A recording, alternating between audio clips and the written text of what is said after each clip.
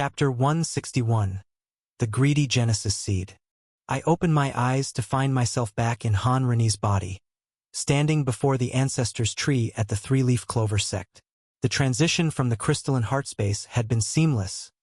One moment discussing plans with Astralise, the next materializing here in the physical realm. Han Reni's consciousness remained asleep, still recovering in that strange space between worlds. Looking up at the massive tree before me, I couldn't help but smile at how it responded to my presence. Its branches swayed with obvious excitement, despite the complete absence of wind.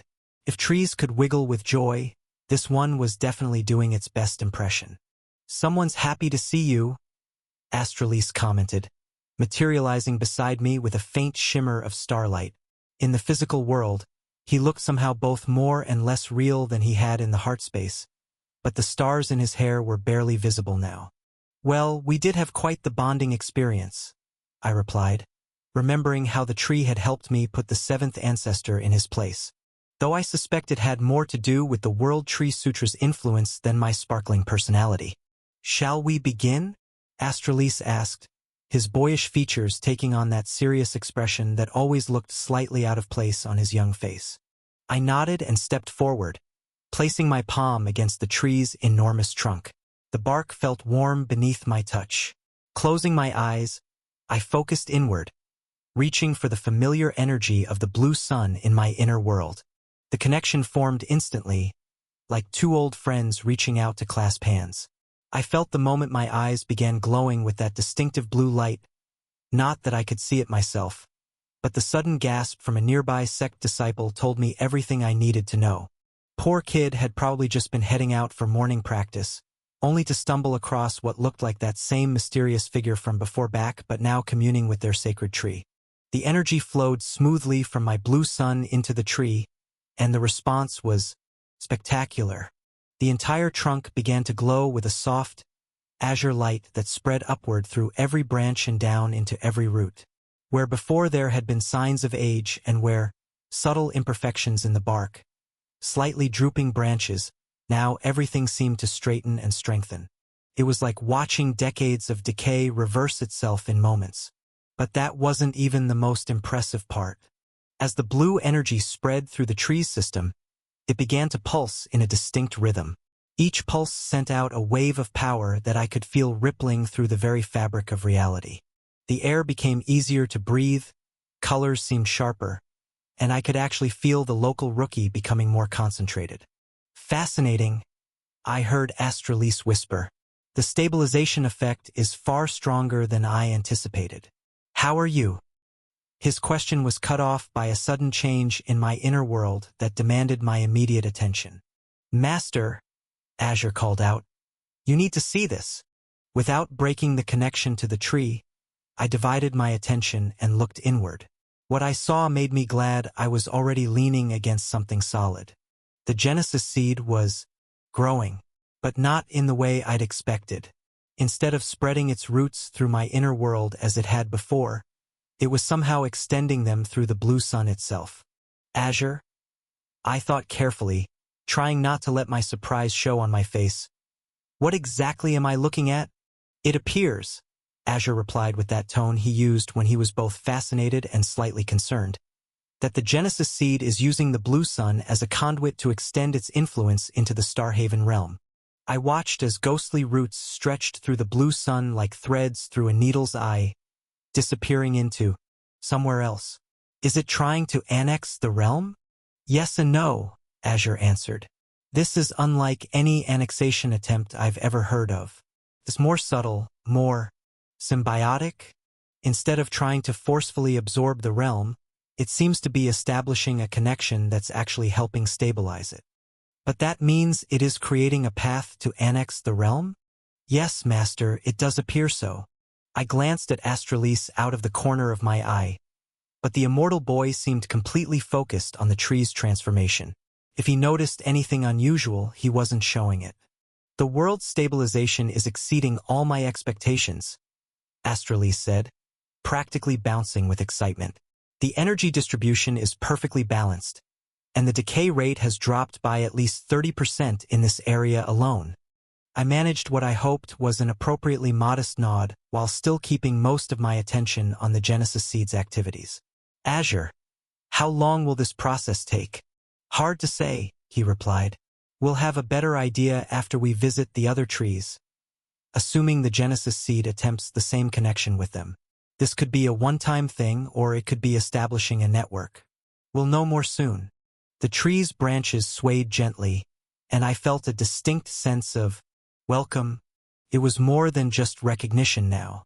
There was something almost proprietary about it, like a host welcoming an honored guest into their home. I had a feeling my relationship with this particular world-stabilizing artifact had just become a lot more interesting.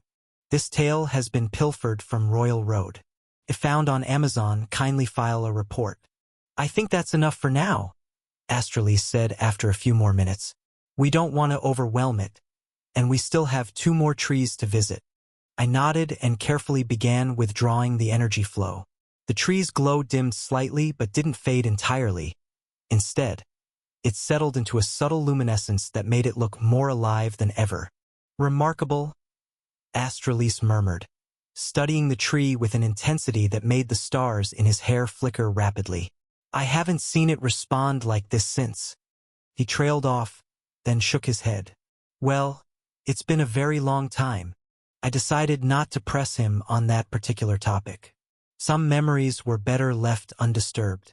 Next stop, I asked instead. His boyish grin returned. Hope you like heights. Sect Master Bayun of the Mountain Dweller sect had seen many strange things in his 280 years of cultivation. Living at the highest peak in the region tended to expose one to all sorts of unusual phenomena, strange weather patterns, mysterious beasts, and the occasional lost cultivator who somehow discovered a long-lost treasure. But nothing in his experience had prepared him for what he saw that morning. He had been performing his daily inspection of the star-catching tree, their sect's most sacred treasure, when he noticed something was different. The massive tree, which normally stretched its branches toward the heavens like a giant trying to pluck stars from the sky, was moving strangely. At first, he thought it might be nothing more than an unusually strong wind. The peak of Mount Celestial Anchor was known for its unpredictable air currents, after all. But then he saw the figure. It was hovering in front of the great tree, wrapped in a cloak that seemed to absorb light rather than reflect it. Even Bayun's spiritual sense seemed to slide off it like water off oiled paper. His first instinct was to sound the alarm and prepare for battle. Any unknown entity powerful enough to reach this height without using their sect's special techniques was a potential threat.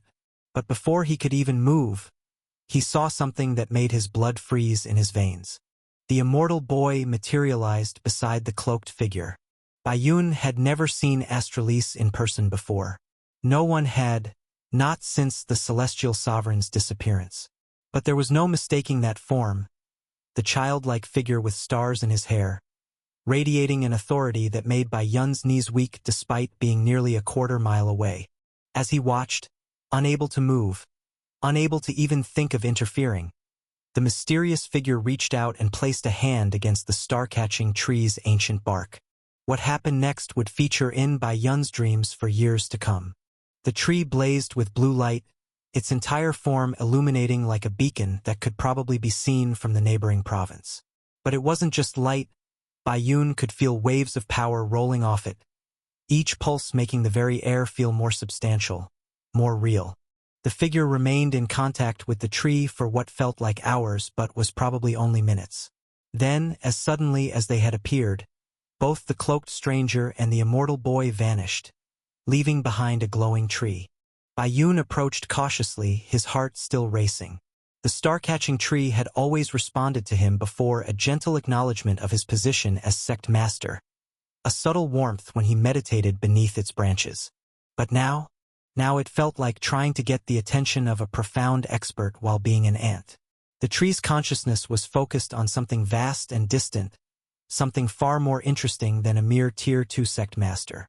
Chen Yun stared up at the softly glowing branches and wondered if he should feel honored or terrified that his sect had just been visited by what was clearly a power beyond his comprehension. After careful consideration, he decided the appropriate response was probably both. deep beneath the surface of Pearl Heart Lake, in a palace crafted from living coral and ancient magic, Sect Master Yen Mei of the Deep Sea Sect was having a very interesting morning. She had been in the middle of her regular communion with the deep root tree when she felt it, a disturbance in the water that had nothing to do with currents or tides. Something was approaching, something that made the very waters of the lake part before it. The figure that descended through the crystal-clear depths wasn't swimming so much as simply choosing to exist in progressively lower locations. Their cloak billowed around them in a way that completely ignored the natural movement of water, and Yen Mei could have sworn she saw stars twinkling in the space between its folds. Then she saw who accompanied them, and suddenly the strange method of transportation made perfect sense. Lady Yen, the immortal boy's voice carried perfectly through the water. I hope we're not interrupting anything important? Yen Mei, who had lived beneath the lake's surface for over 2 centuries, knew better than to waste time asking questions like, "How are you speaking underwater?" Or, "Why has no one seen you in 300 years? Instead, she simply bowed deeply and replied, "The Deep Sea Sect is honored by your visit."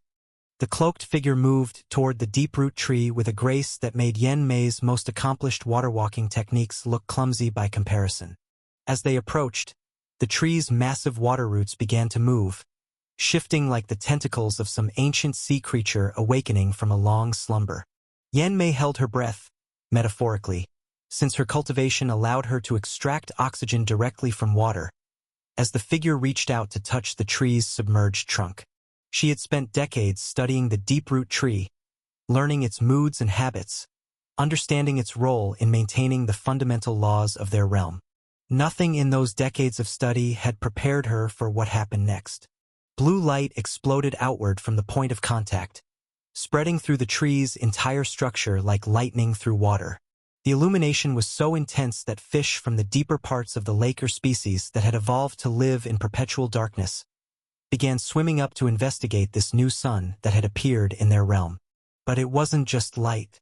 Yen Mei could feel the changes rippling through the water around her.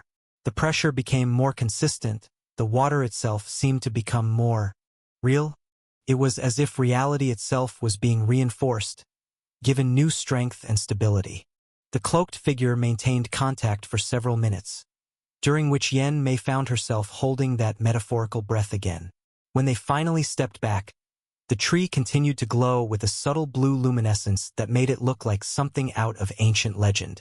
"Thank you for your hospitality," the immortal boy said cheerfully, as if they hadn't just fundamentally altered one of the most important artifacts in the realm. "We'll be going now." Before Yen Mei could even form a response, both figures vanished, leaving behind only the softly glowing tree and about 1,000 questions she knew would never be answered. She approached the deep root tree cautiously, reaching out with her spiritual sense as she had done countless times before. The response she got back nearly made her lose control of her water-breathing technique. The tree's consciousness, which had always been vast but somewhat sleepy, was now alive with an energy she had never felt before. It acknowledged her presence in the same way a mountain might acknowledge a passing cloud, with complete disinterest. Chapter 162. The pull back to the main world. The transition back to the crystalline space was jarring, like being yanked through reality by my collar. One moment I was communing with the deep root tree beneath Pearl Heart Lake. The next I was floating in that strange heart space again, surrounded by fragments of dying stars. Han Reni's sleeping form floated nearby, his consciousness still lost in whatever peaceful dreams Astralis had granted him. Speaking of the mischievous spirit, he stood, or rather, existed a short distance away, the dying stars in his hair twinkling with barely contained curiosity as he watched me separate from Han Reni's body. The sensation of leaving a host body was always strange, like stepping out of clothes that have become too comfortable. For a moment, I felt oddly exposed. Souls were clearly not meant to exist outside their vessels. Han Reni's soul, freed from the bubble, drifted lazily back toward its proper vessel. The fractures I'd noticed earlier were already beginning to heal, fine lines of golden light knitting themselves together like threads in an invisible tapestry. Whatever Astralis had done to induce this healing sleep seemed to be working well. I took the opportunity to process everything that had just happened. The events at the site of the three trees had been enlightening, to say the least. It was somewhere between miraculous and terrifying, depending on your perspective. The Genesis seed had used the Blue Sun's energy as a conduit to sink its roots into all three world-stabilizing trees. It was essentially attempting to annex an entire realm right under the nose of its guardian spirit. I had to admire the audacity. Really, it reminded me of those stories about particularly clever thieves who would steal precious artifacts while chatting with the guards. Except in this case, the thief was a semi-sentient world seed, and the guard was an immortal messenger who couldn't lie but apparently loved trying to trick people anyway. "You're wondering about the annexation attempt," Azure said. "Attempt might be too strong a word," I replied mentally. "It feels more like preparation, or maybe exploration." "The Genesis seed is certainly being subtle about it," Azure agreed. "Using the Blue Sun's energy as camouflage while it establishes anchor points throughout the realm. I doubt even Astralise realizes what's really happening."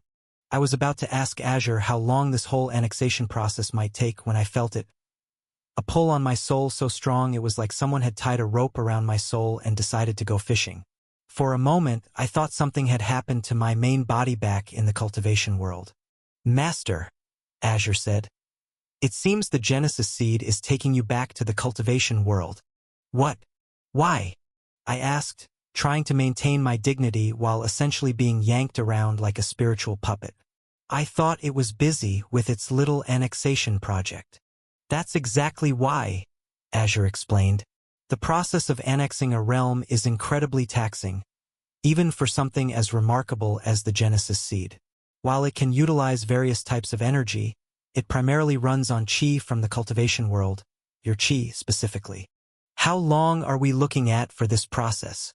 I asked, already suspecting I wouldn't like the answer. "At your current cultivation level?" Azure asked. "Centuries.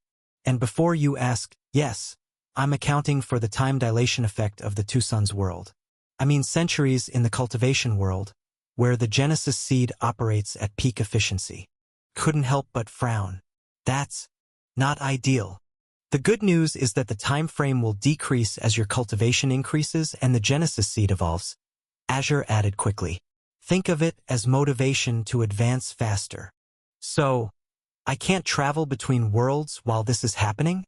If that was the case, my plan for the Outer Sec tournament would need to be revised. "It's not that you can't travel," Azure clarified. "You should just do it less frequently unless you don't mind significantly slowing down the annexation process." That was a relief. Now that I had improved my understanding of life realm energy, it only made sense to pay the Blue Sun Academy a visit. There was a pause. Then Azure added something that actually brightened my mood considerably. "The other good news is that you're very close to breaking through to the 7th stage of chi condensation." Before I could properly appreciate that piece of information, Astralis's voice cut through my thoughts. "Are you all right? Your soul form seems unstable." I glanced down at myself, noticing for the first time how my spiritual essence was wavering like a candle in a strong wind. "I'm fine," I assured him, though fine might have been stretching it a bit. "Just feeling a bit pulled." Support the author by searching for the original publication of this novel. His boyish features scrunched up in thought. "Ah, your soul is being called back to the main world?" "Seems that way," I replied, trying to ignore the increasing urgency of that pull. "I don't think I have much longer in this realm." "That's a shame," he said, and his expression was genuinely disappointed. "We could have fed more energy to the trees, really gotten the stabilization process going." "We can always do that next time I visit," I suggested. "Just make sure you have something valuable to trade." His face lit up. "Oh, I just remembered I have countless treasures that would be perfect for someone of your." Then, predictably, he turned his head slightly and whispered, "But they're all completely useless to a main world cultivator, and I'm just trying to trick you into coming back." I chose to ignore that particular bit of commentary, especially since Han Reni was starting to stir. His consciousness, refreshed from its nap, was beginning to resurface. His eyes fluttered open, immediately going wide as he took in our surroundings. What? Where? He spun in place, which in this space meant he actually rotated like a planet around its axis. Master? What happened? The last thing I remember. You needed some rest, I explained simply. How do you feel? He paused, seeming to take internal inventory. Better, he said, sounding surprised and a little groggy. Much better, actually. Like I've slept for a week and had a really good meal. The heart space has that effect, Astralise commented. Though usually people don't wake up quite so coordinated.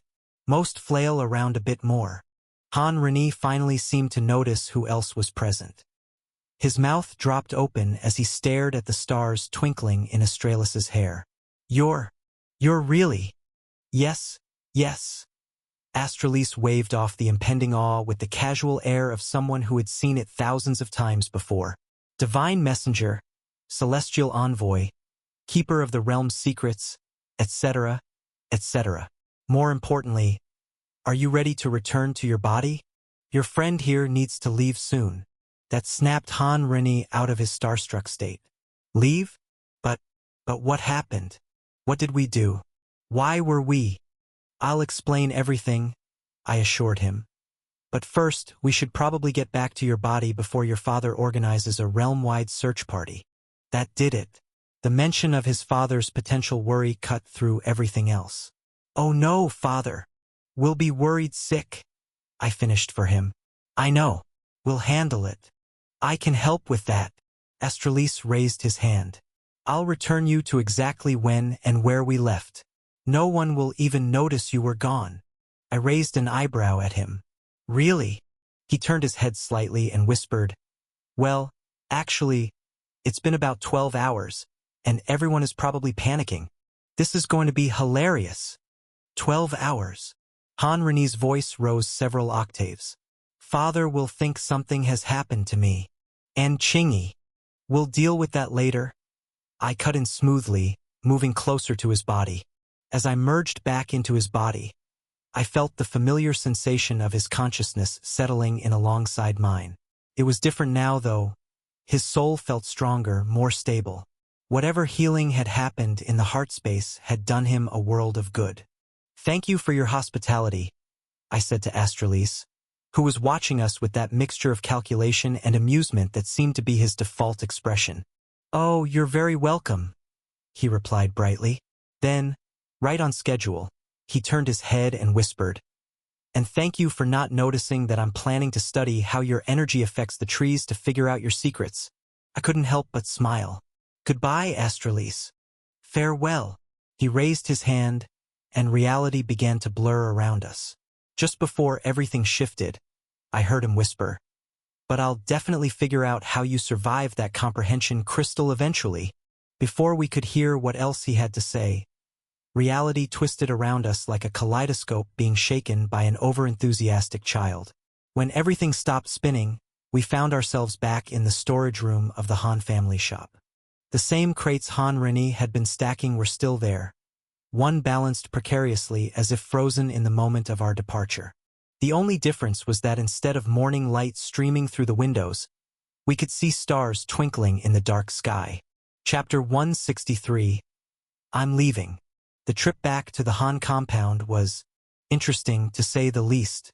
I'd experienced many awkward situations since finding myself in Han Reni's body, but walking through the streets of Blue Horizon City at night, trying to come up with a plausible explanation for our 12-hour disappearance, that was definitely in the top 5.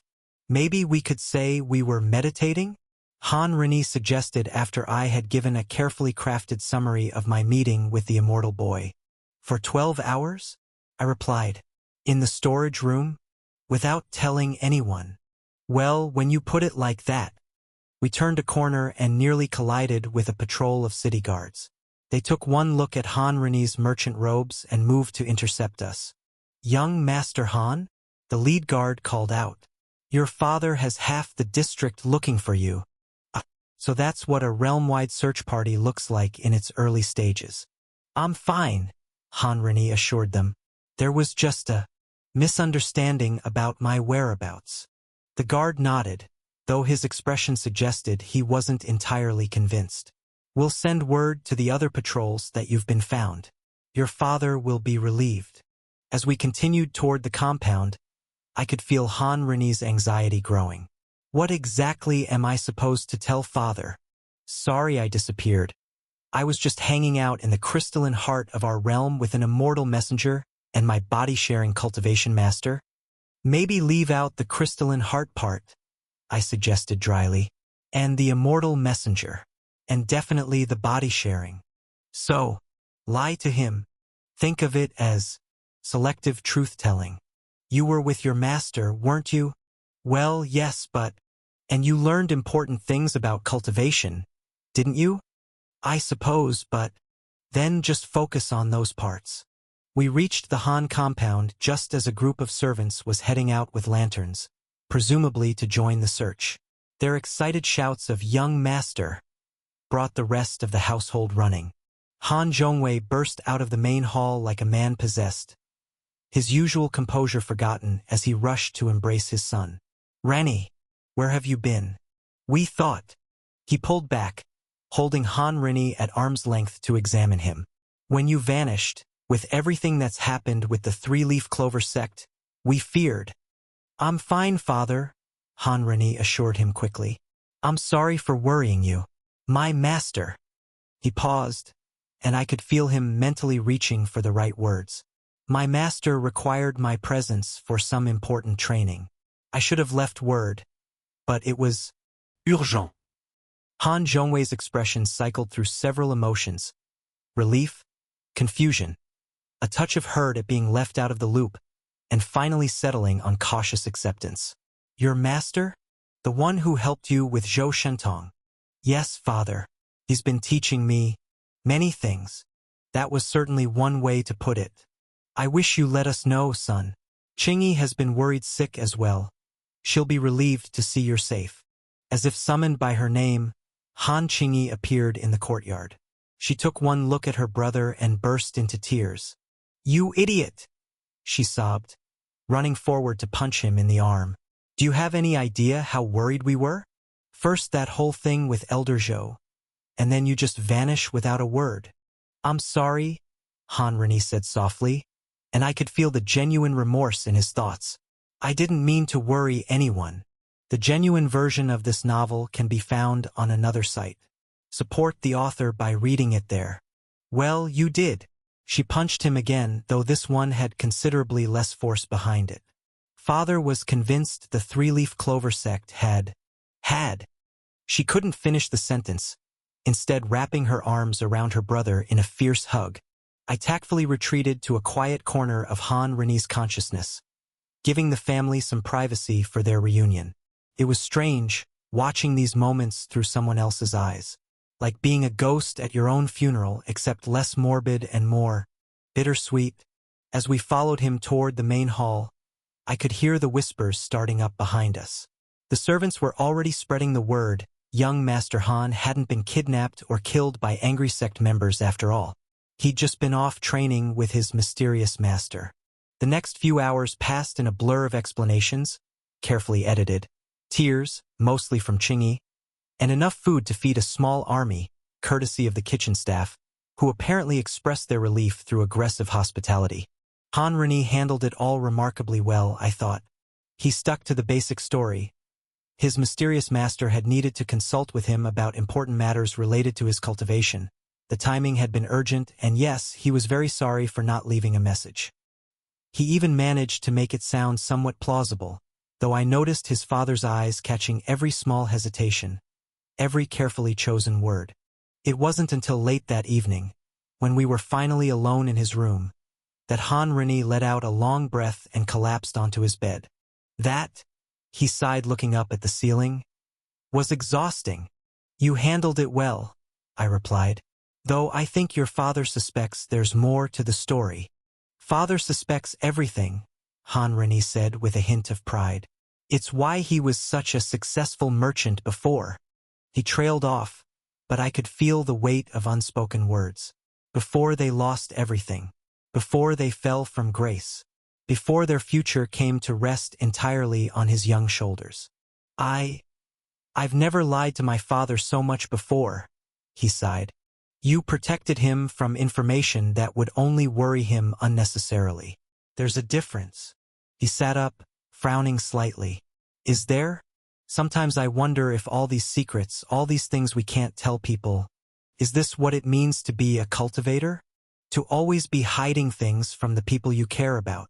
That was actually a pretty good question. One that deserved a proper answer. It's not about hiding things, I said carefully. It's about understanding that some truths are too heavy for people to carry. What would he do with the truth? Would it help him run his business better? Would it make him sleep easier at night? Or would it just add another worry to a man who already has enough on his plate? Han Reni was quiet for a long moment, considering this. Finally, he sighed. I suppose you're right. It's just complicated. Welcome to the cultivation world, I said dryly, where complicated is usually the simplest thing you'll deal with on any given day. That got a small laugh out of him, which was something at least. But I could feel there was more on his mind. Questions building up behind his thoughts like water behind a dam. Master, he said finally, about what happened today, with Astralise and the heart space and everything we learned. And there it was. I'd been wondering when we'd get to this conversation. You have questions. About 1,000 of them, he admitted. But first, I need to know something. I could feel the sudden seriousness in his tone, the way his thoughts focused like a blade being drawn. What is it? Astralise mentioned you're leaving. Is that true? The question hung in the air between us. I could feel the Genesis seeds pull growing stronger with each passing moment, like an impatient child tugging at my sleeve. Yes, I said simply. There was no point in trying to soften this particular blow. Soon. There a long pause. How soon? Han Reni finally asked. Within the hour, I think. The pull is getting stronger. He nodded slowly, as if he'd been expecting this answer but still wasn't quite ready for it. Will you come back? When I can? I promised, keeping the plan to one day annex this realm into my own inner world to myself. Though time moves differently between worlds, so I can't say exactly when that will be. Different how? It's complicated, I said, then caught myself using the exact cop-out I'd just been discussing. What I mean is, time flow between realms isn't consistent. Sometimes a day here might be a week in my world, sometimes it might be the other way around. It depends on a lot of factors that even I don't fully understand. He absorbed this information with a thoughtful frown. So, when you say you'll come back when you can, it could be tomorrow for you or it could be years, I admitted. That's why I don't want you to wait for me. Focus on your cultivation, on protecting your family. Make your own path. But, he paused, and I could feel him struggling with his next question. Couldn't I come with you? It was that same question again, but now I had a better idea on how to answer. Not yet. The barrier between realms, it's not something you could survive crossing at your current level. What level would I need to be? The Celestial Sovereign clearly chose Tier 7 for a reason. With Astralis's help, that should be enough to cross over. His shoulders slumped slightly. That's beyond anything I thought possible. Is it? I asked. You've already surprised yourself with what you can achieve. Why stop now? That got his attention.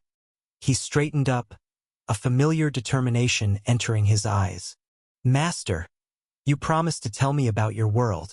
So, what is it like? Chapter 164. A Goodbye Gift. It was finally time to tell Han Reni the truth. But how do you describe an entire world to someone who's only ever known a fraction of one? I could feel his genuine curiosity, his desire to understand, so I tried my best while avoiding sharing my own secrets. Imagine this realm, I began, but bigger, much bigger. Instead of a few major sects, there are thousands. Instead of one cultivation system, there are hundreds. Every sect, every school, every individual cultivator is trying to understand and master the fundamental laws of reality in their own way. And they all use, what did you call it? Qi. Yes, real Qi, not rookie. Though the difference isn't just in power, it's in purpose. In this realm, Rookie is used primarily for enhancement, for making yourself stronger or faster or more durable. But Qi is about creation. Creation, his brow furrowed. Like, making things? More than that. Every cultivator in my world has to develop their own world, a space within their soul where they can shape reality according to their understanding of the Tao. The stronger you become, the larger and more complex your inner world grows. That's incredible, he breathed. And you have an inner world. Ido. Though it's still in its early stages compared to the one we're in now. Compared to the one we're in now. His eyes widened, and his Rookie actually flickered with shock. You mean my world is… Yes, your world is the inner world of the Celestial Sovereign, I said slowly. He was so powerful that his inner world became a realm in its own right, capable of supporting life and developing its own cultivation system. I could feel his mind expanding with each new piece of information, like watching someone who'd lived their whole life in a valley suddenly discovering there were mountains beyond the clouds. And Astralis is an inner world spirit, a consciousness born from the inner world itself to help maintain and protect it. So, my entire world is just someone's cultivation technique. Not exactly. Think of it more like a garden that grew into its own ecosystem. The Celestial Sovereign created the foundation, but everything that grew from it, including you and your cultivation, is genuine. Different from the main world, yes, but no less real. He was quiet for a long moment, processing this. I could feel his thoughts spinning like leaves in a whirlwind, trying to grasp the sheer scale of what I was telling him. It's so much bigger than I imagined, he said finally. All this time I thought reaching Tier 2 would be the height of achievement, that maybe, if I was very lucky, I might one day touch Tier 3. But now you know there's more. I finished for him. Much more. He nodded slowly. Is that why you're giving me a gift? I blinked, momentarily thrown by the non sequitur. How did you? I can feel it, he said, tapping his head. There's something waiting, like knowledge hovering just at the edge of my thoughts. I'd been planning to introduce this more gradually, but since he'd noticed… Yes, I admitted. I have something for you, but first I should remind you of the Rochin gathering circle we left in the storage facility the night we met. Maybe convert that storage facility into a training ground for your family. Thank you, Master. As for my gift, it is a cultivation technique that I think will suit you. Better than the three-leaf clover sex methods? Very different from them, I corrected. Neither better nor worse, just more aligned with your path. I could feel his curiosity piqued. What is it? Rather than explain, I simply released the technique I'd been holding in reserve. Knowledge flowed from my consciousness into his like water finding its level, carrying with it understanding that went beyond mere words. The 9-life immortal tree technique. I felt his consciousness expand to absorb the information, his understanding growing with each passing moment. The basic principles unfolded in his mind like a flower opening to the sun, the cycle of growth and renewal, the way would energy naturally sought rebirth, the delicate balance between physical form and spiritual essence. This is… He paused, struggling to find words. Where did you get this from? This story is posted elsewhere by the author. Help them out by reading the authentic version. I didn't take this from anywhere, I said, feeling a slight twinge of guilt at taking credit for Azure's work. I developed it myself. His shock hit me like a physical wave. You created a cultivation technique? Just like that? Well, not exactly just like that. Azure had done all the heavy lifting, combining our understanding of wood-based cultivation from both worlds with the life realm comprehension we'd gained from Astralis's crystal. But explaining that would mean explaining about Azure, and that was a complexity we didn't have time for and one I didn't want to reveal. It's not as impressive as it sounds, I said instead. The technique is still in its early stages. Don't expect to be coming back from the dead anytime soon. Coming back from the… Wait, what? The technique is based on the principle of renewal, I explained quickly. At higher levels, it should allow you to regenerate from life-threatening injuries. But actually returning from death? That would require developing the method far beyond its current form. But it's possible? Theoretically, though you'd probably need to reach the main world and improve the technique before attempting anything that ambitious. He nodded thoughtfully. Until Tier 7, you said? At least, the technique should serve you well up to that point, but beyond that, I shrugged mentally. You'll need to find your own path. Thank you, he said suddenly, his voice thick with emotion that made me a little worried that he was about to cry. For everything. If you hadn't. He trailed off, but I could feel the rest of the thought. If you hadn't helped me, my family would be dead or worse by now. It's okay. I fulfilled the promise I made to you. Promise? He actually laughed out loud at that. You gave me techniques, improved my body, helped me get my revenge against a sect elder, got me into the three-leaf clover sect, introduced me to a legendary divine messenger, and completely changed my understanding of reality. I'd say that's a bit more than fulfilling a promise. I had to concede that point. Well, when you put it that way, I won't forget what you've taught me.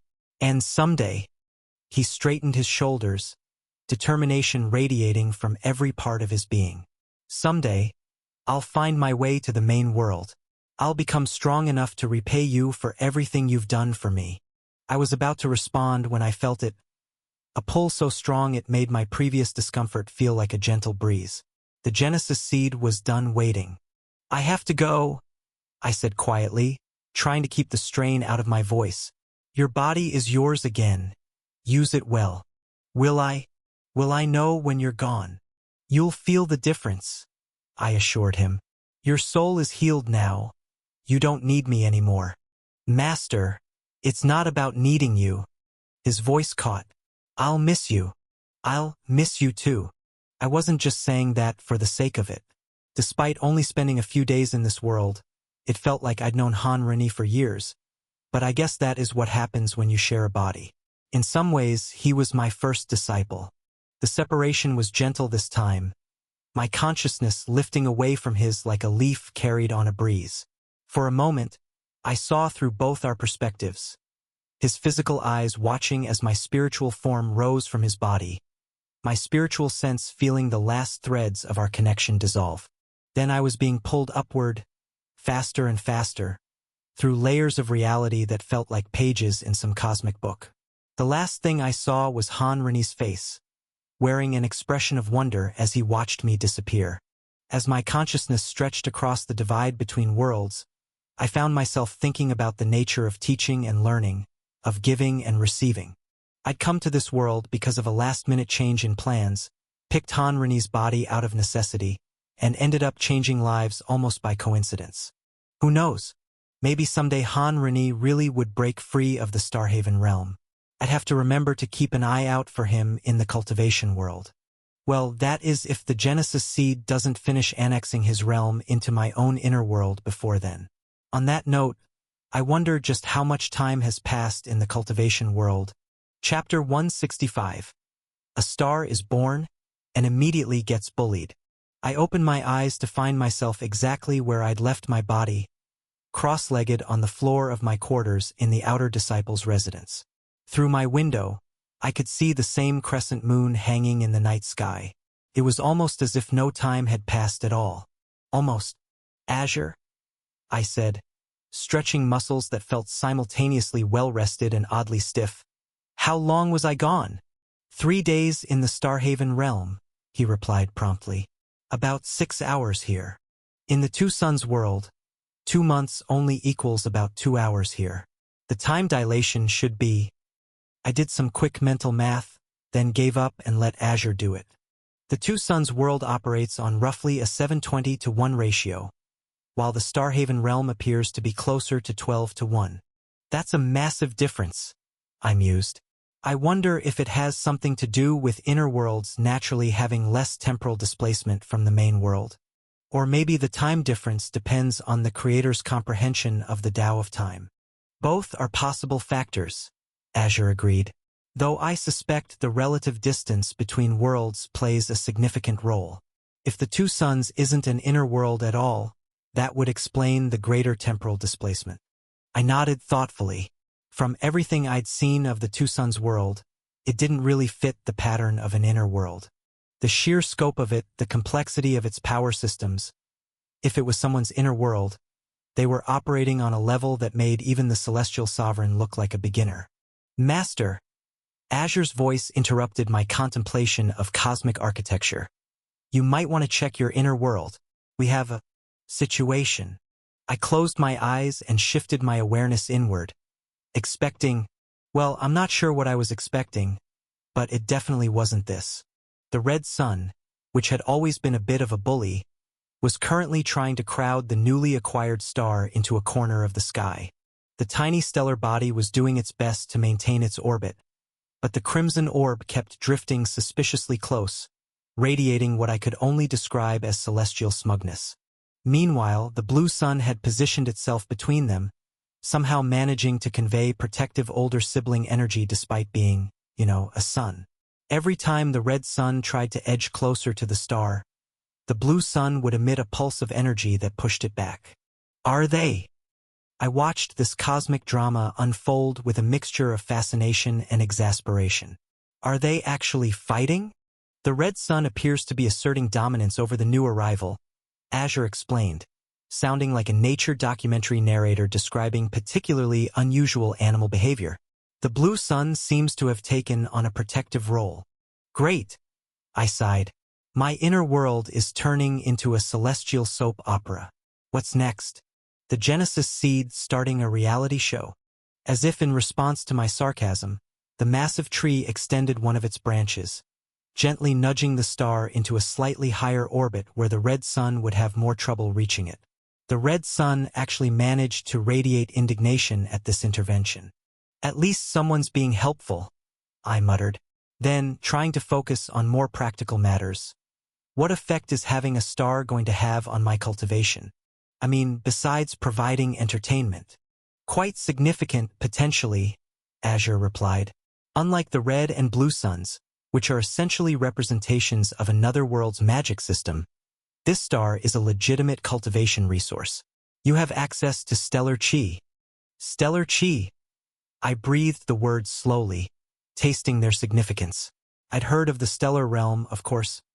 It was the next realm after the elemental realm, where chi condensation cultivators worked with raw chi and elemental realm practitioners commanded the fundamental forces of nature. Stellar realm cultivators wielded the power of the stars themselves. The difference in power was substantial.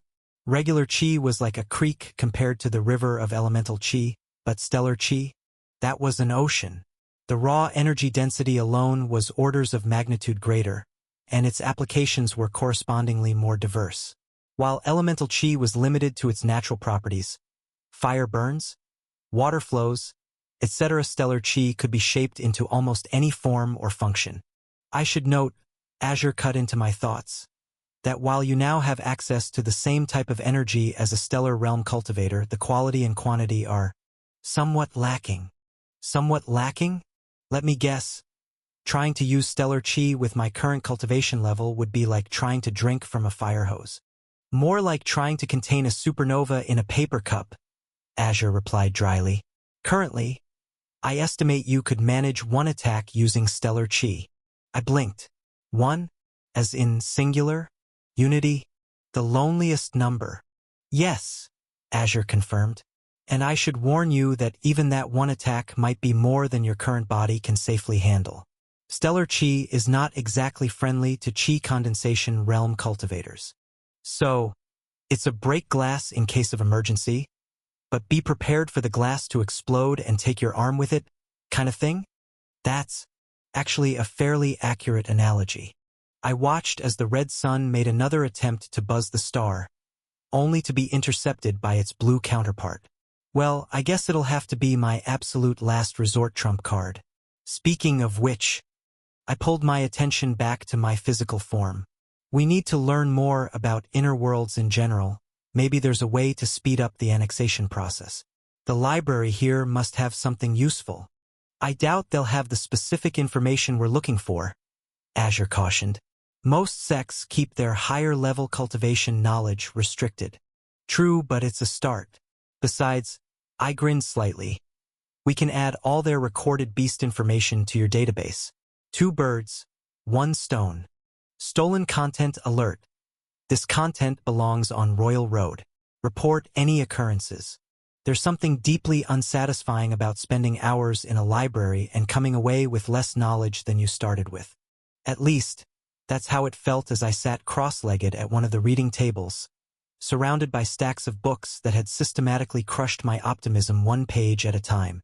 Master, Azure's voice held a note of amusement. I believe that's the 5th time you've sighed in the past minute. I had forgotten just how annoying libraries could be, I replied. Most people assume cultivation sects keep their libraries under lock and key to prevent outsiders from stealing their precious techniques. And sure, that's part of it. But the real reason, it's to force disciples to actually read the books instead of just scanning them with spiritual sense. See, there's this thing that happens when cultivators reach a certain level. They discover they can read entire books in seconds by extending their spiritual sense through the pages. Great for information gathering, terrible for actual learning. It's like trying to drink from a waterfall. Sure, you'll get some water, but most of it just rushes past. The Azure Peak Sect's solution? Every single book in their library was sealed with formations that blocked spiritual scanning. You had to physically open the book, turn the pages, and read with your actual eyes. Though, in my case, opening the books and turning the pages were sufficient as I had Azure to do the rest. Builds character, the elders said. Prevents shortcuts in learning, the teachers claimed. Makes me want to bang my head against the wall, I muttered, carefully turning another delicate page in Advanced Inner World Theory and Practice. The book was so old that even breathing on it too hard might make it crumble. Such violence would be unwise, Azure commented dryly in my mind. The librarians are already watching you suspiciously. He wasn't wrong. I'd noticed the 2 junior librarians taking turns to casually walk past my reading alcove. Apparently, someone requesting access to advanced inner-world texts was unusual enough to warrant surveillance. They're probably just worried I'll damage the books, I thought back, carefully setting aside another tome that had turned out to be useless. Though given how fragile these things are, I'm starting to think looking at them wrong might count as damage.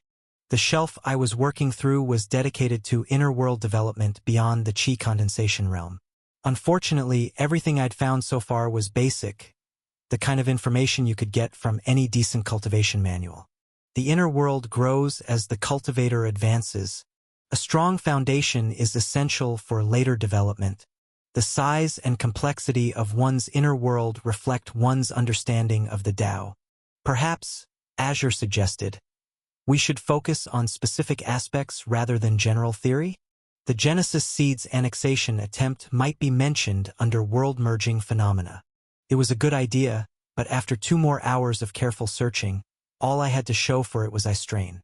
There was plenty about how inner worlds could theoretically merge or split, but nothing about actively annexing other realms. There has to be more information somewhere. The sun had moved significantly since I'd started my research, its light now slanting through the high windows at an angle that made the dust motes dance like tiny cultivation stars. Master, Azure pointed out, you've noticed the pattern in these texts, haven't you? They all stop at roughly the same point. He was right. Every book I'd found had detailed information up through the stellar realm, then suddenly became vague or stopped entirely when discussing higher levels. It was too consistent to be coincidence. Time to be direct. I approached one of the librarians who had been coincidentally organizing nearby shelves for the past hour. Excuse me, I said, keeping my voice appropriately respectful. I notice these texts don't cover inner world development beyond the stellar realm.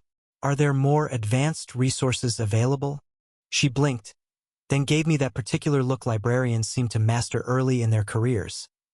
The one that says, I'm going to pretend you didn't just ask for restricted information. Those topics are only available to life realm experts, she replied with a tight smile. Perhaps I could help you find something more appropriate for your current level? I was tempted to point out that understanding advanced theory didn't necessarily mean I was going to attempt anything dangerous, but I'd been around cultivators long enough to know that particular argument never worked. It was like trying to convince a merchant that you were just browsing their most expensive treasures. They'd smile and nod while quietly calculating how quickly they could separate you from your spirit stones. "No, thank you," I said instead. "It's okay." She nodded and moved away, though I noticed she kept glancing in my direction as if worried I might try to sneak into some hypothetical restricted section the moment she turned her back. This would be so much easier if Elder Qinyong wasn't in closed-door cultivation, I muttered, starting to pack away the books. He'd probably tell me everything just to spite whoever came up with these restrictions, and likely share some wine-related metaphor about knowledge flowing freely, Azure added. I smiled at that. The elder did have a tendency to relate everything back to wine somehow. I could almost hear him now.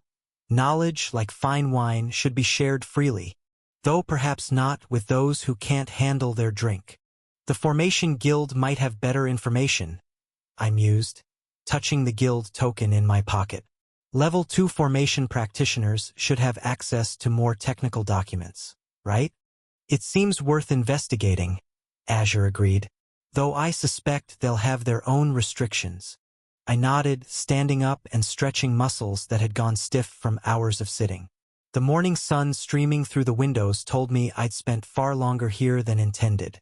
Still, it wasn't a complete waste of time. Azure had at least been able to add several volumes worth of beast lore to his database. The walk to the Formation Guild buildings gave me time to think. Why would information about higher realm inner worlds be restricted? It wasn't just that they were keeping information from junior disciples. That was practically a cultivation world tradition at this point. No, it was the specific nature of what they were hiding. It must be some sort of big secret. Azure, I said as we approached the guild's deceptively simple exterior. What do you make of all this secrecy around inner worlds? It is curious, he replied thoughtfully, especially given how openly other aspects of cultivation are discussed. Even forbidden techniques are usually just restricted rather than redacted entirely. Exactly. It's like they're trying to hide something specific about how inner worlds work at higher levels.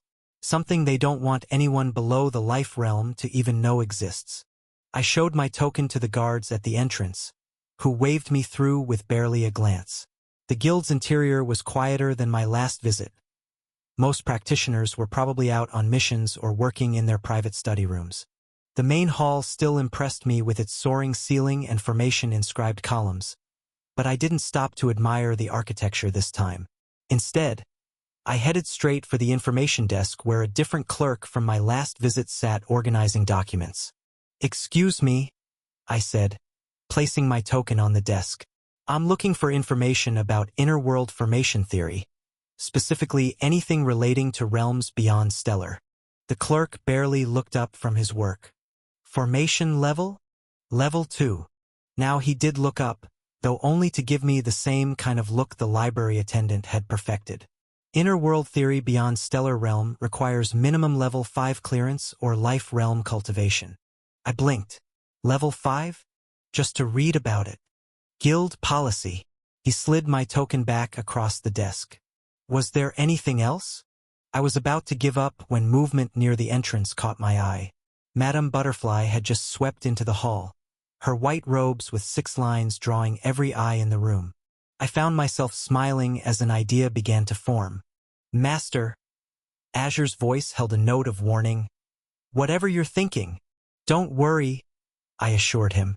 "I'm not going to do anything reckless. Somehow that's not as reassuring as you think it is." Chapter 166. A trade? I made my way toward Madame Butterfly. She was speaking to another guild member, her expression suggesting she found the conversation about as interesting as watching paint dry in slow motion. Perfect timing. I approached with careful deference, waiting at a respectful distance until she noticed me. It didn't take long. Whatever else you might say about Madame Butterfly, her spatial awareness was impressive. She turned to face me before I'd even got a chance to bow. "Ah, Qinyong's new project." Her smile was razor-sharp. "Come to give up already?" "Actually," I bowed. This junior was hoping to seek guidance about inner world theory. Her eyebrows rose fractionally. Oh? And what makes you think I would waste my time on such basic instruction? I hesitated for a moment. I really hadn't wanted to get involved in a mortal romance drama, but desperate times called for desperate measures. And right now, this seemed like my only option. Because, I said carefully, I could put in a good word with Elder Chen Yong about you. Her expression frosted over. And why would I care about that foolish drunk's opinion? Well, I continued, trying to ignore every survival instinct screaming at me to stop talking. I've noticed how friendly you are with him. I trailed off meaningfully. Her eyes narrowed to dangerous slits. The temperature around us dropped several degrees, and I had a sudden vivid understanding of why butterflies weren't just beautiful. They could also be deadly predators.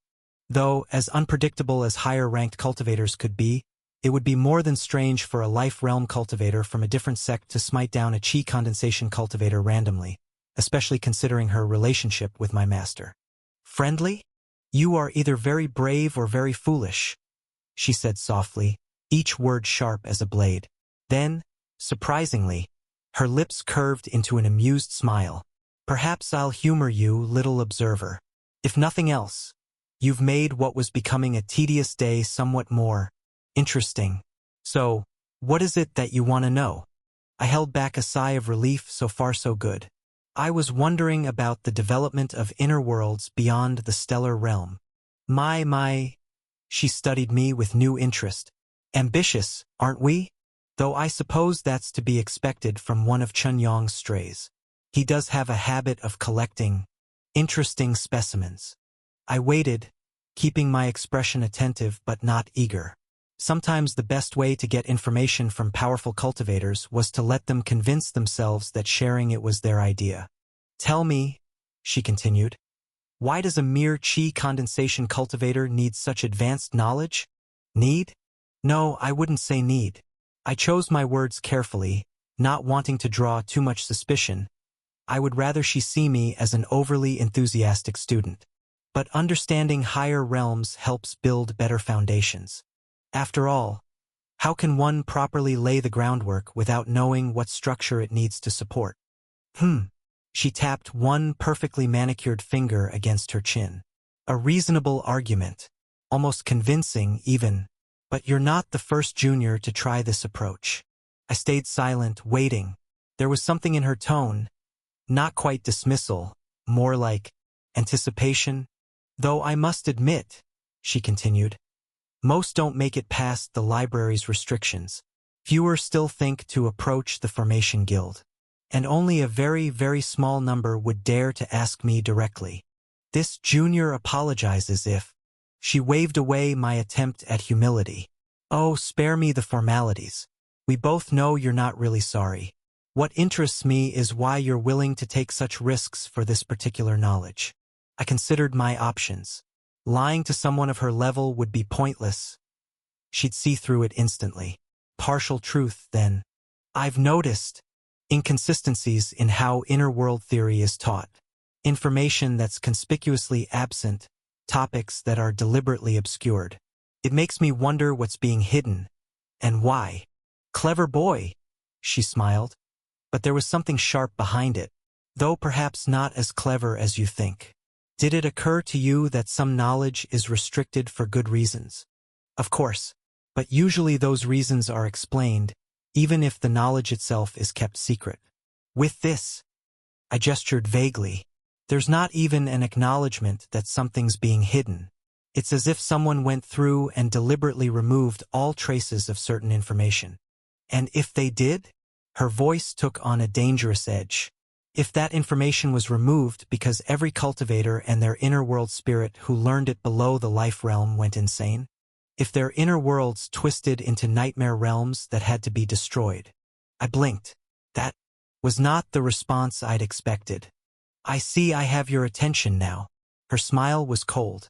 Knowledge, little cultivator, is not always power. Sometimes it's poison. Sometimes it's a blade that cuts both ways. And sometimes... She leaned closer, her voice dropping to a whisper. It's a truth that burns away everything you thought you knew. leaving only ashes and madness behind. Well, that was suitably ominous.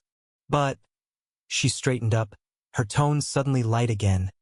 Since you're so determined to learn, perhaps we can make a deal. In my experience, when immortal cultivators started talking about deals, it was usually time to run in the opposite direction, preferably while screaming. However, I expected this. No cultivator would give anything away for free, and as I rise up the cultivation ranks, trades like this will only become more common. What kind of deal? Oh, nothing too difficult. Her smile was pure innocence, which somehow managed to be more terrifying than her previous threats. Just a small task, a simple retrieval mission, really, something well within the capabilities of a chi condensation cultivator. Why did I have a feeling this simple retrieval mission would involve fighting my way through hordes of spiritual beasts while avoiding ancient curses and probably some sort of apocalyptic weather? This book's true home is on another platform. Check it out there for the real experience. And what would this task involve? The moonlit dew flower, she said, as if that explained everything. When I didn't immediately react with either recognition or terror, she elaborated. A rather rare herb that blooms only under specific conditions. I need one for research purposes. That pause before research purposes was not at all suspicious. Nope, not even a little bit. And where would I find this flower? I've submitted all the details to your sect's mission board. She waved toward the massive board that dominated one wall of the guild hall, including the competitive nature of the task. Competitive? Why did I have a feeling that meant other cultivators would be trying to get there first? The threats shouldn't be beyond the chi condensation realm, she continued, answering my unspoken question. Though I should warn you, the flower is quite delicate. Harvesting it requires finesse. And if I succeed, then I'll tell you what you want to know, and I promise it will be worth more than you'll find in any book or from your master. Her eyes glittered. Though I warn you again, some knowledge cannot be unlearned. Some truths once known change everything. Are you certain you're prepared for that? No, I absolutely was not certain. But I needed to understand what I was dealing with. My inner world was growing more complex by the day, and flying blind was no longer an option. I'll do it. Excellent. She clapped her hands together. Do try not to die horribly. It would be such a waste of potential. And Chun Yong would be absolutely insufferable about it. With that cheerful send-off, she glided away, leaving me to contemplate my life choices. Again, Master. Azure's voice was dry enough to turn water to steam. I believe this qualifies as something reckless. Probably, I agreed. But with Elder Chen Yong in closed-door cultivation and the Genesis Seed busy with annexation, I already planned to leave the sect to get some contribution points anyway. This just gives us extra motivation. And we did need them. The Genesis Seed was growing stronger every day, but without proper resources to support its development, we'd hit a wall as soon as I break through to Chi Condensation Stage 7. One of the key lessons I learned from the Life Realm Comprehension Crystal was that attempting to create life in an uninhabitable area was a waste of time. The first step was to develop the inner world so that it could sustain life. Only then would it be worth slowing down the annexation process to pay the Blue Sun Academy a visit. The walk to the Azure Peak Sect's mission hall gave me time to think. The mission system was one of the few aspects of sect life that actually made sense to me. Any cultivator, mortal, or organization could submit a request for help, assuming they could pay the required fees and offer an appropriate reward. The sect would then evaluate the mission, assign it a difficulty rating, and post it on the mission board. It was surprisingly egalitarian, especially for the cultivation world. A mortal merchant's caravan escort request might sit right next to a noble clan's artifact retrieval mission. The only thing that mattered was whether you could complete the task and whether the reward was worth your time. The mission hall itself was exactly what you'd expect, a large, open room with multiple bulletin boards arranged by difficulty level. Junior disciples clustered around the easier missions, while the higher-ranked ones were eerily empty. Probably because anyone capable of completing those missions was also capable of getting better-paying private contracts. I made my way to the retrieval section. It was extensive. Apparently, cultivators were always in need of rare herbs, mysterious artifacts, and various body parts from unfortunate spiritual beasts. I scanned through the listings, looking for, there it was, Moonlit Dew Flower Retrieval Competitive Mission. The details were interesting. The flower apparently only bloomed during the full moon, and even then only under specific conditions involving ambient spiritual energy levels and temperature. It grew in a valley known for its unstable spatial fluctuations, which explained why more powerful cultivators couldn't simply go get it themselves. Anything above chi condensation would probably trigger the spatial instabilities. The reward was substantial. 1,000 contribution points, plus whatever other herbs or resources I could gather along the way. Probably wouldn't be enough to get the materials we needed for the next phase of inner world development, but it would be a strong start. As I reached for the mission tablet, I heard voices from nearby. Beast Wave heading straight for Three Rivers Town, someone was saying. They're calling for all available cultivators to help with evacuation and defense. Another one? That's the third this month. Something must be stirring them up. Good pay, but probably not worth the risk. I froze mid-step. Three Rivers Town meant the beast wave would pass right through. Floating Reed Village? I whispered, memories of another life flickering through my mind. A simple tailor's shop, kind parents, a peaceful life before the visit of an old man changed everything. My home, or rather the original Ku Yin's home. I turned slowly, catching sight of a group of cultivators discussing another mission posting. They were debating the merits of taking on what sounded like a defensive mission, arguing about whether the reward justified the danger. But I barely heard them. My mind was stuck on those three words, Floating Reed Village. I'd been avoiding thinking about it, about the family the original Ku Yin had left behind. His parents were still there, probably wondering why their son hadn't contacted them since joining the sect. Did they think he was too busy? Too important now for his humble merchant family? Master, Azure's voice was gentle. Your heart rate has increased by 47%. Are you, well, was I?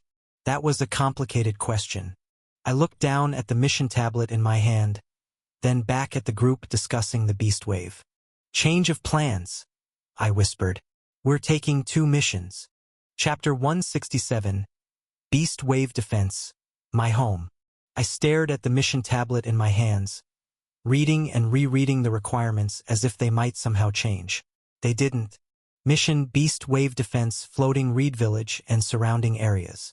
Rank, Dangerous. Cultivation requirement, Chi condensation stage 6 or higher. Additional requirements, minimum group size of 3 members. Reward, 2,000 contribution points per participant. Time, departure in 1 hour. Master, Azure's voice held a note of concern. Your heart rate is still elevated. I'm fine, I muttered, even though we both knew that was a lie. My home, or rather, the original Ku Yin's home, was in danger.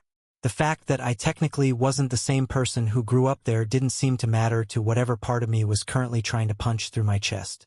I forced myself to take slow, measured breaths. Panic wouldn't help anyone.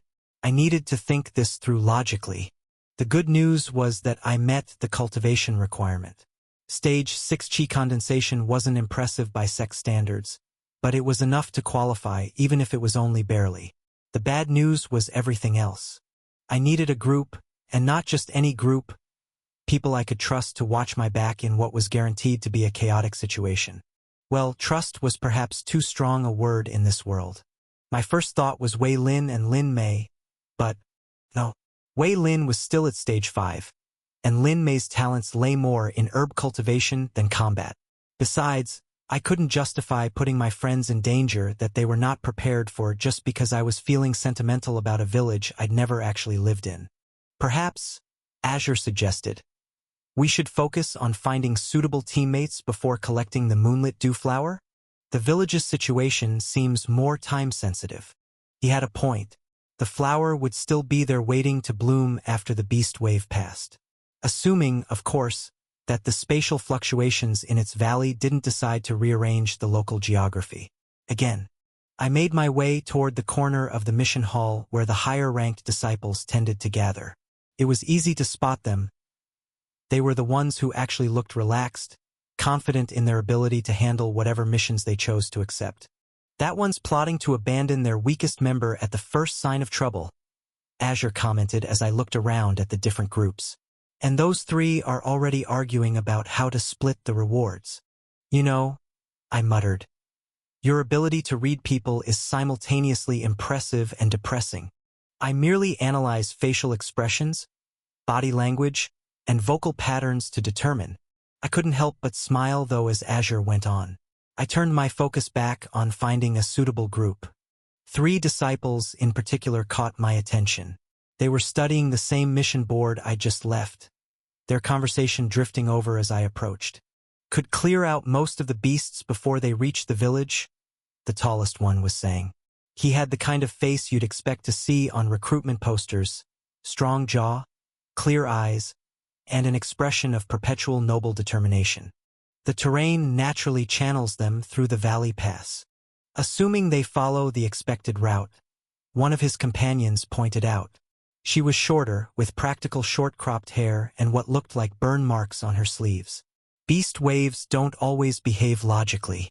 Remember what happened at Green Lake. Don't remind me, the third member of their group groaned. He was lean and wiry, with the kind of nervous energy that made him seem like he was vibrating slightly. I still have nightmares about those giant mosquitoes. Who knew they could breathe fire? Green Lake? Mosquitoes? So, they have experience with beast waves. That was always a plus in my books. I cleared my throat politely. 3 pairs of eyes turned to regard me with varying degrees of interest. Stolen content warning. This tale belongs on Royal Road. Report any occurrences elsewhere. Yes? The tall one asked.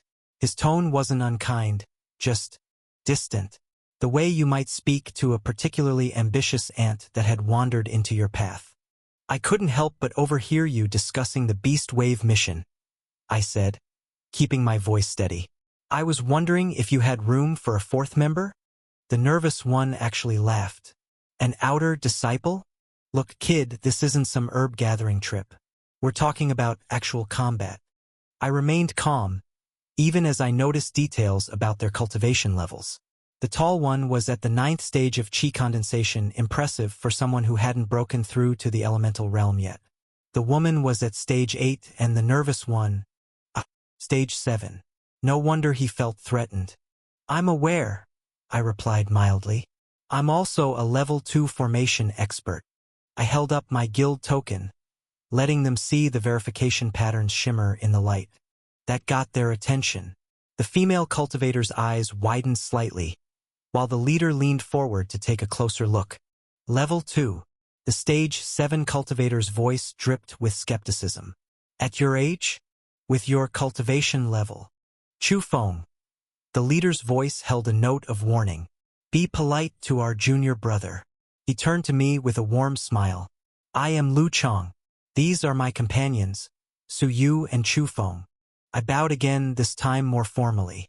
This junior brother Ku In greets senior Lu Chong. Senior brother, Chu Feng cut in. We don't need dead weight. His cultivation level is barely sufficient for the mission requirements.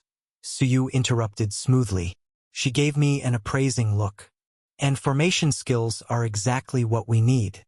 The beasts will be coming from multiple directions. Having someone who can set up proper defensive arrays could make the difference between success and failure. I kept my expression humble, but internally I was already analyzing their group dynamics.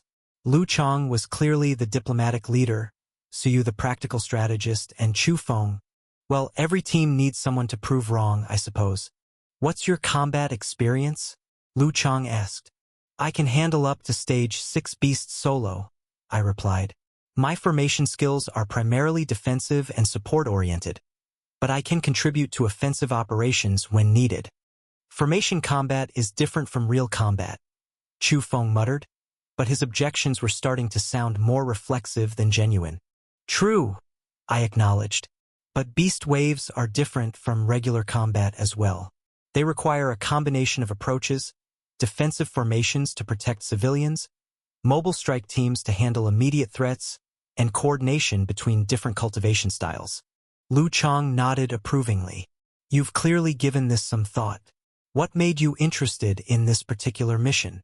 Here it was the moment to either lie or tell a version of the truth that wouldn't raise too many questions. There was no reason to lie, so I opted for the latter. Floating Reed Village is my hometown, I said simply. I have family there. Understanding flickered across Su Yu's face, while Lu Chang's expression softened slightly. Even Chu Feng's scowl lessened a fraction. Well, Lu Chang clapped his hands together. I say we give him a chance. Any objections? Several, Chu Feng muttered, but he didn't voice them out loud. Su Yu just nodded. The more the merrier. Besides, she grinned. It'll be nice to have someone around who can actually explain what they're doing instead of just yelling "watch out" and throwing fireballs. That was one time, Chu Feng protested. And it worked. It worked on the beast, Su Yu agreed. It also worked on my favorite sword and half my hair. As they bickered, Lu Chang led us toward the mission registration desk. The process was surprisingly straightforward. We each pressed our identification tokens to the mission tablet, which recorded our names and cultivation levels. A small bell chimed with each successful registration. I made sure to repeat the process for the Moonlit Dewflower retrieval mission. Right? Lu Chang said once we were officially a team. We leave in 1 hour. Everyone get what you need and meet at the south gate. And Chu Feng. Yeah. No experimental techniques this time. I mean it. Chu Feng muttered something that might have been agreement or might have been anatomically impossible suggestions about where Lu Chang could put his opinions on experimental techniques. As the group dispersed, I found myself with exactly 1 hour to prepare for what was probably going to be the most dangerous mission I'd attempted in either of my lives. No pressure. Master, Azure's voice was thoughtful. I've been analyzing our new teammates. And Lu Chang appears to be the most stable, both in terms of cultivation and personality. His energy flows are remarkably smooth for someone at the 9th stage. So you show signs of specialized fire cultivation, probably a flame heart technique based on the residual energy patterns. As for Chu Feng, let me guess, unstable energy patterns matching his personality? Actually, no. His core cultivation is quite solid. The nervousness appears to be largely artificial, a facade rather than his true nature. That was interesting and potentially concerning. Why would someone pretend to be less stable than they were? Was he trying to make others underestimate him? Or was there something else going on? Questions for later. Right now, I needed to focus on preparations for what appeared to be a simple mission. A beast wave threatening a village, dangerous, yes, but pretty straightforward. The kind of thing Sex dealt with regularly. But I'd been in this world long enough to know better. Nothing was ever that simple in a cultivation world. If it looked simple, that just meant you weren't seeing all the pieces yet. Maybe I was being paranoid. Maybe this really was just a standard beast wave defense mission. Maybe we'd go in, set up some formations, fight off some spiritual beasts, and return to the sect with a nice pile of contribution points. But somehow I doubted it. In my admittedly limited experience, when things started going wrong in a cultivation world, they tended to go wrong in spectacular ways. And with my luck, this simple mission would probably end up involving ancient burial grounds, sealed demon lords, or some poor protagonist's breakthrough moment. I really hoped I was wrong about that last one.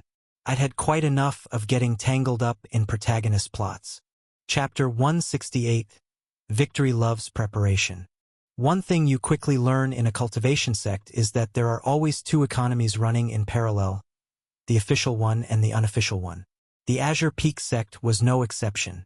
The Heavenly Treasures Pavilion was the sect's official store, a gleaming 3-story building of white stone and blue-tiled roofs, where disciples could exchange their hard-earned contribution points for cultivation resources.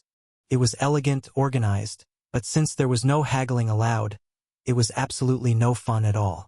The sect marketplace, on the other hand, now that was where things got interesting. Fresh spirit herbs, gathered this morning from the eastern mountains. Talismans, Get your talismans here. Beast still warm from the beast. The marketplace was built in concentric circles, with the more expensive and prestigious stalls closer to the center.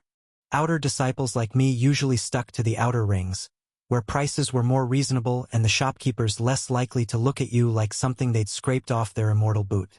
Master. Azure's voice held a note of amusement as we watched a young disciple argue with a merchant about whether a grade A beast core was actually from a mouse spirit. Your heart rate suggests you're enjoying this chaos. He wasn't wrong. There was something nostalgic about marketplaces. They felt the same whether you were in a modern city, a cultivation world, or anywhere else really. The only real difference was that here, when someone shouted, "These prices are robbery," they might actually mean it literally. My storage ring contained 10,750 spirit stones. It wasn't a huge fortune by Sect standards, but it was enough to make me a target for the wrong kind of attention. "Young cultivator," a voice called out. "Yes, you. Come see these excellent formation materials." I turned to find an old man gesturing enthusiastically from behind a stall covered in various stones, metals, and what appeared to be, were those dragon scales? No, probably just cleverly painted lizard scales. The real thing would have attracted a lot more attention. "I'm fine, thank." I started to decline, but then I caught sight of something actually interesting among his wares. "Is that earth essence?" The merchant's eyes lit up. "Ah, you have good taste." Yes, genuine earth essence. Perfect for any earth attribute formations or pills. Very rare, very powerful. I somehow doubted it was as rare as he claimed, considering I was currently carrying some in my storage ring, but it was useful to know the market price. "How much?" I asked, trying to sound only mildly interested. For such a discerning customer? Only 5,000 spirit stones. I actually laughed out loud at that. 5,000? For unrefined earth essence? I could get better prices in Three Rivers Town. The merchant's smile didn't waver. "Ah, but this is special grade earth essence. Notice the perfect crystalline structure, the rich brown color, the completely standard purity level," I countered, "and the slightly uneven chi distribution that shows it hasn't been properly stabilized." His eyes narrowed slightly, not in anger, but in that particular way merchants get when they realize they're dealing with someone who actually knows what they're talking about. "You seem quite knowledgeable about earth essence," he said carefully. "I should be. I have some right here." I pulled out the jade box from my storage ring, opening it just enough to let him see the contents. "I was actually thinking of selling it, and since you mentioned 5,000 spirit stones." Now, he held up his hands placatingly. "Let's not be hasty. You're right, 5,000 spirit stones is a little high. Perhaps we could discuss a fair price."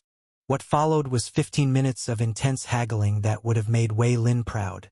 "For 1,000 spirit stones," the merchant finally said. "And that's my final offer."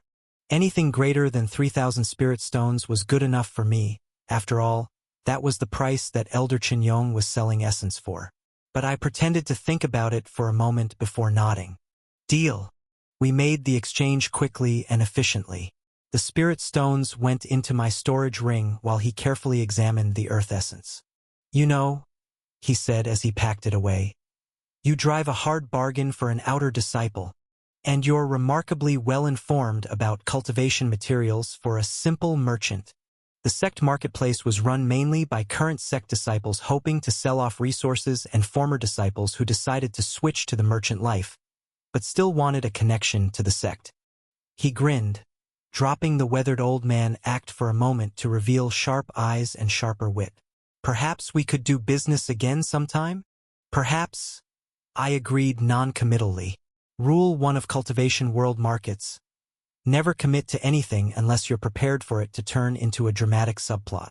Moving on, I headed toward the section dedicated to medicinal pills. This was where things got really interesting. And by interesting, I mean potentially lethal if you bought from the wrong vendor. The problem with medicinal pills is that quality control is, let's say, variable.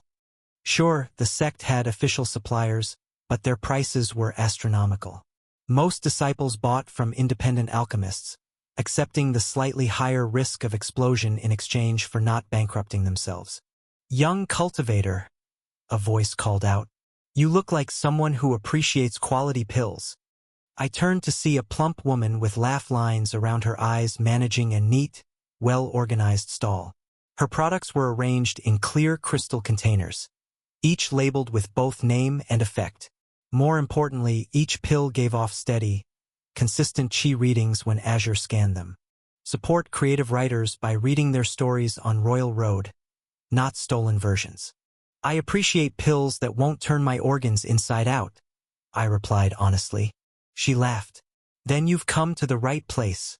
Madame Zhang guarantees all her products. No explosions, no unexpected mutations, no spontaneous combustion. The fact that you have to specify that is somewhat concerning. In this business, it's just good practice." She gestured at her wares. "What are you looking for?" "I have everything from basic chi recovery to advanced beast resistance." I examined the displays carefully. Chi recovery pills, blood replenishing pills, and maybe some detoxification pills. "Ah," her eyes twinkled knowingly. "Preparing for a dangerous mission? Is it that obvious? Only disciples heading into real danger buy detox pills. They're expensive and have a short shelf life. Not worth it unless you're expecting poison." She wasn't wrong. Detoxification pills were basically the cultivation world equivalent of antivenom, except they worked on pretty much any poison a chi condensation realm beast might use. The downside was that they only lasted about a month even in a storage ring before starting to degrade. "How much for 20 chi recovery pills?" I asked. "Normally 120 spirit stones each, but for bulk orders." She did some quick mental math. 2,000 for the set. I raised an eyebrow. "The market rate is 100 per pill. The market rate is for pills that might give you indigestion. Mine are guaranteed clean." She had a point. I'd read enough cultivation novels to know that bad pills could do everything from simply not working to actually reversing your cultivation. And these did have remarkably stable chi patterns. "I'll take 20, I decided, "and 10 blood replenishing pills." She nodded approvingly. "A sensible combination.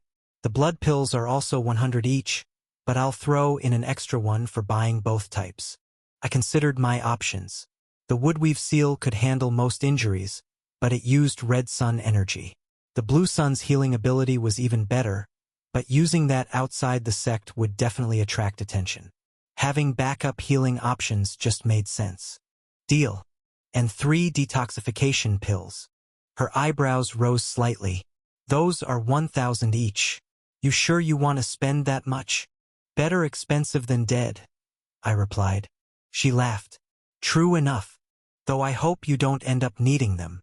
The total came to 6,000 spirit stones, which was not insignificant, but considering these pills might mean the difference between life and death. Worth every spirit stone. As I was putting away my purchases, a commotion caught my attention.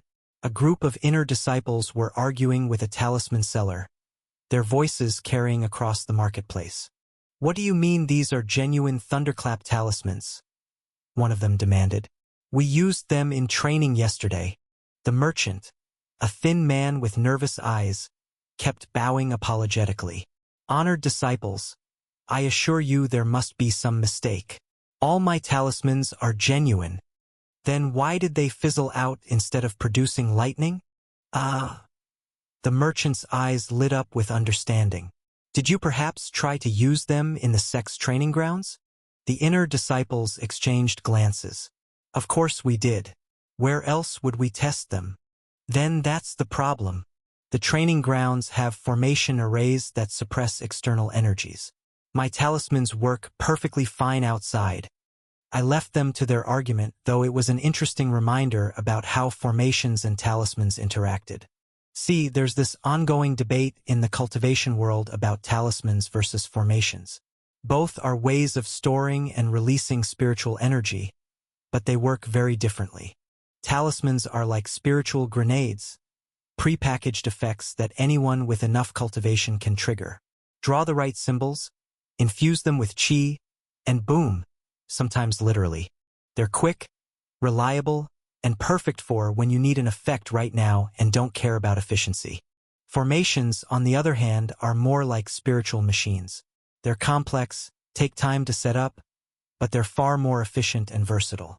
A good formation master can create effects that would take dozens of talismans to match, and they can maintain those effects for much longer. The downside? Setup time. Try telling a charging spirit beast to wait while you draw out a proper formation array. That's why most cultivators use both talismans for immediate effects, formations for anything they can plan in advance. Young cultivator.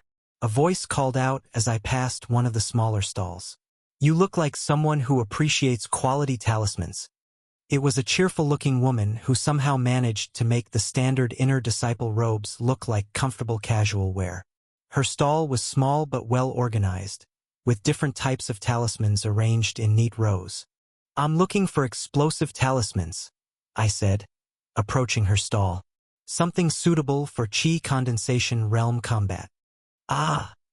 Another one heading to Floating Reed Village? She pulled out a tray of red paper talismans. These should serve you well. Standard fire attribute explosive talismans. Good blast radius, minimal spiritual feedback. I picked up one of the talismans, examining the brush strokes. The work was clean and precise, with no energy leakage. Basic but well-made. How much? 100 spirit stones each. But for you. She smiled. I'll do 90 if you buy 10 or more. I ended up buying 20. They weren't as powerful as my explosive seed rune, but they wouldn't drain my precious red sun energy either. Sometimes quantity had a quality all its own. The final item on my shopping list were formation flags. I made my way to a shop specializing in formation materials. Unlike the outdoor stalls, this was a proper building with clear sky formation supplies, written above the door in glowing characters. The interior was cool and quiet, a welcome respite from the market's chaos. Shelves lined the walls, holding everything from basic inscription tools to exotic materials I couldn't even identify. The prices made me glad I just sold that earth essence. Welcome to Clear Sky. A young woman greeted me from behind the counter. Oh, a Formation Guild token? Please, come this way to our certified practitioner section. She led me to a separate room where the really interesting supplies were kept. Formation flags, high-grade inscription tools, resonance crystals. This was the good stuff. I'm looking for formation flags, I told her. Suitable for combat. Single-use or reusable? Reusable. Single-use flags were cheaper, but they had an annoying tendency to disintegrate at exactly the wrong moment. She nodded and brought out several options. These are our most popular combat-grade flags. The red series is optimized for offensive formations, while the blue is better for defensive work. We also have these black flags for containment formations, though they're mainly used for beast capture. I examined them carefully. The craftsmanship was excellent. Each flag was made of spiritual silk with formation-conductive threads woven through in precise patterns. They were essentially blank slates, ready to accept whatever formation I wanted to inscribe.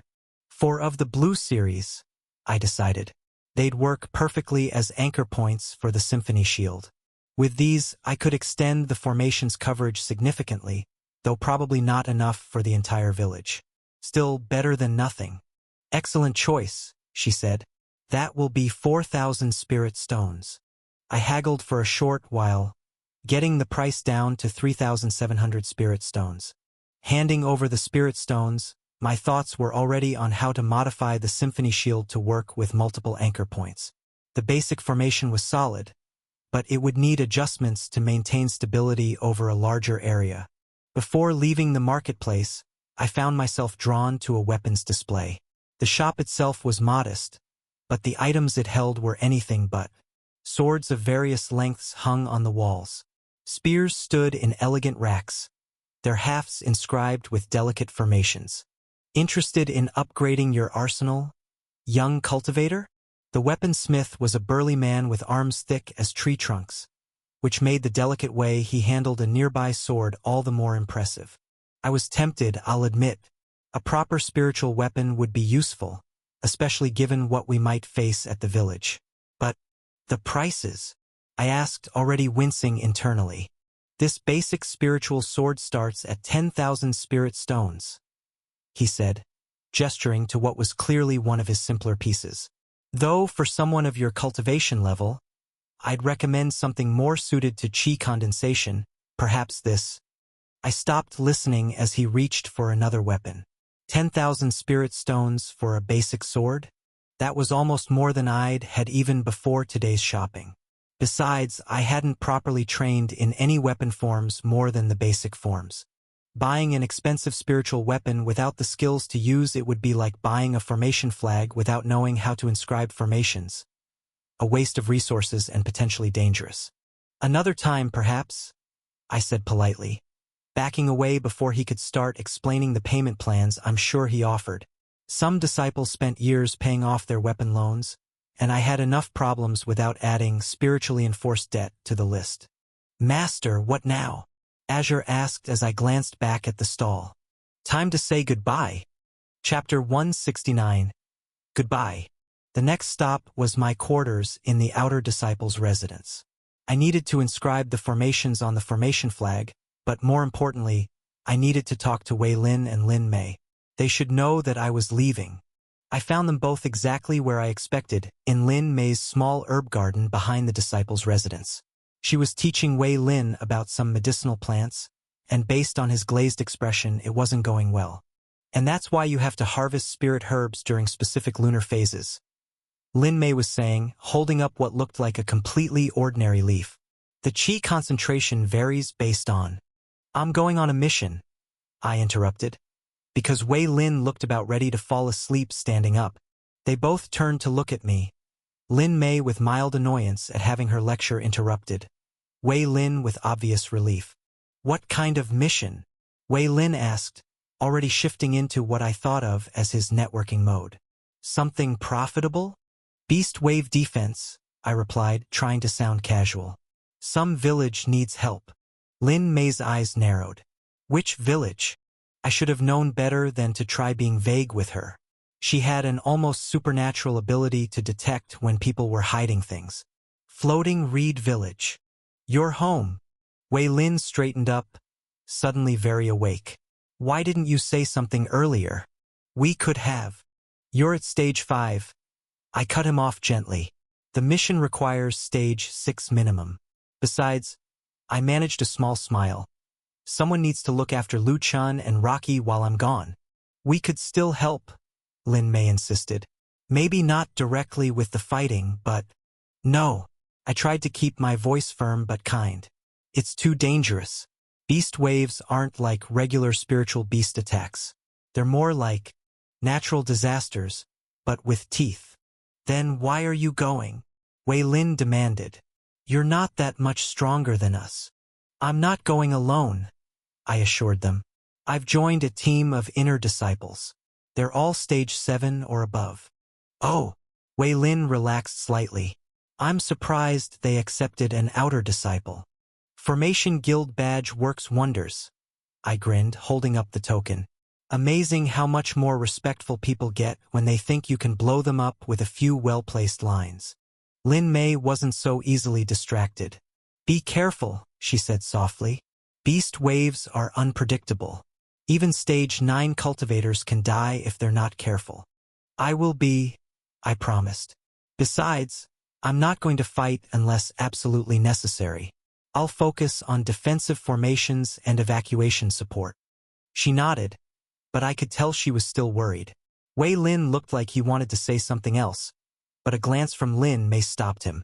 We should let you prepare, Wei Lin said instead. Do you have everything you need? I ran through my mental checklist. Storage ring was fully stocked with emergency supplies, formation materials, and enough spirit stones to power several major arrays. My runes were all properly maintained, and I'd topped off my chi reserves during morning meditation. I think so. Though, I hesitated. Could you two do me a favor while I'm gone? Of course, Lin Mei answered immediately, while Wei Lin nodded. Keep an ear out for any news about Elder Chen Yong. He's been in seclusion for a while now, and... You're worried about him, Lin Mei finished softly. He's been acting oddly lately, I admitted. If he comes out before I return, let him know that I've left the sect for a mission.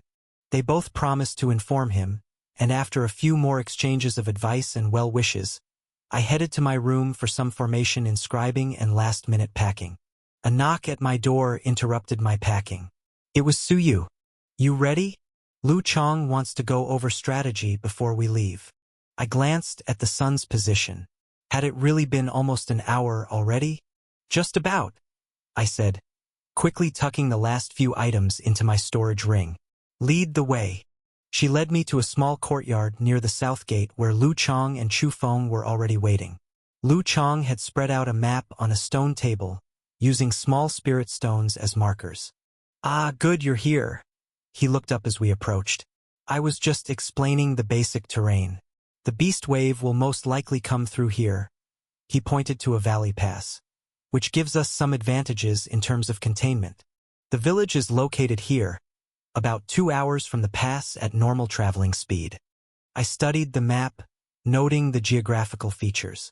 There's a river running parallel to the village's eastern border. We could use that as part of the defensive line. The narrative has been illicitly obtained. Should you discover it on Amazon, report the violation. Lu Chong nodded approvingly. My thoughts exactly. So you can use her fire techniques to create a steam barrier if needed. Chu Feng's wind abilities can help direct it. And my formation arrays can stabilize the ground and provide early warning systems, I added. Though we'll need to be careful about placement. Too many active formations in one area can actually attract certain types of beasts. Really? So you looked interested. I hadn't heard that before. It's not common knowledge outside the Formation Guild. Different beast types react differently to formation energy. Some are drawn to it, others avoid it. If we know what kinds of beasts we're dealing with, we can potentially use that to our advantage. Assuming we have time to set up proper formations, Chu Feng pointed out. He'd been unusually quiet during the planning session. His earlier nervousness replaced by an intense focus that made me think Azure's assessment of his act was spot on. Even basic arrays can make a difference, I replied, and I've gotten quite good at quick deployment. Lu Chong clapped his hands together. Right, that's the basic plan. We head to the village first, set up defenses, then work with other teams to move to intercept the beast wave before it reaches the settlement. Questions? We shook our heads. Good. Then let's move out. The sooner we get there, the more time we'll have to prepare.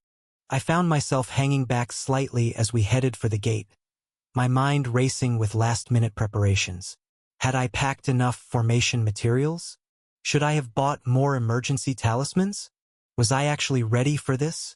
Your heart rate has increased again, Azure noted.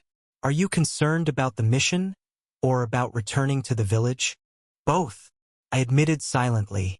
It's complicated. I have all these memories of growing up there, but they're not really mine. I remember a kind father who taught his son basic tailoring, a mother who always seemed to know exactly what to say, but I never actually met them. Yet you feel responsible for their safety. Yeah. I watched my teammates walking ahead of me, each lost in their own preparations. Is that weird? Feeling protective of people I technically never met. I don't believe there is a standard protocol for inherited memories and emotional attachments. Azure replied with that dry humor I'd come to appreciate. Though if it helps, I think wanting to protect innocent people is admirable regardless of personal connection. He had a point. Maybe I was overthinking this. The village needed help, I was capable of helping, and that was really all that mattered right now. We reached the south gate where a sect elder was waiting to verify our mission tokens. The process was quick and efficient. They clearly wanted teams heading out as soon as possible. Remember, the elder said as he checked our tokens, this is a defensive mission. Priority is civilian safety. Do not pursue fleeing beasts unless they pose an immediate threat to settlements. Understood, Lu Chong replied for all of us. And try to keep property damage to a minimum this time, the elder added, giving Chu Feng a pointed look.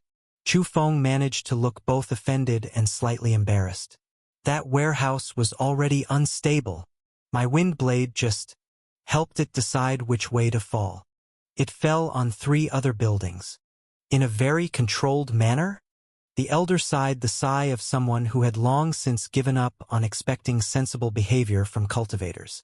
Just go, and try not to destroy any more architecture. As we stepped through the gate, I took one last look back at the sect.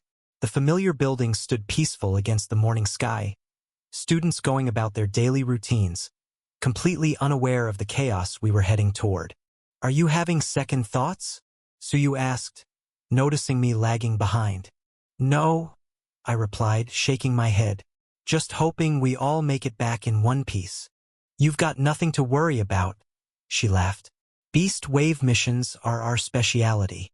Nodding my head, I turned my focus forward. I felt a strange mix of emotions: anxiety about what we might face, determination to protect the village, and an odd sense of anticipation. After all, this would be my first real combat mission where death would really be the end. There would be no reset.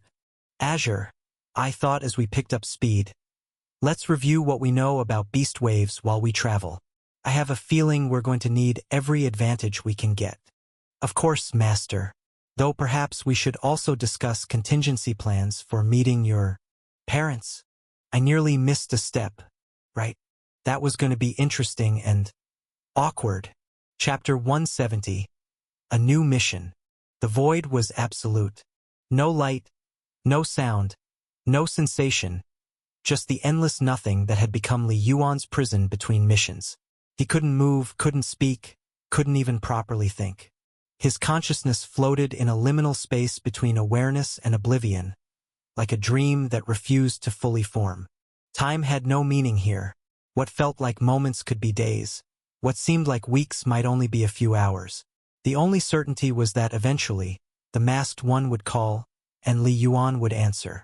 Not that he had any choice in the matter. When awareness finally returned, it came in stages. First, sensation crept back into his limbs, the odd tingling that accompanied the transition from statue to flesh. Then came movement, his fingers twitching as animation returned to his body. Finally, his thoughts sharpened, crystallizing from the fog of suspended animation into proper consciousness. A portal of swirling darkness appeared before him, identical to the one that had brought him here.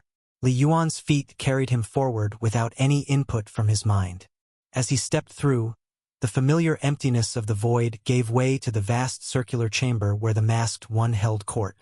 The chamber looked exactly as it had the last time he'd seen it, walls lined with haphazardly placed treasures, ceiling lost in darkness, and that unsettling black crystal throne at the far end. Li Yuan had learned early on not to try focus on the throne too closely. The headaches weren't worth it. "Ah, my faithful servant returns to the waking world," the masked one said. His voice still that unsettling chorus of perfectly synchronized speakers from different points in time. He waved his hand, and Li Yuan felt his body move forward and drop to one knee before the throne. "Master," Li Yuan said, keeping his head bowed. "How may I serve?" The masked one made a gesture in the air, as though turning an invisible page. "I found an interesting target. Someone who left the Azure Peak sect recently. Someone with potential." Li Yuan's interest peaked despite himself. The Azure Peak sect was one of the major powers in this region. Anyone who caught the masked one's attention from such a prestigious sect was likely to be formidable. "What can you tell me about them, Master?" "Details are irrelevant," the masked one dismissed with a wave. "All that matters is that they show signs of protagonist energy. Whether they realize their potential or not is immaterial. They will serve better in my collection than wandering free." Li Yuan kept his expression neutral, though inwardly he was sighing. Of course, that was all the information he'd get. The masked one's obsession with protagonists meant he often fixated on the strangest details while ignoring what most would consider crucial information. The masked one held out his hand, and a small crystal materialized in his palm. It looked almost like a normal spirit stone, except for the way its internal light pulsed with that same wrong rhythm as everything else the masked one created. "This will lead you to them. I've tagged their spiritual signature. Follow where it points." As Li Yuan reached for the crystal, the masked one made another gesture. A second portal of darkness appeared beside the throne, and a young woman stepped through.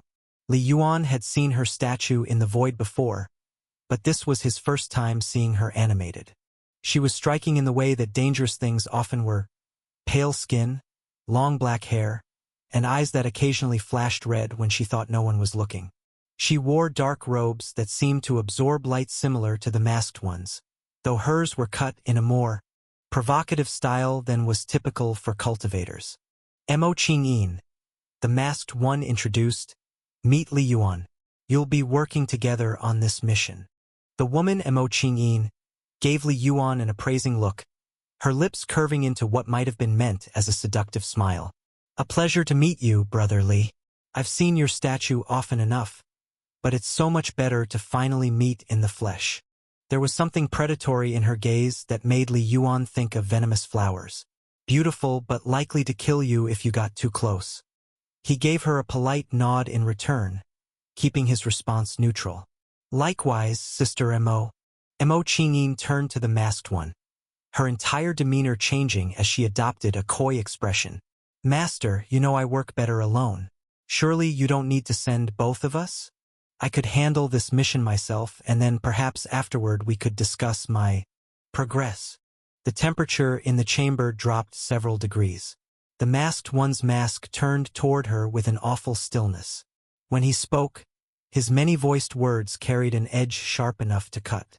"You forget your place, puppet." Mo Qingyin's eyes widened, and she dropped to her knees, pressing her forehead to the ground. "Forgive me, master. I spoke out of turn." "Indeed." The masked one raised his hand, and Mo Qingyin's body went rigid. A small whimper escaped her lips as whatever power he was exerting took hold. "Perhaps a reminder of your status is in order?" "Please," she gasped. "I understand my error." The masked one closed his fist, and Mo Qingyin screamed. It wasn't a normal scream. It had layers to it, like multiple voices crying out in harmony. Her body convulsed as though being torn apart from the inside, but no visible wounds appeared. After what felt like an eternity but was probably only seconds, the masked one opened his hand and Mo Qingyin collapsed, breathing heavily. If you discover this narrative on Amazon, be aware that it has been stolen. Please report the violation. "Do not forget," the masked one said. "You exist to serve my will, nothing more." "Yes, master," Mo Qingyin whispered as her body trembled. The masked one turned back to Li Yuan, who had watched the display impassively. When he was first brought back to life, his master had punished him in the same way to demonstrate his power over their souls. "You have your mission. Fill her in, and do not fail me." Li Yuan bowed his head. "As you command, master." A gesture from the masked one opened another portal, and Li Yuan felt his body moving toward it. Mo Qingyin scrambled to her feet and followed, still trembling slightly from her punishment. As they stepped through into the outside world, Li Yuan couldn't help but wonder what this mission would bring. Somehow, he doubted it would be as simple as their master made it sound. The portal deposited them in a forest clearing under the light of a waning moon. Li Yuan took a moment to orient himself, checking the crystal the masked one had given him. It pulsed with a faint light, pointing northeast. "Well," Mo Qingyin said, her voice already recovering its seductive edge, though Li Yuan noticed she kept more distance between them than before. "Shall we begin our little hunt, brotherly?" Li Yuan started walking in the direction the crystal indicated, not bothering to look back as he replied. "We should move quickly. The target has a head start." He heard Mo Qingyin's footsteps behind him as she hurried to catch up. "So cold.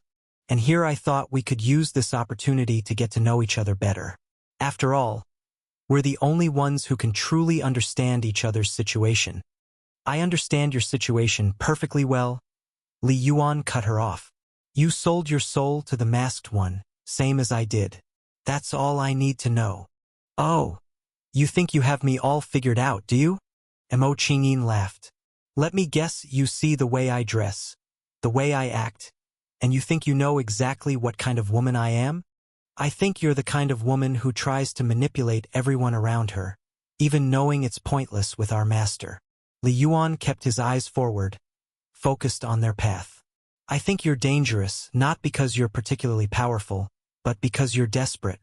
And I think trying to seduce everything that moves is probably what got you into trouble in the first place. There was a moment of silence before Mo Qingyin spoke again, her voice losing some of its sultriness. Well, perhaps you're more observant than you look. She moved to walk beside him rather than behind. Though you're wrong about one thing, seduction had nothing to do with my fall. Would you like to hear the real story? Li Yuan considered ignoring her, but they had ground to cover and talking would pass the time. Besides, knowing more about his temporary partner's background might prove useful. If you're going to tell it anyway, I suppose I might as well listen. So generous, Mo Qingyin said dryly. It's actually quite simple.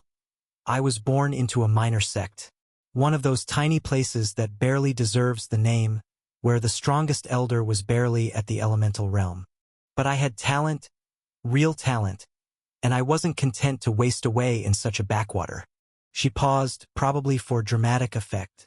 Li Yuan kept walking, letting the silence stretch until she continued. I found an ancient text in the sect's library, hidden away because the elders thought it was too dangerous. It detailed a cultivation method that promised power beyond normal limits, the demonic bloom path. Her voice took on a bitter edge. What the text didn't mention was that the method was incomplete, that it would slowly corrupt my spiritual essence, turning it toxic to myself and others.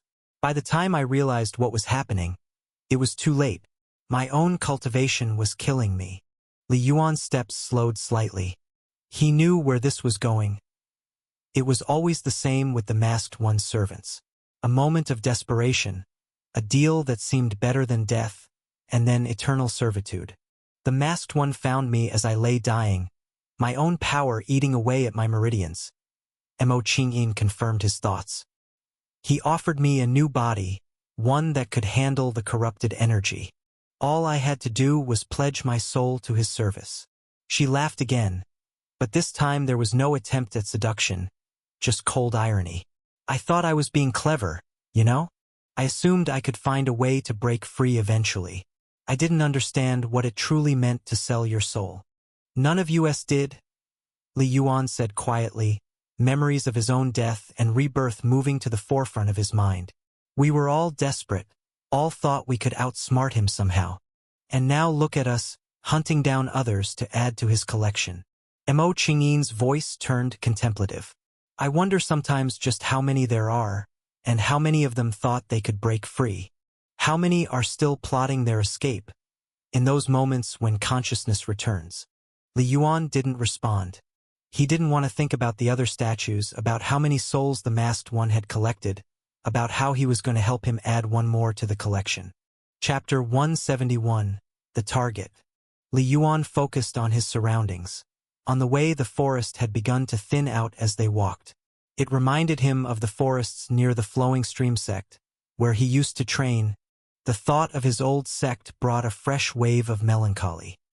He missed it, the familiar training grounds, the sound of disciples practicing their sword arts, even the strict instructors who would berate them for the slightest flaw in their form. It hadn't been perfect, but it had been home. Almost unconsciously, Li Yuan reached inward, touching the space where his inner world resided. The contact sent a spike of pain through his spiritual sense, not physical pain, but something deeper, more fundamental. Where once there had been an endless ocean, now there was only void. He remembered his old inner world clearly. A vast expanse of water that stretched to every horizon, powerful currents flowing in complex patterns that represented his understanding of the ocean's sword Tao. At its heart had been his sword, drawing power from the depths like the moon pulls the tides. It had been beautiful, in its way, an expression of his belief that true power came from persistence, from wearing away resistance like waves against a cliff. Now his inner world was empty. The ocean was gone, replaced by an infinite darkness that somehow felt hungry. His sword still floated in that darkness, but it was different. No longer the instrument of inevitable victory he had crafted, but something colder, more absolute. The hollow sword Dao suited his new existence, he supposed. What was he now but a hollow shell, animated by another's power and bound by unbreakable contracts? You're brooding. Mo Qingyin's voice interrupted his thoughts. Let me guess, thinking about your old sect? Your old life. And you're not, Li Yuan countered, pushing away the memories. Of course I am. We all do. She shrugged. But I try to focus on the advantages of our situation instead. Advantages? Li Yuan raised an eyebrow. We're slaves to an insane collector who treats us like toys. We're powerful, she corrected. More powerful than we would have been otherwise. I would have died from my corrupted cultivation. You would have remained dead after whatever it was that killed you. Instead, we have these new bodies, enhanced abilities, and the chance to continue existing. She smiled, and for once it seemed genuine rather than calculated. Is it really such a terrible trade? Ask yourself that question again after another century as a statue in the void. Li Yuan suggested. Point taken. Mo Qingyin's smile faded. Though I notice you haven't tried to escape yet, despite clearly hating our master. Why is that? Because I'm not stupid, Li Yuan said bluntly. The contract binds our souls, not just our bodies. Even if we somehow managed to break free of his control, where would we go? These bodies are constructs he created. They'd collapse without his power sustaining them. And our souls would shatter, she finished. Yes, I've considered all that too. But surely there must be a way. Someone, somewhere, must have found a method to break soul-binding contracts. Li Yuan was saved from having to respond by a pulse from the crystal in his hand. He held it up, noting how the light had intensified. We're getting closer. Mo Qingyin immediately shifted stance, her playful demeanor disappearing as she focused on their mission. Can you sense anything yet? Li Yuan extended his spiritual sense, probing the area ahead. After a moment, he nodded. There's someone about half a li ahead, near the base of that hill. They're trying to mask their presence. But they don't know what they're hiding from, Mo Qingyin finished with a predatory smile. Shall we introduce ourselves? Li Yuan looked at the crystal again, which was almost flaring, confirming that they had indeed found their target. Someone else was about to join their master's collection, whether they deserved it or not. Another statue for the void, another soul bound in eternal servitude. Ensure your favorite authors get the support they deserve. Read this novel on the original website. But he didn't have a choice. None of them did. Let's get this over with, he said, and started forward towards their unsuspecting target. They found him sat meditating at the base of the hill, his plain sword laid across his knees as he faced the lake. In the pre-dawn light, there was something almost peaceful about the scene, the kind of moment that, in another life, Li Yuan might have appreciated for its simple beauty. Well, isn't he just asking to be ambushed? Mo Qingyin whispered from beside him. Sitting there with his eyes closed, back to the forest, Li Yuan studied their target more carefully. He appeared young, perhaps 17 or 18. His features were unremarkable at first glance, but there was something in his bearing, even in meditation, that suggested hidden depths. The way he held himself, the perfect stillness of his posture. This was no ordinary cultivator. He knows we're here, Li Yuan said quietly, noting how the mist seemed to curl away from the target in subtle patterns. Those aren't natural formations in the mist. He's using it to sense his surroundings. Mo Qingyin's eyes narrowed as she noticed what Li Yuan had seen. Clever boy, though it won't help him much. She reached into her sleeve and pulled out a small black seed. Shall I start with something subtle? Or should we skip straight to overwhelming force? Li Yuan considered their options. The target was supposedly powerful enough to catch the masked one's attention, which meant underestimating him could be fatal. On the other hand, they had the advantage of numbers and surprise. Even if he knew they were there, he couldn't know exactly where or when they would strike. Take the left flank, Li Yuan decided. I'll approach from the right. Create an opening for me. I have just the technique in mind. Mo Qingyin's smile turned cruel as she channeled qi into the seed, causing it to sprout into a nightmarish black flower. My babies never fail. Just remember we're taking him alive. Li Yuan replied, though privately he wondered if their master would really care either way. The masked one's obsession with protagonists seemed to focus more on their souls than their physical state. Still, better to follow orders exactly. The punishment for failure would be bad enough without adding disobedience to it. They split up, moving through the trees with the silent grace of practiced hunters. Li Yuan kept his spiritual sense extended, monitoring both Mo Qingyin's position and their target. Their target hadn't moved, his breathing remaining steady and rhythmic. If he truly was aware of their presence, he was doing an excellent job of hiding it. Li Yuan reached the position they'd agreed on, close enough to cross the distance to their target in a single burst of speed. He looked across the clearing to where Mo Qingyin crouched in the shadows, her black flower now fully bloomed and ready to release its toxic pollen. She caught his eye and nodded. Li Yuan held up 3 fingers, then 2, then 1. Mo Qingyin's flower exploded into a cloud of black spores that rushed towards the young man like a swarm of angry insects. At the same instant, Li Yuan burst from cover, his sword materializing in his hand as he crossed the distance in a flash. What happened next would have been beautiful if it wasn't so terrifying. Without opening his eyes or moving from his meditation pose, their target's sword lifted from his lap and began to dance. There was no other word for it. The blade moved through the air in precise, flowing patterns that seemed to follow some music only it could hear. Where it passed, Mo Qingyin's pollen simply ceased to exist as though it had never been. Li Yuan's strike, aimed at a nerve cluster that should have paralyzed their target's sword arm, met nothing but air as the young man's body swayed slightly to the side.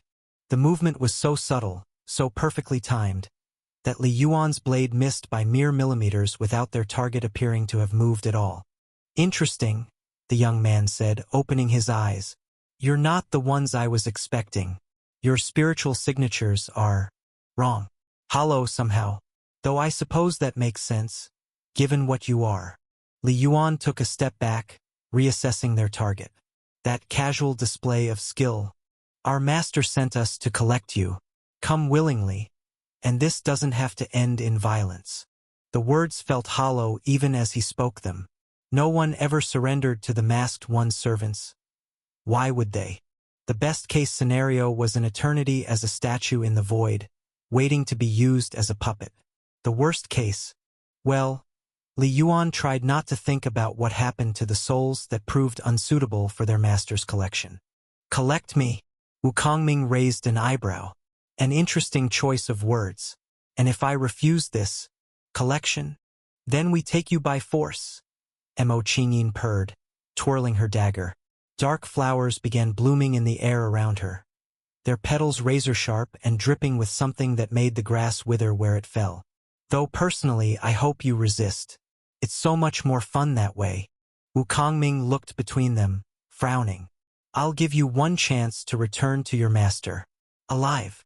His sword rose into a guard position that Li Yuan didn't recognize, the blade perfectly vertical, tip pointing at the stars. I don't know what hold he has over you, but I have my own path to walk. I won't be anyone's collection piece. Li Yuan felt a hollow laugh escape his lips. We don't have a choice in this matter. Our souls belong to him now. His sword shifted into the opening stance of the hollow sword Dao. And soon yours will too. We'll see about that. You're quite confident for someone outnumbered 2-1. Mo Qingyin laughed, though Li Yuan noticed she had shifted to a more defensive stance. I am Wu Kongming, he said simply, as though that explained everything. Perhaps it did. The words had barely left their target's mouth before the real battle began. Chapter 172. 2 Fakes vs 1 Real. Wu Kongming's first move was so fast Li Yuan almost missed it. The floating sword blurred forward in a thrust that would have pierced straight through Li Yuan's heart if he hadn't already been moving. Even so, the blade caught his sleeve, the cloth parting with a whisper that spoke of terrifying sharpness. Thread cutting, Wu Kongming said softly. First iteration. Li Yuan's eyes widened as he felt his connection to his spiritual energy waver. That casual strike hadn't just cut his sleeve. It had severed some of his spiritual pathways. If he had been even a fraction slower. Mo Qingyin didn't waste time with words. Her black flower burst into dozens of smaller blooms that filled the air with a mix of poisonous pollen and razor-sharp petals. It was an impressive technique, one that should have forced any normal cultivator to either retreat or waste energy on defense. Wu Kongming did neither. His sword moved in a complex pattern, each swing somehow hitting multiple targets simultaneously. Where the blade passed, Mo Qingyin's attacks simply ceased to exist, the petals and pollen vanishing as though they had never been. How? Mo Qingyin started, then had to dodge as the sword changed direction mid-swing, nearly taking her head off. Thread-cutting, second iteration, Wu Kongming explained, as though he were teaching a technique rather than trying to kill them. The first cuts physical connections. The second severs the bond between spiritual energy and its manifestations. Li Yuan took advantage of Wu Kongming's focus on Mo Qingyin to launch his own attack. The hollow sword Dao wasn't as flashy as his old Ocean's Will techniques, but it had its advantages. His blade materialized from the void directly behind Wu Kongming, aimed at the base of his spine. Without turning, without any indication he had even sensed the attack, Wu Kongming's floating sword split into 3 identical copies. 2 continued pressuring Mo Qingyin, while the third intercepted Li Yuan's strike with perfect precision. The clash of their blades sent shockwaves through the clearing, uprooting small trees and creating ripples in the nearby stream. Li Yuan felt his arms go numb from the impact. How could a mere outer disciple generate this much force? Sword spirit manifestation, Wu Kongming commented. My teacher says your hollow sword Dao has potential, but it's incomplete. You're trying to embody nothingness without understanding its true nature. Before Li Yuan could even think about where this teacher was, all 3 sword copies blurred into motion. Their attacks came from different angles, each strike flowing into the next in a continuous stream that left no room for counterattack. It was like trying to fight a waterfall made of blades. Mo Qingyin's voice cut through the chaos. Switch! Li Yuan didn't hesitate. They might never have fought together before, but some tactical maneuvers were universal. He disengaged from the sword barrage, trading places with Mo Qingyin in a smooth motion that momentarily confused their opponent's rhythm. Mo Qingyin took advantage of the brief opening to unleash her most devastating technique. Her hands blurred through a series of seals as she pulled out 3 more black seeds. Bloom of the 100 poisons. The seeds erupted into a jungle of twisted vegetation. Thorny vines whipped through the air while flowers that shouldn't exist sprayed clouds of technicolor toxins. The very air seemed to warp around the demonic plants, reality struggling to contain their wrongness. For a moment, even Wu Kongming seemed taken aback by the sheer wrongness of the technique. His sword copies flickered, their perfect coordination momentarily disrupted as their wielder adjusted to this new threat. Li Yuan pressed the advantage, his hollow sword streaming with void energy as he executed a complex series of strikes. Each attack targeted a different angle, forcing Wu Kongming to split his attention between defending against physical attacks and dealing with Mo Qingyin's botanical nightmare. Interesting combination, Wu Kongming admitted as his swords danced through increasingly complex patterns. The void energy disrupts spatial relationships while the demonic plants attack through multiple vectors simultaneously. Against most opponents, this would be checkmate. Unauthorized tail usage. If you spot this story on Amazon, report the violation. Something in his tone sent warning signals through Li Yuan's tactical instincts. He started to pull back, but it was too late.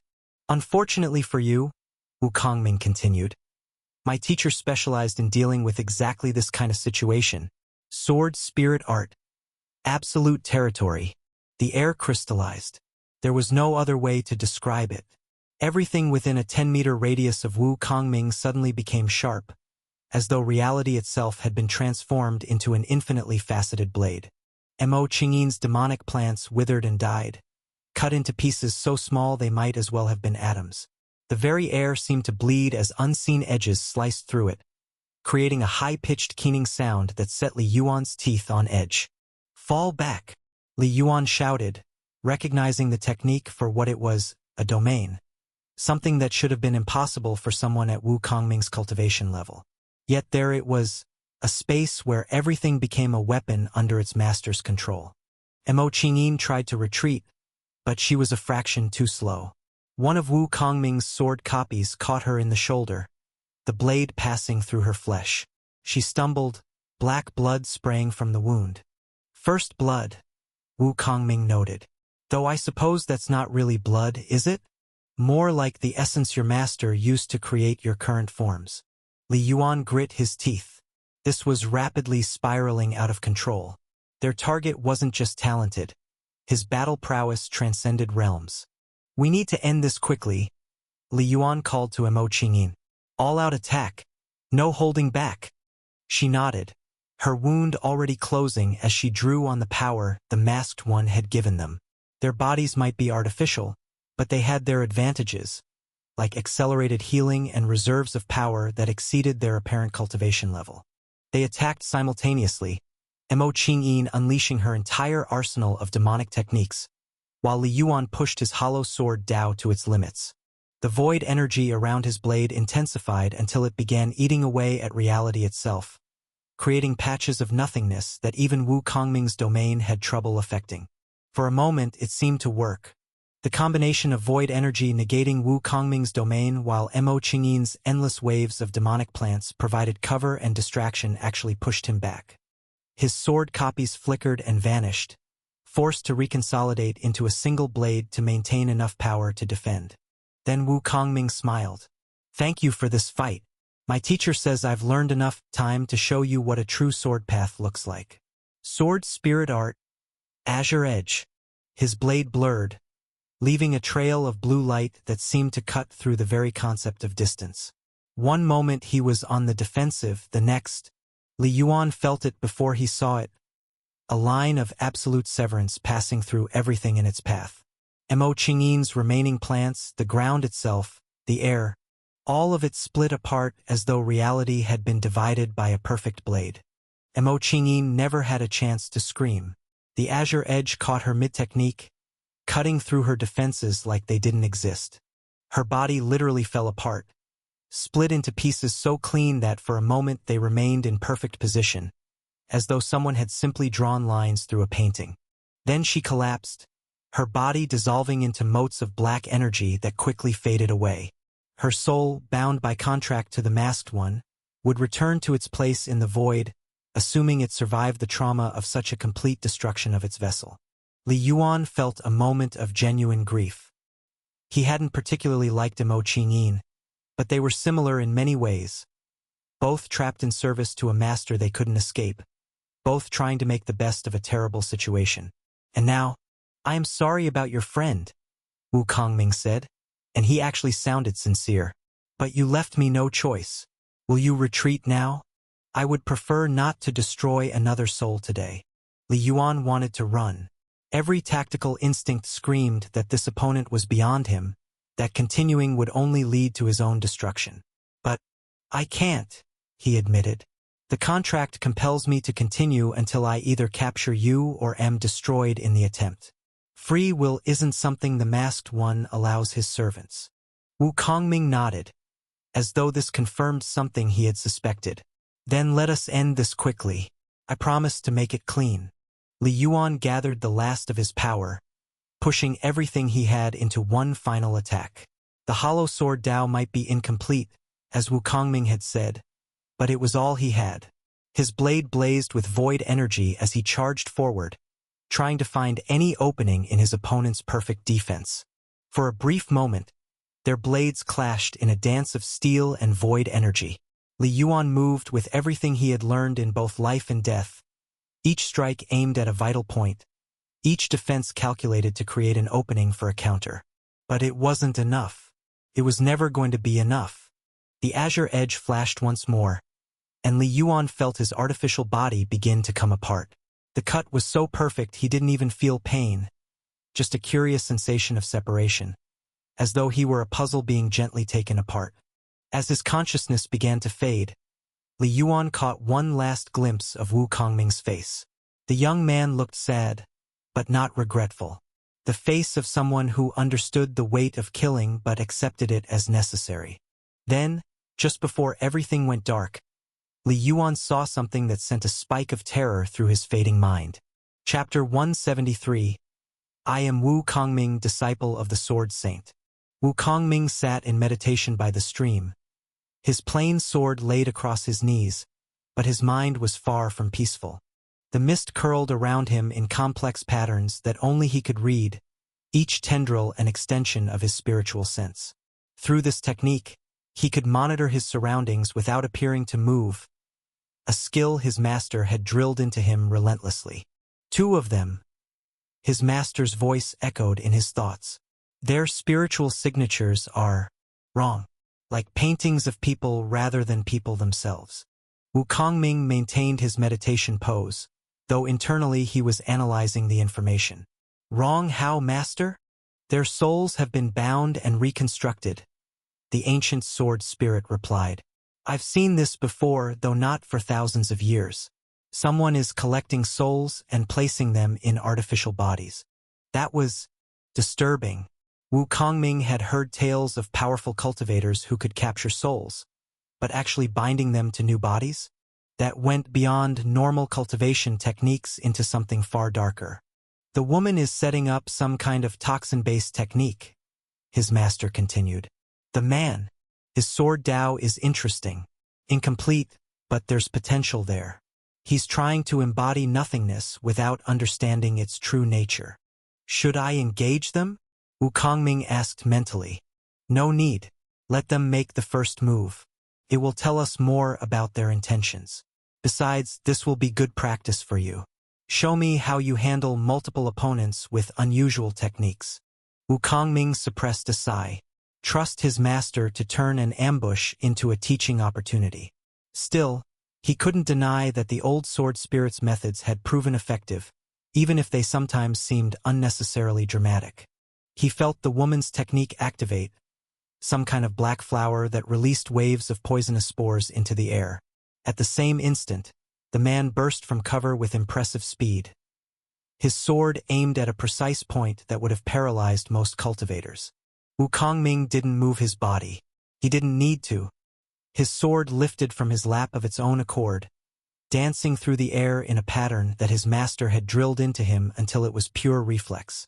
The blade moved with liquid grace, each motion precisely calculated to neutralize both threats simultaneously.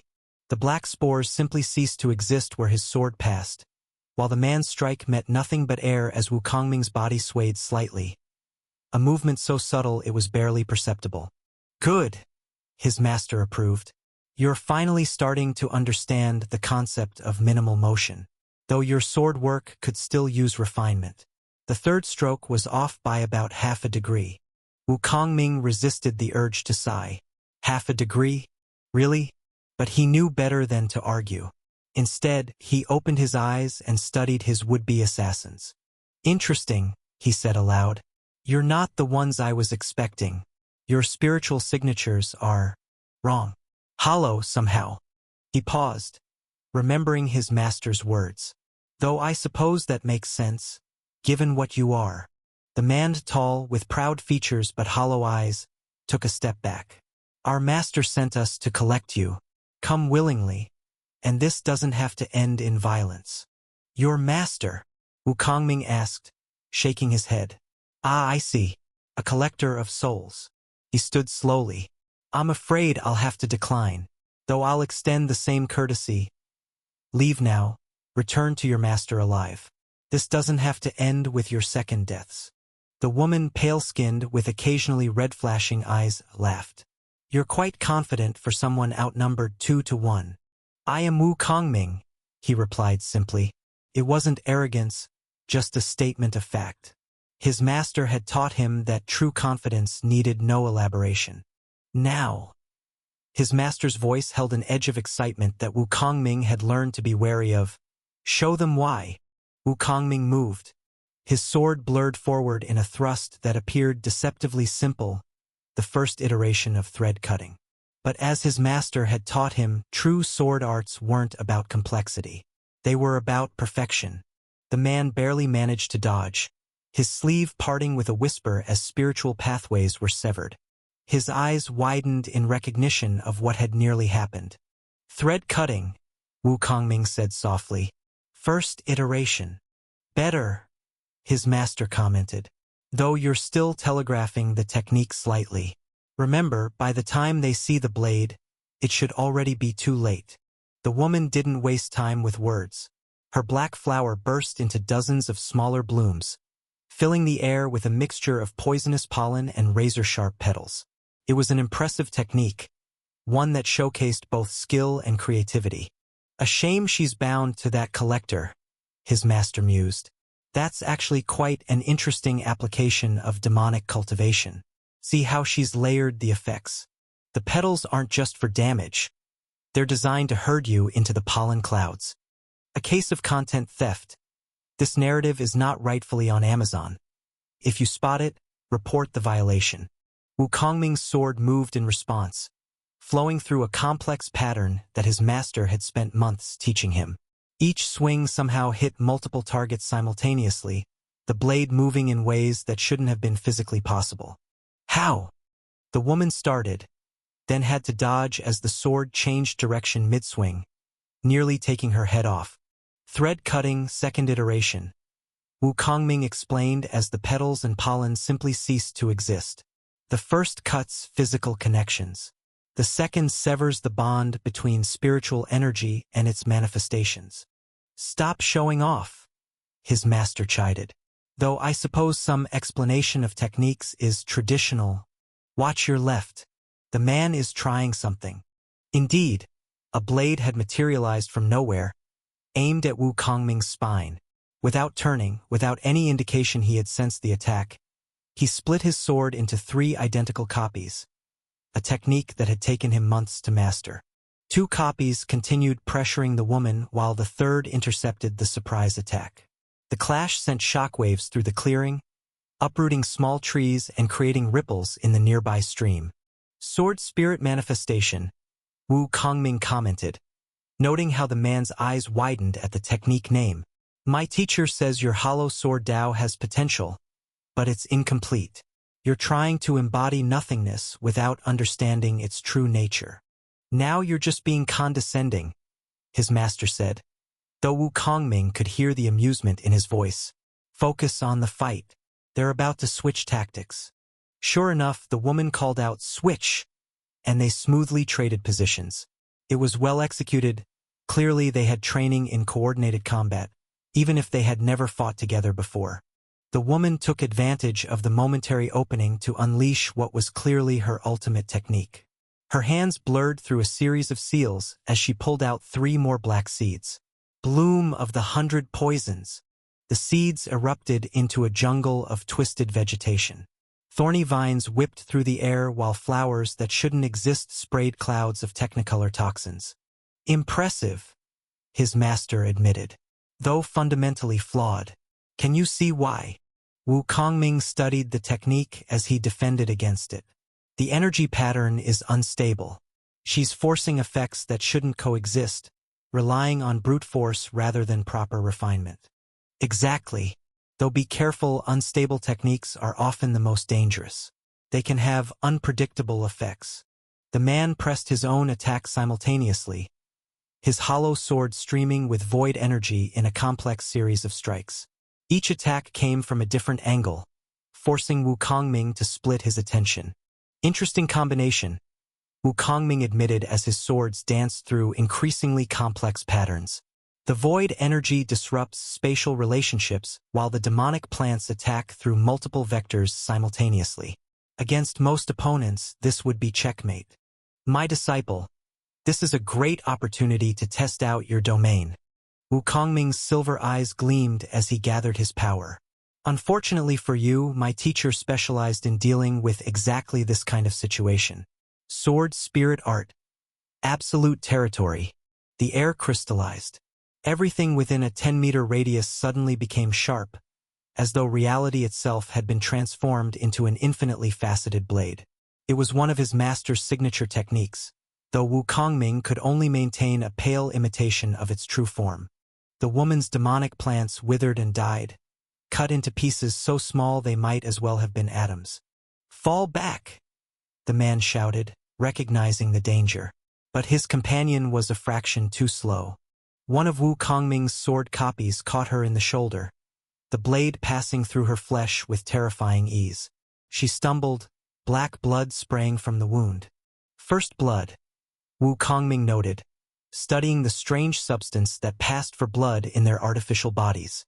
"Though I suppose that's not really blood, is it? More like the essence your master used to create your current forms." The man called out to his companion. "We need to end this quickly. All-out attack. No holding back." They attacked simultaneously, the woman unleashing her entire arsenal of demonic techniques, while the man pushed his hollow sword Dao to its limits. The void energy around his blade intensified until it began eating away at reality itself, creating patches of nothingness that even Wu Kongming's domain had trouble affecting. "They're not bad," his master admitted. "In another life, they might have been truly formidable cultivators. But as they are now, show them the difference between true sword Dao and mere imitation." Wu Kongming smiled. "Thank you for this fight. My teacher says I've learned enough time to show you what a true sword path looks like. Sword spirit art, azure edge." His blade blurred, leaving a trail of blue light that seemed to cut through the very concept of distance.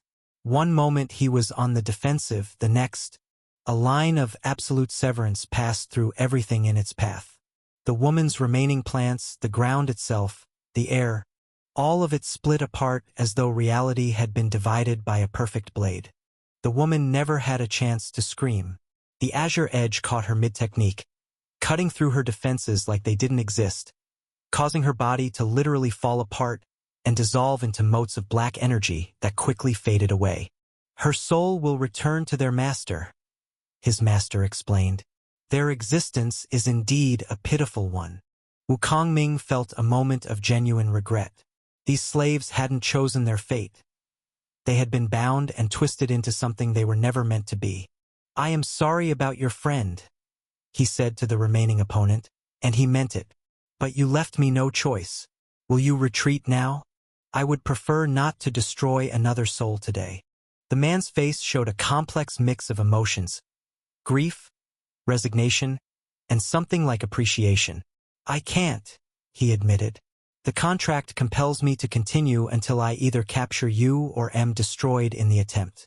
Free will isn't something the Masked One allows his servants." Wu Kongming nodded, understanding all too well the weight of fate and obligation. "Then let us end this quickly. I promise to make it clean." The man gathered the last of his power, his blade blazing with void energy as he charged forward. For a brief moment, their blades clashed in a dance of steel and void energy. The man moved with impressive skill, each strike aimed at a vital point, each defense calculated to create an opening for a counter. "He truly does have potential," his master mused. "In another life, he might have mastered the true meaning of void. But as he is now." The azure edge flashed once more, and the man's body began to fall apart. As the light in the man's eye began to fade, Wu Kongming caught a glimpse of something. Not fear of death, but terror of something else. Then his opponent's artificial form dissolved into black motes, leaving Wu Kongming standing alone in the devastated clearing. Or so he thought. Chapter 174. The Legacy of the Sword Saint. "Behind you!" His master's voice cracked like thunder in Wu Kongming's mind. "Move! Now!" He spun, his sword already cutting through the air in a defensive arc. But something was wrong. His blade, which had so easily severed reality moments before, seemed to pass through nothing but shadow. A figure stood there tall, wrapped in pitch-black robes that seemed to absorb light. Its face was hidden behind a mask made of some bizarre black crystal material that hurt to look at directly, as though it existed in more dimensions than the human mind could process. Wu Kongming's eyes narrowed as he studied this new threat. "So," he said carefully, "I assume you're the master that enslaved them?" The masked one tilted his head slightly. You should have accepted their offer, he said. Now I'll have to collect you personally. Though I suppose that's fitting. It's been a while since I've had to dirty my hands directly. Wukongming shook his head, maintaining his guard stance. You should have ambushed me when you had the chance instead of acting like this. The masked one laughed, and the sound was wrong, like multiple people laughing in perfect unison, but each laugh coming from a slightly different moment in time. I have nothing to fear from a chi condensation cultivator, even if you are a protagonist. Be careful, his master warned. He's at the peak of the stellar realm. This isn't an opponent you can defeat through normal means. The masked one began gesturing at the air, as though reading invisible text. Let's see. Which archetype are you? The young master who lost everything and found a mysterious inheritance? The humble villager with a special constitution? Or perhaps... He paused, head tilting unnaturally. Ah, of course, the crippled cultivator who found an ancient expert's legacy. How delightfully traditional. Wukongming's expression changed as the masked one made a dismissive gesture. It doesn't matter, the collector said. I'll look through your soul and find out for myself. The masked one made a pulling motion with his hands, and Wukongming felt his body being dragged forward against his will. It was like being caught in an invisible current, one that pulled at his very soul rather than his physical form. Master, Wukongming started to think, but before he could finish, he felt a familiar presence surge through him. His vision blurred, and when it cleared, he was watching through his own eyes as his master took control. Impudent collector, Wukongming's voice emerged, but it wasn't his voice anymore. Carried the weight of eons. You dare to touch my disciple's soul? Before the masked one could react, Wukongming's sword moved in a pattern that shouldn't have been possible. Not just physically impossible, but fundamentally wrong according to the laws of reality. The blade left trails of silver light that cut through space itself, forming a character that meant both sword and ending simultaneously. The attack caught the masked one in the shoulder, and for the first time the collector's perfect composure cracked. Black energy sprayed from the wound as he staggered back, his mask cracking slightly to reveal glimpses of a face that seemed to exist in too many dimensions at once. The story has been illicitly taken. Should you find it on Amazon, report the infringement. Impossible! The masked one's many-voiced speech became discordant with shock and pain. A life realm expert? Hidden in a... His mask twisted in what might have been a snarl. Not an ancient legacy, but the old grandpa in the ring trope. Of course. How did I miss something so obvious? You will not leave this place alive, collector, Wukongming's body declared, though it was clearly the sword spirit speaking. Your corruption ends here. Eternal Edge Sword Dao, the sword saint whispered. First form, severance of heaven and earth. The masked one quickly reached into his robes and crushed something, a crystal that sparked with multicolored light. But before he could complete whatever technique he was attempting, Wukongming's sword moved. The slash wasn't particularly dramatic. There was no screaming of wind, no thunderous impact, no blinding light. The blade simply drew a line through space, a perfect arc that seemed to divide the world itself. For a moment, nothing happened. Then reality began to split along that line. The ground cracked open, a perfect geometric divide that stretched as far as the eye could see. The air itself seemed to part, creating a vacuum that pulled at everything nearby. Trees, rocks, even light itself seemed to bend toward that absolute division. But the masked one was already gone, the last fragments of his crushed crystal fading away like smoke. The attack that should have ended him instead carved a canyon through the forest, a perfect cut that would remain for centuries as a testament to the power of true sword Dao. It would later become a mecca for sword cultivators in the eastern continent. The sword spirit stumbled, and Wukongming felt control of his body return as his master's presence began to fade. Master? What's happening? Are you all right? I miscalculated. The sword saint's voice was fading. My soul couldn't handle even a remnant of my true power. I'll need to rest. Recover. Rest. Wukongming's held a note of panic that he hadn't used in a long time. For how long? A while. His master's voice was growing distant. Months, at least. Maybe longer. Wukongming felt his heart clench. As confident as he had shown himself in front of others, it had all stemmed from knowing his master was with him. Without the sword spirit's guidance, he was just Wukongming, the talentless outer disciple again. The one whose cultivation had been crippled. The one who had been cast aside by his fiancée, his friends, his clan. Stop that. His master's voice came again, weaker but stern. Don't fall into that trap of self-doubt. I chose you because I saw your potential. Everything I taught you, it's yours now. You've earned it. But, no buts. Despite his weakening state, the Sword Saint's tone brooked no argument. Follow the training schedule I designed. And for heaven's sake, let go of that demoness Wu Lihua. Stop making enemies for yourself. You have bigger concerns now. For once, Wukongming didn't argue about Wu Lihua. How could he, when he could feel his master's presence growing weaker by the second? I understand, master. I'll follow your instructions. Just come back when you can. Humph. Suddenly obedient. Just when I'm about to sleep. The sword spirit's amusement was clear despite his weakening voice. Remember what I taught you. About the true nature of the sword. His voice faded to a whisper. And goodbye, little Ming. Goodbye, master. Wukongming whispered as he stood alone in the devastated clearing, his plain sword feeling heavier than ever in his hand.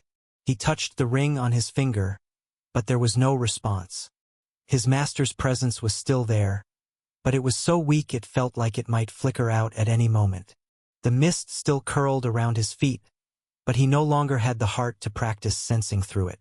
Instead, he sheathed his sword and began the long walk to the secret realm that his master had left behind all those millennia ago, each step feeling heavier than the last. He had won the battle, but the victory felt hollow. His master was gone, possibly for years. The masked one was still out there, wounded but alive. The loneliness that swept over him was almost physical in its intensity. For the first time since receiving his master's guidance, Wukongming felt truly alone. Chapter 175. Developing a Technique. The thing about traveling with a group of cultivators is that it's never quite what you expect. In novels, it's usually depicted as either completely silent meditation or non-stop profound discussions about the Tao. The reality, as I was discovering, involved a lot more complaining about bugs. I swear, Chu Feng muttered, swatting at what appeared to be a spirit mosquito. These things are getting worse every year. Who even needs beast waves when these little demons exist? Stop wasting energy, Suyu advised, though I noticed she was discreetly maintaining a thin barrier of heated air around herself. We need to conserve chi for what's ahead. She had a point. While we were making good time along the mountain path, traveling at a high speed was still draining. The last thing we needed was to arrive at the village already tired.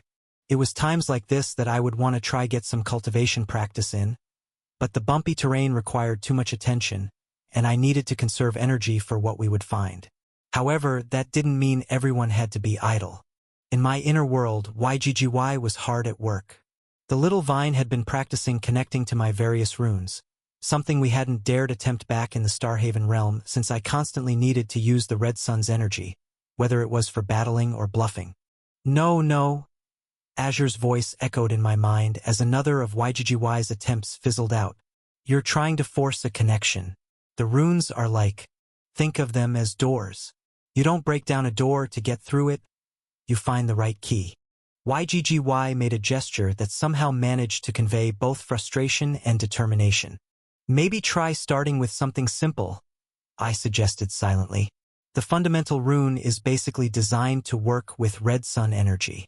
Since that's what you're made of, YGGY perked up at this suggestion, its tendrils weaving into a more organized pattern. This time, when it reached for the connection, there was less of that forceful pushing and more of a resonance. It was hard to describe, but it felt right. Much better, Azure approved. The energy flow is much more stable now. though we should probably wait until we're somewhere safer before trying anything more advanced. He had a point. The last thing we needed was YGGY accidentally triggering an explosive seed rune while we were trying to move stealthily. For now, it was enough for the vine to familiarize itself with the runes. "Tell us about your family," Suyu said, interrupting my thoughts. "What's it like having normal parents? Most of us came from cultivation clans. It's hard to imagine growing up without all the pressure and politics."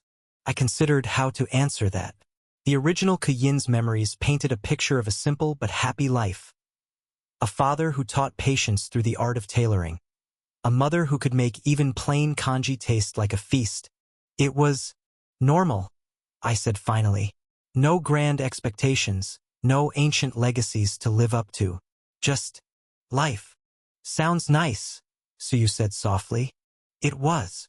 And maybe that was the most genuine thing I'd said all day. Whatever else might be complicated about this situation. The original Kuyin's parents had been good people who loved their son. They deserved to be protected. "What can you tell us about the village?" Chu Feng asked, glancing back at me. "There's a stream that runs through the center of the village," I replied, piecing together fragments of memory. "The water's full of these tiny fish that glow at night. The local children like to catch them in jars and—" I trailed off, realizing I wasn't sure if that last part was actually true or just something I'd invented to fill in the gaps. "You seem hesitant to talk about your village," Lu Chang murmured, speaking up for the first time in a while. "It's complicated," I admitted. "I haven't been back since joining the sect." "Ah." His tone held understanding. The distance between mortal and cultivator can be hard to bridge. He wasn't wrong, though not in the way he probably meant. The real distance wasn't between mortal and cultivator, but between the person they thought their son was and whatever I actually was. "What made you want to become a cultivator?" Suyu asked. Another tricky question. The original Kuyin had been discovered by one of the sect scouts who noticed his spiritual sensitivity, but the details of why the original accepted the offer were kind of fuzzy. "Curiosity, mostly," I said. "I always felt there was something more out there, something beyond the ordinary world. When I got the chance to pursue it," I shrugged, letting them fill in the blanks themselves. "The narrative has been taken without authorization. If you see it on Amazon, report the incident." "What about all of you?" I asked before they got the chance to ask me another question. "Where are you from?"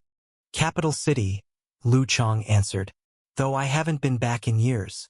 Too busy with sect duties." "White Sky City," Suyu said. "It's near the border between the eastern and northern continents." We all turned to Chu Feng, who seemed startled by the attention. "Oh, nowhere special. Just another village." "Which village?" I asked. You wouldn't have heard of it. Very small." Chu Feng waved his hand vaguely.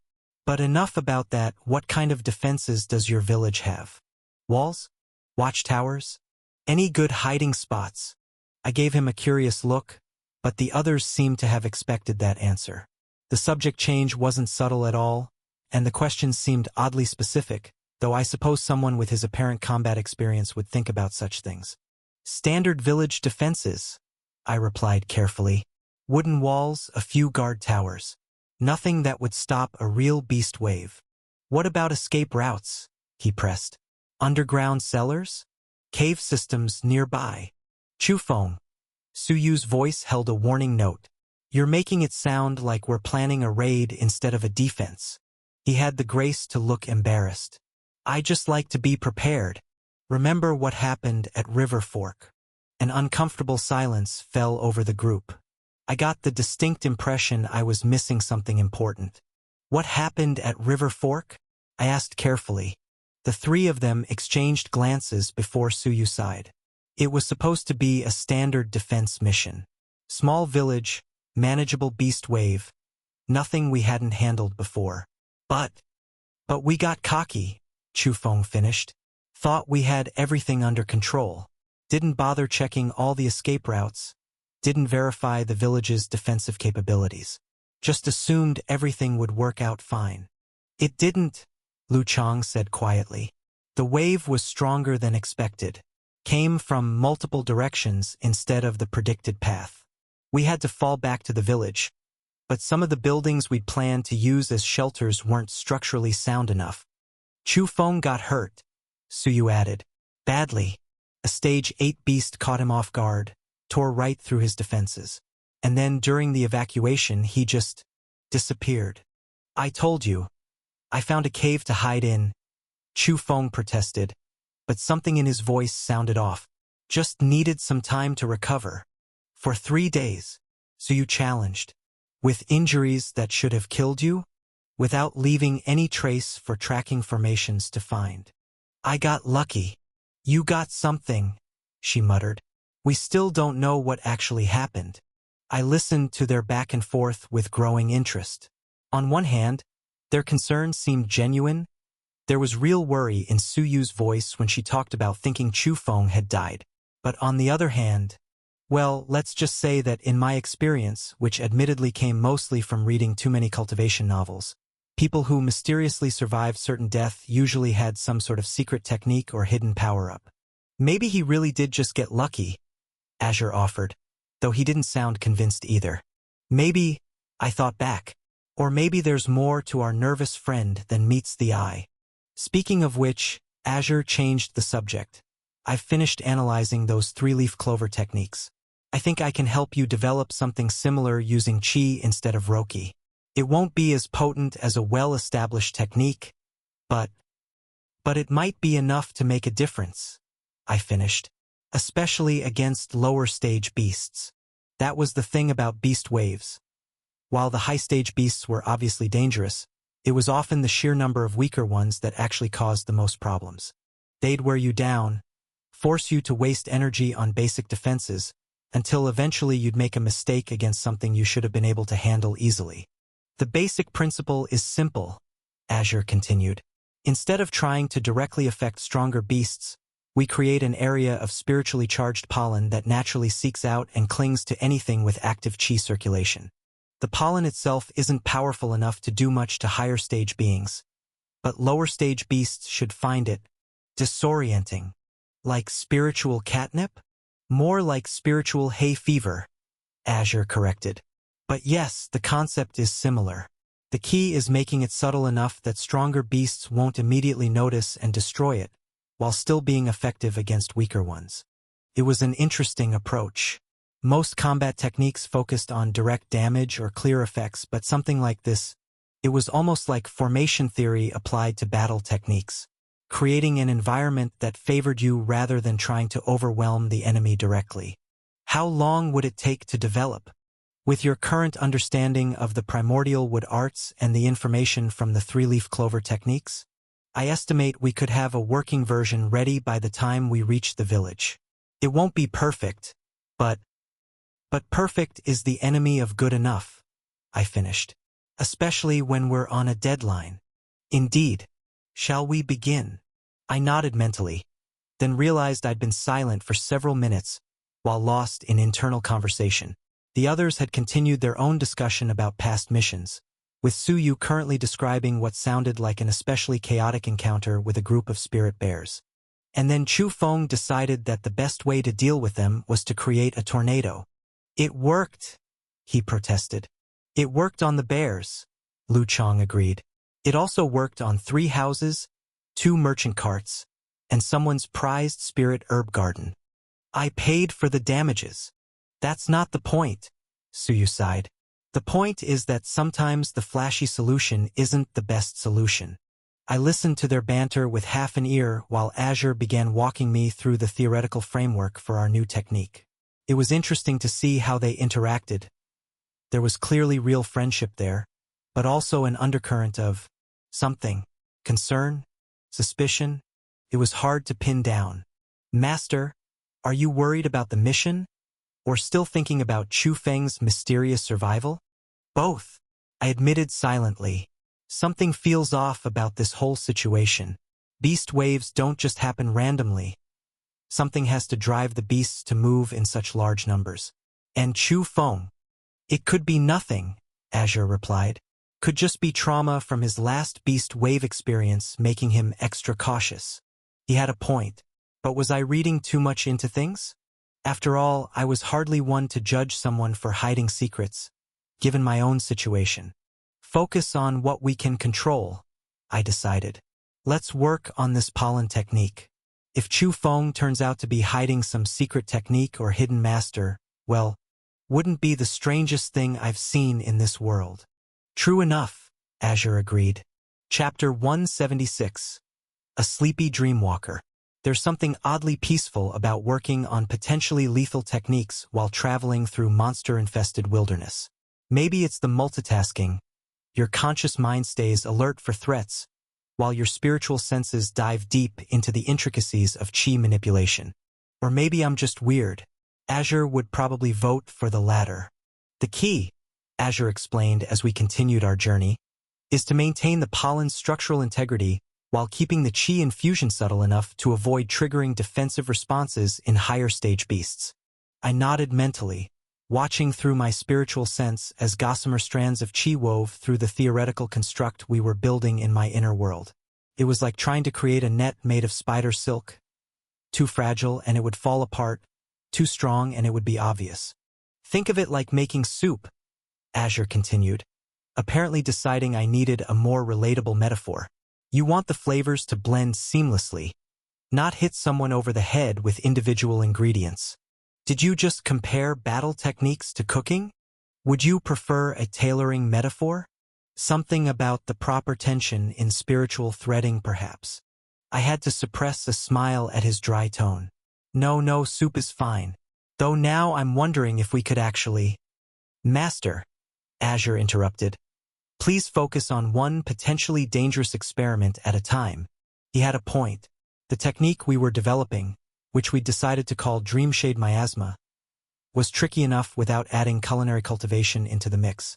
The basic concept was simple. Create a cloud of spiritually infused pollen that would affect lower stage beasts without drawing attention from stronger ones. The execution, however, try reducing the chi density in the outer layer by about 30%, Azure suggested. And maybe add a slight spiral pattern to the distribution. We'd been at this for hours, refining and adjusting. The nice thing about developing techniques in your inner world is that you can test theories without actually risking blowing yourself up. The downside is that you look like you're completely zoned out to anyone watching. Speaking of which, you're very quiet, Lu Chang observed, breaking into my thoughts. Are you worried about the mission? I blinked, pulling my attention back to the physical world. Just thinking about formation arrangements. I lied smoothly. Well, partial lie, I had been thinking about formations earlier. Ah yes, the life of a formation practitioner, always in their head. He smiled, but there was something evaluating in his gaze. Actually, that brings up a good point. We should probably all familiarize ourselves with each other's capabilities before we reach the village. Proper teamwork could make the difference between success and failure. So you nodded emphatically, especially with beast waves.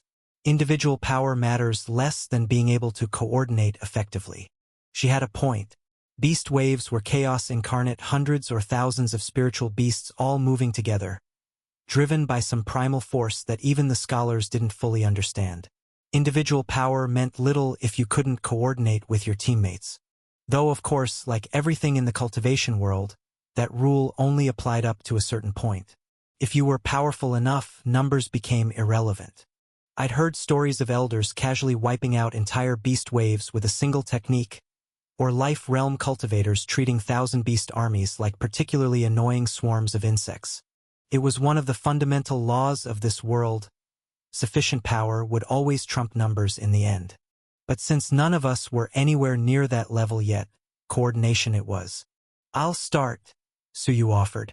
My cultivation method is the Crimson Sun breathing technique. It creates an artificial sun in my inner world that lets me absorb and refine fire essence. She held up her hand, summoning a small flame that danced between her fingers. Most of my techniques revolve around heat manipulation. I can create barriers of superheated air, generate focus flame attacks, that sort of thing. The flame expanded, forming complex patterns before dissipating. My ultimate technique is called Solar Devastation Wave. It's basically concentrated solar fire that keeps burning until the target is completely destroyed. She grinned. Though I try not to use that one near populated areas. Tends to make the locals nervous. I practice the immutable Titan scripture. Lu Chang went next. My inner world, the Titan's Colossus realm, is filled with mountain-sized stone giants that embody unshakable will. Did you know this text is from a different site? Read the official version to support the creator. He stamped one foot, and I felt the ground beneath us solidify. My techniques focus on defense and absolute stability. I can harden my skin to near indestructibility, and as long as I'm in contact with the ground, my injuries heal continuously. I couldn't help but be impressed. The immutable Titan scripture wasn't something you'd find in a typical sect's library.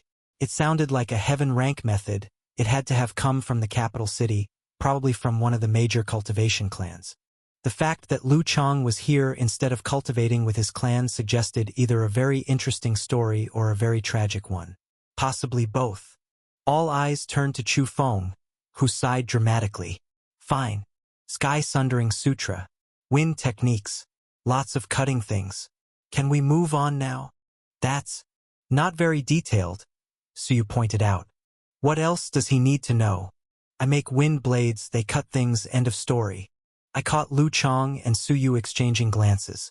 Clearly, this was typical behavior for their teammate. Now it was my turn, and I had to choose my words carefully. Obviously, I couldn't tell them about the runes, the red sun energy, or any of the other things that would raise uncomfortable questions. Better to stick to what they could find out from speaking to any outer disciple in the sect. I practiced the World Tree Sutra, I said, deciding to lead with the obvious.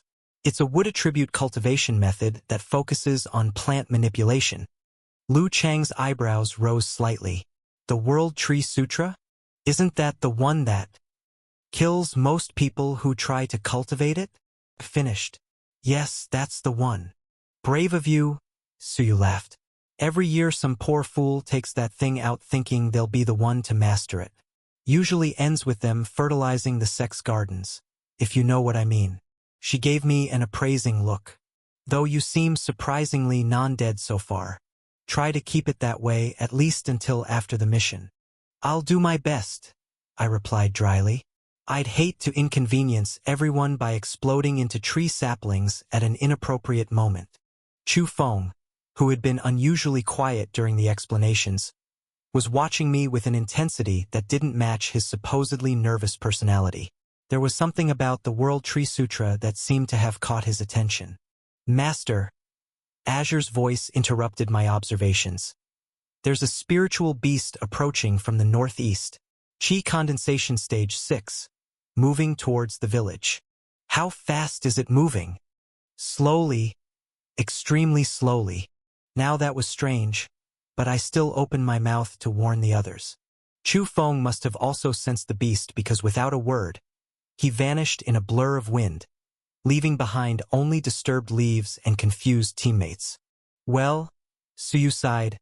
I guess we're fighting now. We followed Chu Feng's trail, arriving just in time to see him engaged in combat with. What exactly was I looking at? The creature looked like someone had tried to describe a sloth to an artist who had never seen one, then told them to make it more cultivation-y. It was massive, easily 15 feet tall, with fur that seemed to shift between different shades of green. A sleepy dreamwalker, Azure identified the strange being. Normally solitary creatures that prefer to stay in the deeper parts of spirit forests. They feed on dreams and spiritual essence, usually from plants but occasionally from cultivators who fall asleep in their territory. This one seems odd though. Its energy patterns are unstable. The battle itself was even stranger than the beast. Chu Feng, who should have been able to handle a stage 6 beast without breaking a sweat, was struggling. His wind blades seemed to pass through the creature's fur without effect, while its slow swipes somehow kept forcing him to dodge at the last second. The Dreamwalker, for its part, seemed more interested in getting past Chu Feng than fighting him. Its movements were erratic, almost desperate, as if drawn to something beyond our position. But what really caught my attention was Chu Feng's expression. He wasn't fighting like someone dealing with an unexpected threat.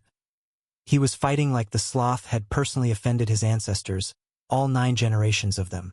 Each attack was delivered with an intensity that seemed completely out of proportion for what should have been a routine beast encounter. Wind blades filled the air, turning the clearing into a landscape of cutting force. Trees toppled, rocks shattered, and still the sloth kept trying to disengage. Enough of this? Lu Chang stepped in, chi surging as his flesh into what looked like living metal. The difference in power was immediately apparent, being 3 cultivation stages higher. His mere presence caused the beast to falter and even whimper. I stayed back, partly to observe their dynamics and partly because, well, it seemed like overkill to have 4 people gang up on a single stage 6 beast. Lu Chang didn't even need to use a named technique. A single chi-enhanced palm strike caught the beast in its core. The impact sent shockwaves through the clearing, shattering rocks and splintering tree trunks. The beast's ribcage caved inward with a sickening crack as it fell, its fur no longer shifting colors but settling into a dull gray. But before its massive form could even crater the ground, Chu Feng had already moved, faster than he'd shown himself capable of during the entire fight, storing the corpse in his storage ring. "I need the corpse," he said quickly, noticing the others' confused looks. "I'll compensate you with spirit stones for your help. Though," his tone turned slightly acidic, "I don't recall asking for assistance." "You seem to be having trouble," Lu Chang pointed out. "Are you still injured from the last mission?" Chu Feng's expression flickered between annoyance and something else. "Worry? Fear? Yeah," he said finally. "But it won't affect the mission. I can handle myself." Lu Chang and Su Yu exchanged concerned glances but didn't press the issue. As we resumed our journey, I noticed they were positioning themselves slightly differently now, keeping Chu Feng in their peripheral vision more often than before. "Master," Azure's voice was thoughtful. "There was something strange about that beast." "What do you mean?" "Just before Chu Feng stored its corpse, I detected an unusual energy signature. It was only for a moment, but what?" "I'm not entirely sure," Azure admitted. "It happened too quickly, and Chu Feng moved the body into storage almost instantly. But whatever it was, he knows about it, and he's going to considerable effort to keep anyone else from finding out." I mulled this over as we continued down the path. A supposedly nervous cultivator who fought with inconsistent skill levels, a beast that seemed more interested in reaching the village than fighting, and now mysterious energy signatures that Chu Feng wanted to hide. Chapter 177. The Floating Reed Village. The rest of our journey passed without incident, which might seem boring to some people. But in a cultivation world, boring usually meant you got to keep all your limbs attached to your body, so I wasn't complaining. Of course, Azure had other ideas about how to spend the peaceful travel time. "You're still telegraphing the energy buildup," he critiqued as I practiced the new Dreamshade miasma technique in my inner world. "The whole point is subtlety. If a stage 5 beast can sense it coming, it defeats the purpose." "I'm trying," I thought back, adjusting the chi flow patterns for what felt like the 100th time. But it's like trying to whisper and shout at the same time. The pollen needs enough power to affect enough beasts without being obvious enough to be detected. Perhaps a metaphor would help. Think of it like, if you compare it to cooking again, I'm going to start ignoring you. I was going to say like spreading gossip, actually. The information needs to reach enough people without alerting those in power. I had to admit that was a pretty good metaphor. I adjusted my approach, trying to think of the chi-infused pollen as rumors spreading through a crowd rather than as an attack. The technique still wasn't perfect, but it was progress. And given how the original 3-leaf clover cultivators had probably spent years developing their version, getting even a workable variant in a few hours wasn't bad. The sun was low in the sky by the time we reached the outskirts of Floating Reed Village. The familiar sight hit me like a physical blow. Memories that weren't quite mine and were usually vague came flooding back with crystal clarity.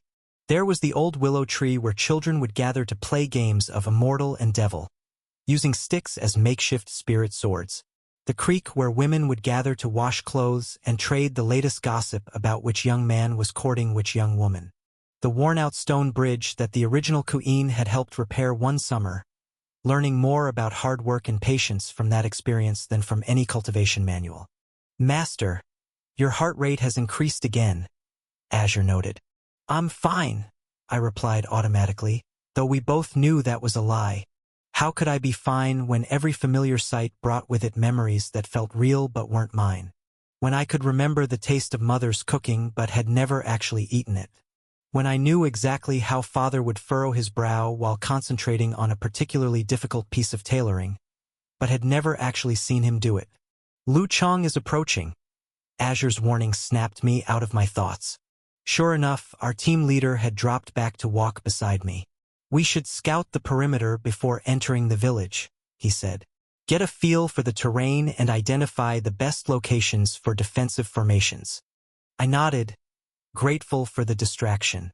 The river to the east would make a good anchor point for barrier formations, I said, falling into the familiar patterns of tactical discussion. Though we'll need to account for the seasonal water level changes. Agreed. So you take the riverside. Check for any areas where the current might be too strong for your steam barriers. Chu Feng, survey the higher ground. We'll need good vantage points for early warning systems. They moved off to their assigned tasks while Lu Chang turned to me. You know the area best. What should we be watching for? I closed my eyes, sorting through the original Kuyin's memories as Azure provided more details about our surroundings. There's an old quarry about half a mile north of the village. It's been abandoned for years, but the pit is deep enough that it could be a problem if any burrowing beasts decide to use it. Show me. We spent the next hour systematically checking every potential weakness in the village's natural defenses. The quarry was exactly where I remembered it, though the vegetation had grown thicker around its edges. Several large spirit beasts could easily hide in its depths, and the surrounding stone would make it difficult for normal detection methods to spot them. If you spot this story on Amazon, know that it has been stolen. Report the violation. We'll need specialized formations here, I said, crouching to examine the ground. Something that can detect movement through stone. Maybe modify a basic tremor sensing array with some Earth attribute components. Lu Chang nodded approvingly. Good thinking. What about the western approach? Mostly farmland, I replied, consulting more borrowed memories. Good visibility but minimal natural barriers. We'll need to create our own defensive lines there. The farms will need to be evacuated, he noted. Any crops left in the fields will just attract beasts. I winced, thinking of the families who depended on those crops. But he was right, better to lose a harvest than lose lives. So you rejoined us as we were finishing our survey of the western fields. River looks good, she reported. Current strong but steady. I can work with it. Found a few spots where the bank's unstable though. We'll need to shore those up before I start any major techniques. I can help with that, I offered. The Symphony Shield formation can be modified to reinforce existing structures. It won't be as strong as its normal barrier form, but it should prevent the banks from collapsing under pressure. She gave me an appraising look. You know, when Chu Feng complained about having an outer disciple on the team, I thought he might have a point. But you actually seem to know what you're doing. Thanks, I think.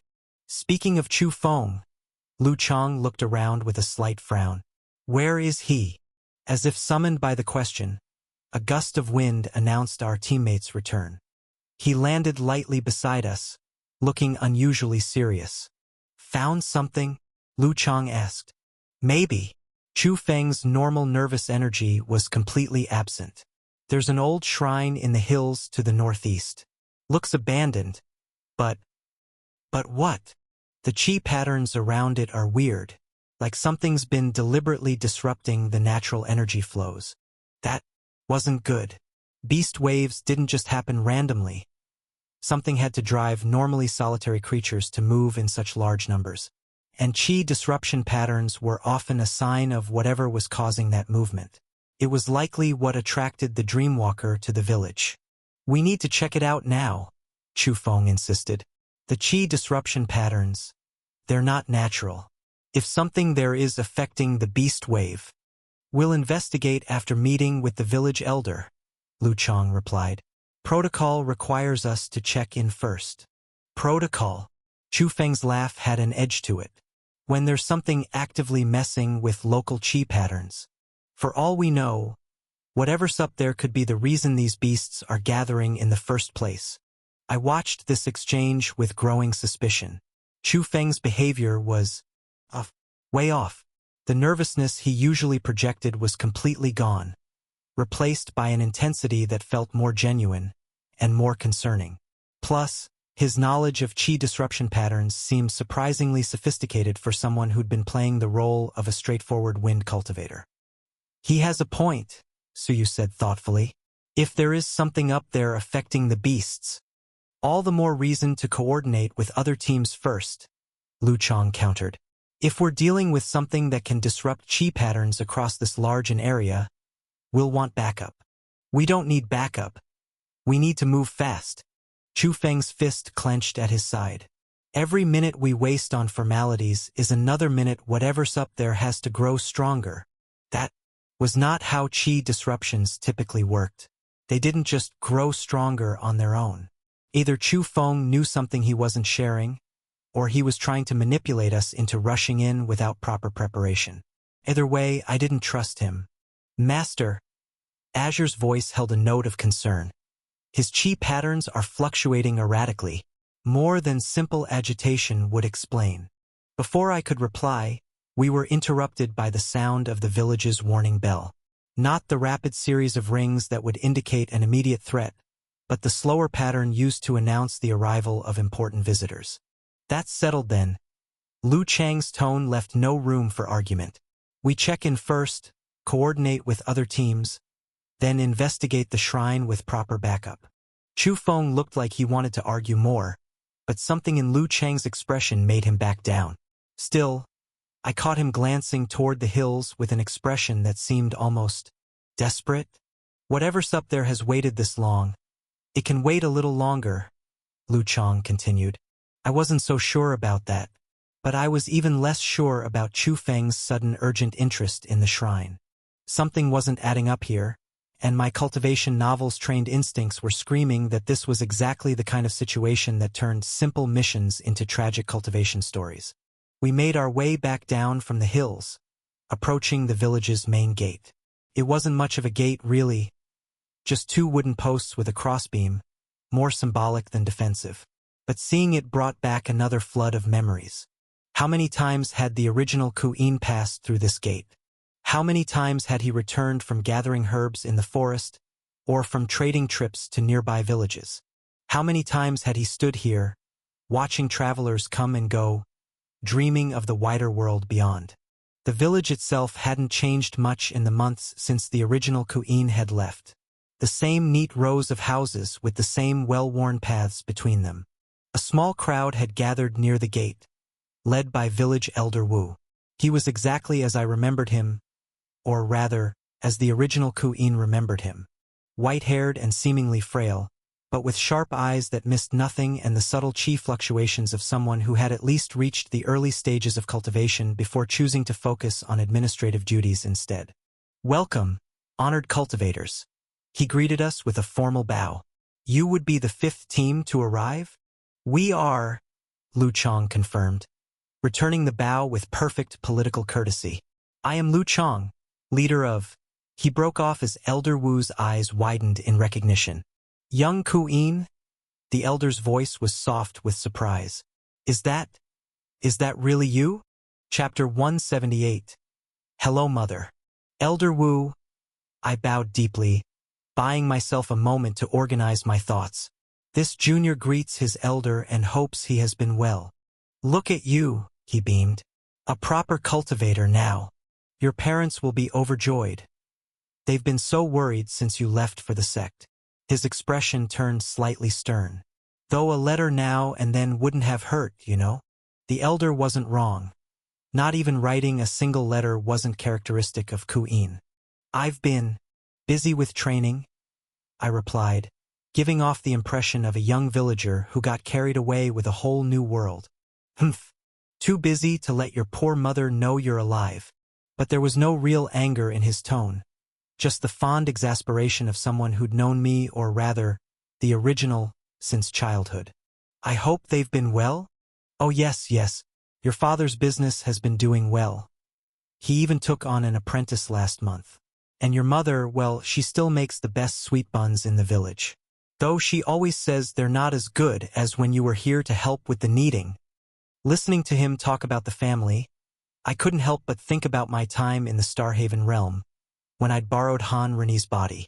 Then, I'd been able to repay the favor, strengthening his body, supplying better cultivation techniques, even saving his family from some rather nasty political complications. But this was different. The original Ka'in was dead, as thoroughly dead as anyone could be in a cultivation world. There would be no returning his body, no paying back the debt.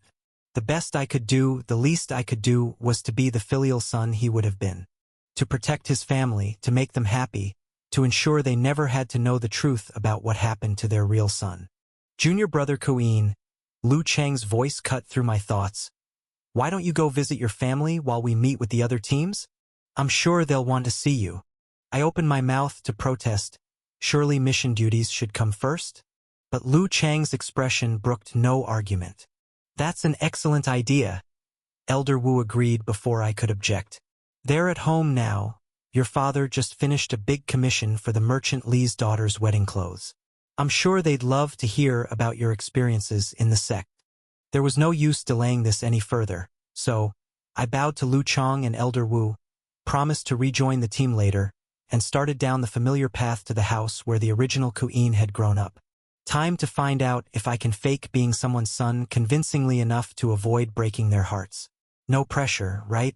On the bright side, Azure offered.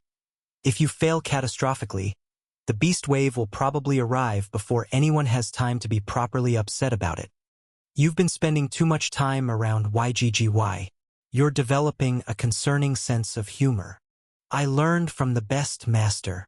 I wasn't sure if he meant me or YGGY with that comment. I decided not to ask. As I walked through the village, I carefully suppressed my cultivation aura. It was something every cultivator had to learn. Mortals might admire our power, but deep in their bones, in the primitive parts of their brains that remembered being prey, they could sense the predator we'd become. Even at my relatively low cultivation level, an unrestricted aura could make children cry and adults break into cold sweats. The streets were exactly as the original Ka'in remembered them, down to the crooked cobblestone that everyone knew to step around near the baker's shop. The smell of fresh bread mixed with the ever-present scent of the river, creating that particular blend that meant home in memories that weren't quite mine. A group of children ran past, then stopped and turned to stare. I recognized one of them, or rather, the original Ka'in did. Little Ming. He looked about 10, and he was looking at me with wide, awestruck eyes. Big brother Ku? He asked hesitantly. I nodded, trying to smile in a way that wouldn't frighten him. Hello, Ming. You've grown. He beamed, then turned to his friends. See? I told you he became a cultivator. The pride in his voice brought back memories of the day the Sect Scout had discovered the original spiritual sensitivity. The whole village had celebrated. It wasn't every day one of their own got the chance to walk the immortal path. They'd held a feast, everyone bringing what food they could spare, sharing stories late into the night about legendary cultivators and their great deeds. But underlying the celebration had been a current of uncertainty. Everyone knew the statistics, even if they didn't speak of them openly. Most village children who showed promise still failed the sect's entrance examinations. Of those who passed, many couldn't handle the brutal training regimens and returned to mortal life within the first year. A cultivation prodigy from a small village was like a delicate flower growing through cracks in the stone, beautiful, but all too easily crushed. The fact that I had not only survived but thrived enough to return wearing proper sect robes, well, no wonder Ming was proud to be proven right. Young Ku, another voice called out. This one belonged to Old Wang, the vegetable seller. Welcome back. Will you be staying long? Unfortunately not, I replied.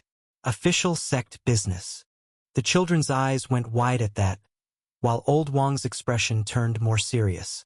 The beast wave. He lowered his voice, glancing at the kids. We've been hearing rumors. Traders said they saw strange movements in the forests. Support creative writers by reading their stories on Royal Road, not stolen versions. Several nearby villagers drifted closer, trying to look like they weren't listening intently. My cousin's friend said the beasts are acting weird, one woman added. Said they found a whole herd of spirit deer just standing still, staring at nothing. Like they were waiting for something. Another villager chimed in. I could see worry starting to spread through the small crowd. The last thing we needed was panic. The sect has sent multiple teams. I assured them, keeping my voice calm but confident. We have experienced cultivators and solid defensive plans. The village will be protected. There's nothing to worry about. That wasn't entirely true, but panic wouldn't help anyone. Besides, we really did have a solid defensive plan. Probably, assuming nothing went horrifically wrong, which, well, this was a cultivation world. Something always went horrifically wrong. But why did they send you? Ming asked innocently. You just started learning a few months ago. Leave it to a child to ask the uncomfortable questions. I have special skills, I explained. I work with formations, like the protective arrays around important buildings. That's why they needed me here. Like the ones on the granary? Lu Wei asked excitedly. My dad says those cost a fortune to maintain. Similar, yes. I smiled, remembering how a young Queen used to stare at those same formations, wondering how they worked. Though mine are a bit different. Can you show us? Ming bounced on his toes. Please? Just a small one. I was about to refuse when I had a better idea. Reaching into my storage ring, causing appropriate gasps of amazement from my young audience, I pulled out one of my practice formation flags. See these patterns? I knelt down to show them the intricate lines. Each one has a specific purpose. This curve here channels spiritual energy, while these triangles help stabilize the flow. The children crowded around, their earlier questions about lightning and sword techniques forgotten in favor of this tangible piece of cultivator equipment. Even some of the adults edged closer for a better look. Your father will be proud, Old Wang said quietly. He always said you had clever hands. Good to see you found a use for them beyond stitching cloth. The original Keyin's memories surfaced again, hours spent learning to make perfectly straight seams. His father's patient corrections. The quiet pride when he finally got it right. Speaking of father, I straightened up, tucking the flag away. I should probably go. Old Wang shooed me away with a smile. Before your mother hears you've been back for more than 5 minutes without visiting. She'll have my head for keeping you. But you'll show us more later, right? Ming called after me as I started walking. Promise. If there's time, I hedged. After we deal with the beast wave. As I headed toward the shop, I could hear Ming already spinning elaborate tales to his friends about his cultivator brother, who could make magical drawings that turned into dragons. Kids and their imaginations. Master, Azure spoke up. I feel compelled to point out that your current heart rate is approaching levels typically associated with combat situations. Noted, I replied silently. Any other helpful observations? Your palms are sweating, and you've been standing in the middle of the street staring at a door for approximately 10 seconds. Several villagers are beginning to give you concerned looks. Right. The shop, our home, looked exactly as I remembered it. 7 years ago, Father had converted the front room into a proper storefront, a decision that 10-year-old Queen had found both exciting and a little sad. The worn wooden sign that we'd painted together still hung above the door, the characters slightly uneven where young hands had helped with the work. Sample robes hung in the window. Father had installed himself. The display somehow both professional and homey. Even the slightly crooked doorframe remained unfixed, a casualty of that same renovation that Father had always meant to correct but never got around to. Behind the shop space, the rest of the building still served as our home, the division between business and family life marked by a simple curtain that Mother had embroidered with protective symbols. Taking a deep breath, I stepped forward and pushed open the door. A small bell chimed, exactly as I remembered it, and a familiar voice called out from the back room. Just a moment. Mother. The original Ku Yin's memories surged forward so strongly that for a moment I wasn't sure whose emotions I was feeling. The scent of tea and fabric dye, the soft sound of scissors cutting through silk, the way sunlight filtered through the windows. A strange warmth spread across my chest. Master, Azure's voice cut through the flood of memories. You're here to help protect these people. Everything else is secondary. He was right, of course. Right now, I needed to. Welcome to Een? A woman stood in the doorway between the shop and the back room, a half-finished robe in her hands.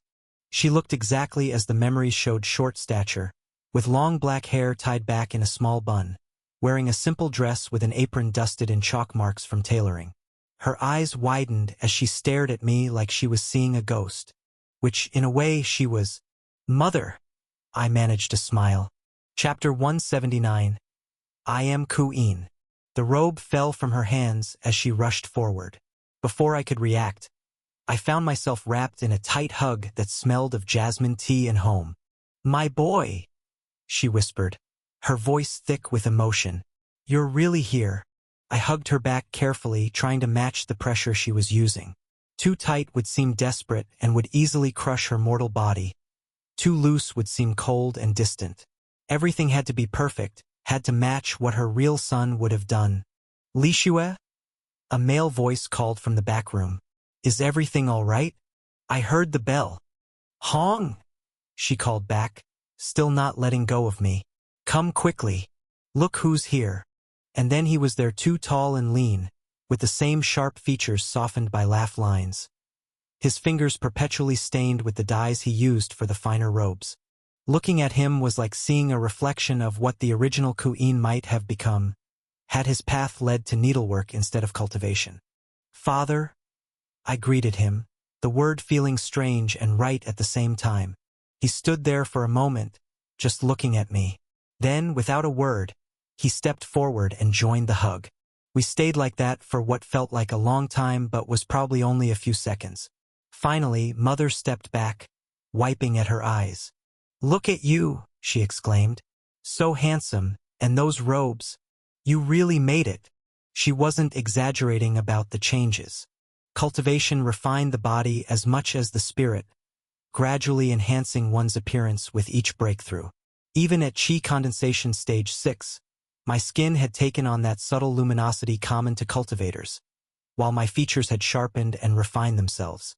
It was one of those things that had always seemed a bit too convenient in the novels. Why were all the powerful cultivators described as devastatingly beautiful? But now I understood. The same energy that strengthened our bodies also perfected them, smoothing out flaws and emphasizing attractive features. No wonder so many young cultivators seem to have stepped straight out of poetry. The sect has been good to me, I said, which was true enough in its way.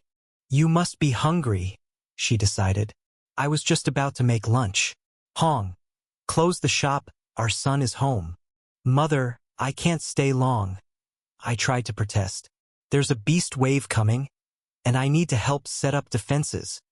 All the more reason to eat well now, she insisted. You can't fight on an empty stomach. Besides, her voice softened. How can a mother not feed her son?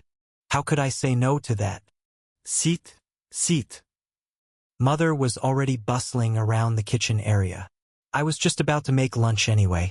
Hong, could you get the good tea set? The one with the crane patterns. Mother, you don't have to. I started to protest, but she cut me off with a look that I somehow knew meant, don't you dare argue with me about this. My son returns home after months away, having become a proper cultivator, and you think I'm not going to make a proper meal? She shook her head, already starting to chop vegetables. What kind of mother would I be? I caught Father hiding a smile as he retrieved the tea set she'd mentioned. It was their best one. A wedding gift from her parents, only used for special occasions. Here, Father handed me a cup of tea, the familiar aroma of his special blend filling the air. Still remember how to hold it properly? It was a joke, probably referencing some childhood clumsiness, but my body moved automatically, fingers positioning themselves with the grace that came from years of practice I hadn't actually experienced. The muscle memory was perfect, even if the memories themselves were vague. Some things you don't forget, I said, taking a sip. The taste was consisted of complex notes of oolong and jasmine with just a hint of something earthier underneath. Father had always experimented with his tea blends, treating them with the same careful attention he gave to his tailoring. Speaking of not forgetting, Mother called from the kitchen. Have you been eating properly at the sect? You look thin. I almost laughed. This body was in the best physical condition it had ever been in, thanks to cultivation's enhancement effects. But I suppose to a mother's eyes, her child would always look like they needed feeding. The sect provides good meals, I assured her, though nothing compares to your cooking. Flattery will not get you out of eating a proper lunch, she replied, but I could hear the pleased note in her voice. Now tell us about the sect. What have you been learning? Have you made friends? Are the elders treating you well? As she talked, her hands never stopped moving, chopping vegetables, seasoning meat, adjusting the fire under the wok. It was a dance the original had seen countless times, but watching it now, I noticed details the original Queen probably hadn't. The way she unconsciously infused tiny amounts of qi into the ingredients, for instance. Not enough to count as cultivation, but just that trace amount that came from living near spiritual lands. It's interesting, I said carefully, trying to figure out how to explain sect life without mentioning any of the more dramatic parts. I've been focusing on formation studies mainly. It turns out I have a talent for it. Formations. Father looked up from where he was setting the table. Like the protective arrays on the granary? Similar, yes, though mine are more specialized. I can create barriers, early warning systems, that sort of thing. I decided not to mention the combat applications. No need to worry them unnecessarily. Always knew you had clever hands. Father nodded approvingly. Remember how quickly you picked up basic stitching? Formations aren't so different from sewing, when you think about it. Both require precision, patience, understanding how different parts work together. He wasn't wrong, actually. The way he taught the original Queen to visualize sewing patterns wasn't that different from how formation masters mapped out energy flows. I filed that comparison away for future reference. It might be useful for teaching others. Hong, stop trying to turn everything into a tailoring lesson. Mother chided, but her tone was fond. Let the boy tell us about his life. Have you made friends? Found a nice girl, perhaps? I almost choked on my tea. Mother! What? A mother can't be interested in her son's happiness. She started transferring dishes to the table. When had she prepared so much food? Though I suppose cultivation comes first at your age. Your father was the same way when we first met. Always so focused on perfecting his craft. Li Shue. Father's ears had turned slightly red. I'm sure Ian doesn't want to hear about that. Oh? And why not? It's a cute story. I never told you this, but your father spent 3 months working up the courage to speak to me. And when he finally did, he pretended he needed help choosing herbs for a headache remedy. I did have a headache, Father muttered, from spending 3 months trying to work up courage. The banter felt natural, comfortable. I found myself relaxing despite my earlier tension, drawn into their easy dynamic. The food smells amazing, I said, partly to save Father from further embarrassment and partly because it was true. Mother had outdone herself. There were at least 6 dishes on the table, each one looking better than the last. Just simple home cooking, she said modestly, though her pleased smile said otherwise. Nothing fancy like what you must get at the sect. That was debatable. The sect's food was technically better in terms of spiritual energy content, but it was also standardized for optimal cultivation benefits. This was food made with love, each dish chosen specifically because they were things that the original had enjoyed. There was the twice-cooked pork with just a hint of spice, exactly how I apparently liked it. The winter melon soup that had been a childhood favorite. Even the vegetables were prepared the way I preferred. The string beans cut at precisely the right angle, the mushrooms sliced to the perfect thickness. Thank you, I said softly, and meant it. This is perfect. Eat, eat, Mother urged, already filling my bowl with rice. You're too thin. How can you fight spirit beasts if you don't keep up your strength? I noticed she'd given me all the best pieces, the most tender cuts of meat, the crispiest bits of vegetables. It was such a mother thing to do that it made my chest ache with an emotion I couldn't quite name. So, Father said as we began eating, formations? Tell us more about that. The sect must have amazing resources for studying such things. Unauthorized usage. This tale is on Amazon without the author's consent. Report any sightings. I latched onto the safe topic gratefully. They do, but I'm also part of the Formation Guild now. The guild has archives going back centuries, and I've been learning under Formation Master Chin Yong. As I spoke, I found myself falling into the familiar rhythms of a family meal. It helped that their questions were genuine, showing real interest in understanding what I was learning rather than just politely listening. I recently became a Level 2 Formation practitioner. The words came out tinged with pride, even though I knew they had no idea what the ranking meant. Something about telling them made me want to stand taller, like a child showing off a good mark on a test. Level 2 Formation practitioner. Mother beamed, reaching across the table to pat my hand. Our son, already achieving such things. The pride in their eyes was almost overwhelming. Father was trying to maintain his usual calm demeanor, but I could see the way his chest puffed up slightly.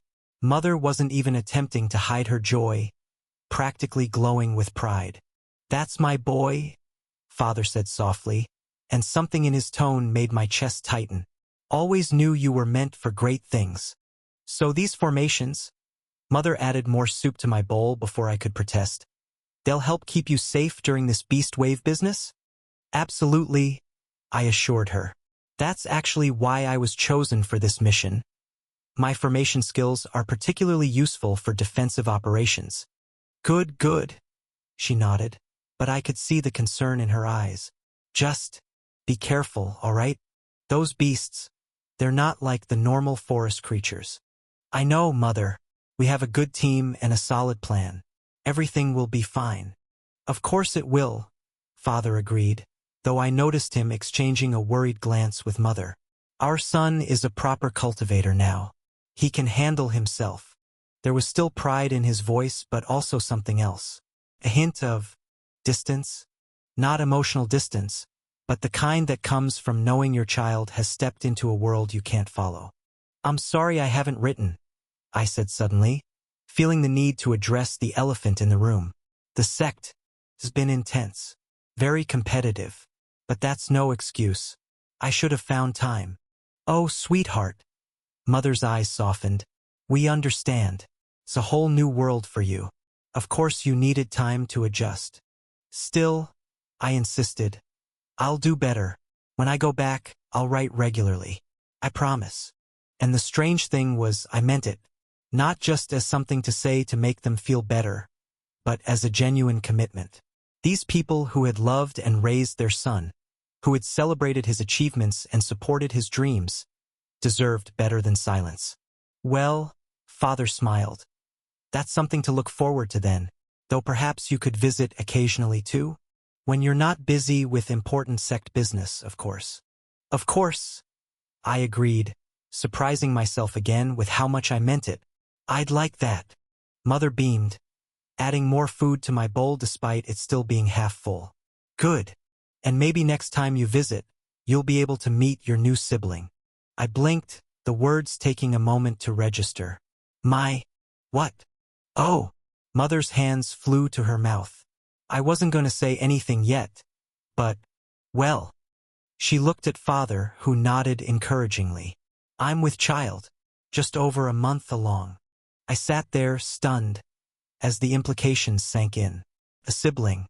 Not only had the original Ku-in been an only child, but I had two. Almost without conscious thought, I extended my spiritual sense ever so slightly. Sure enough, there it was, the tiniest spark of life, barely visible to my cultivation-enhanced perception. A new soul just beginning to form. That's. I searched for words, found myself smiling genuine. That's wonderful. Congratulations. We weren't sure how to tell you, Father admitted. With you being away at the sect, starting your new life. Are you kidding? This is amazing. And it was. The idea of being a big brother, even in this complicated, borrowed way, filled me with an unexpected warmth. Do you know if it's a boy or girl yet? Despite it only being a month, I knew there were techniques to predict a child's gender years before conception, complex divination methods using star charts and blood essence that could tell you not just the gender, but potential talents and even approximate cultivation aptitude. But those techniques belonged to the realm of immortal sects and powerful clans, far removed from this peaceful village life. Though it wouldn't surprise me if old Lady Zhu down the street claimed she had some secret method passed down from her grandmother. Every village seemed to have at least one elderly woman with mysterious, traditional knowledge. Too early to tell, Mother laughed.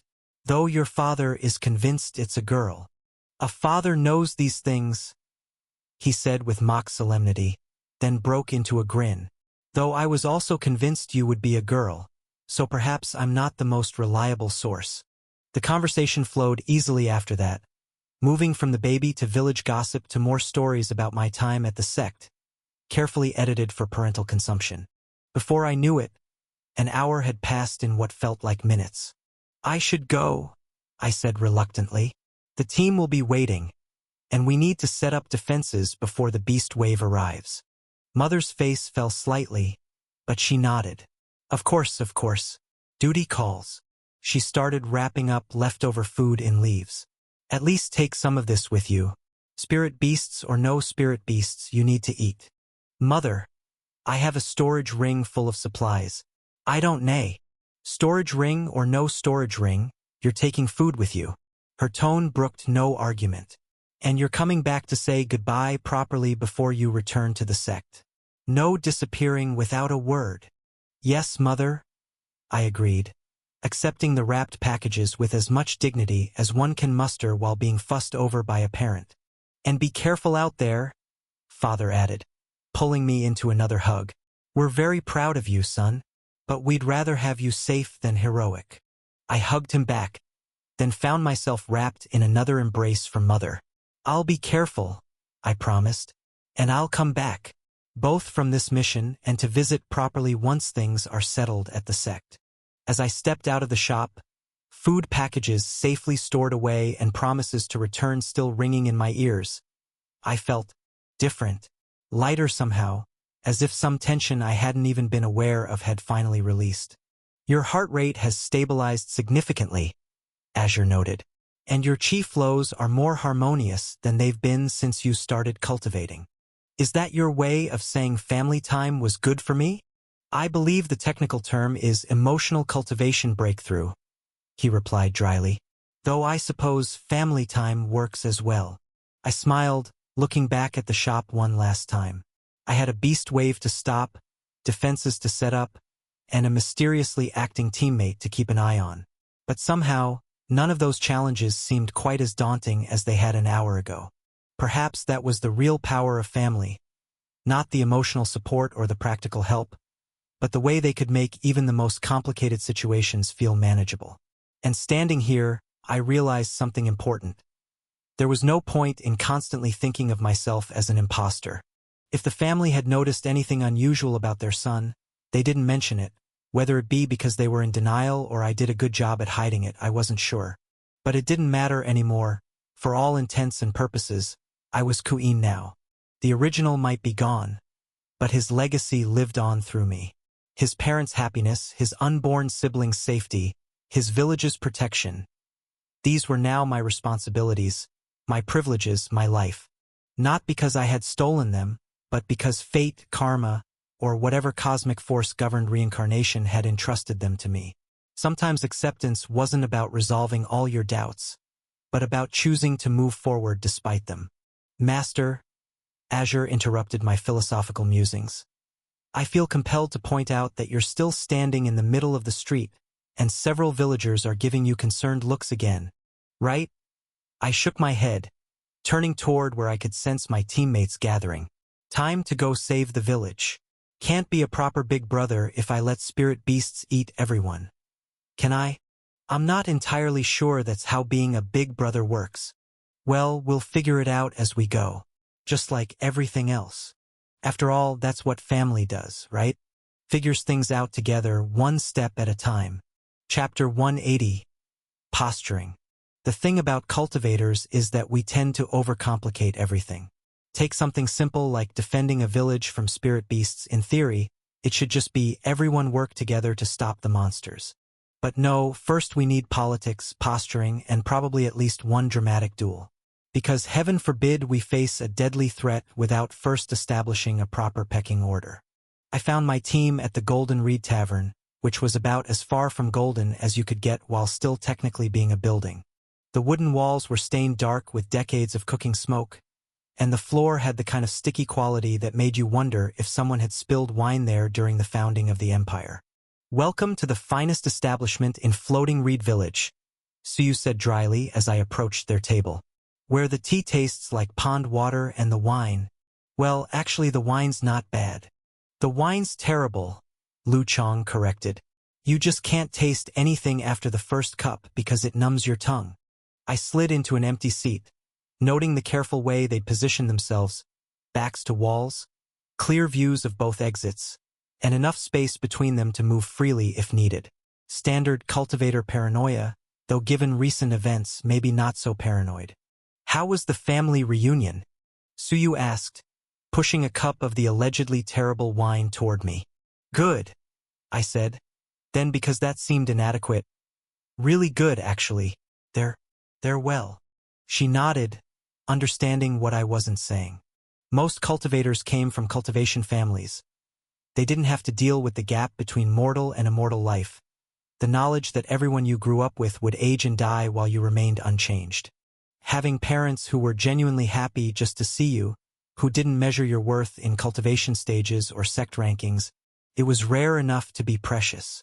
"The other teams have arrived," Lu Chong said, smoothly changing the subject.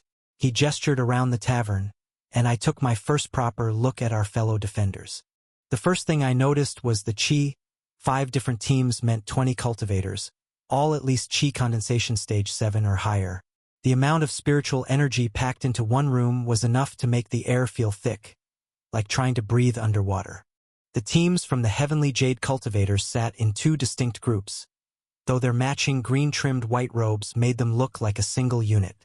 Their leaders, both Chi Condensation Stage 9, were engaged in what looked like an intense discussion, complete with dramatic hand gestures. The Yen clan team was interesting. As the leading clan of the empire, I'd expected more obvious displays of power. Instead, they seemed almost deliberately understated. Their purple and gold robes, while clearly expensive, weren't ostentatious. Their chi, while powerful, wasn't being flaunted. Even their table manners were impeccable, which in a place like this was somehow more conspicuous than poor etiquette would have been. "Master," the other team from our sect seemed, Azure said, uncertain about something. He wasn't wrong. The other Azure Peak team kept glancing between Lu Chong and the Heavenly Jade leaders, their expressions growing more concerned with each look. Something was brewing, and I had a feeling we were about to find out what. "Politics," Chu Feng muttered, noticing my observation. "Always politics. Even with beasts about to overrun a village, we can't escape it." He wasn't wrong. The air was thick with more than just chi. There was tension here, the kind that usually preceded either violence or very aggressive negotiations. Possibly both. "Brother Lu," a voice called out, and I turned to see one of the Yen clan cultivators approaching our table. He moved with the kind of grace that spoke of extensive combat training, and his chi, well, let's just say I was glad he seemed friendly. "Brother Yen Li," Lu Chong stood, clasping hands with the newcomer. "It's been too long. 3 years, 2 months, and 16 days. The Yen cultivator replied with a slight smile. "Not that anyone's counting. Still as precise as ever I see. Still as casual as ever I note." There was history here, the kind that could either make a mission run smoother or explode spectacularly in everyone's face. I watched their interaction carefully, trying to read the undercurrents.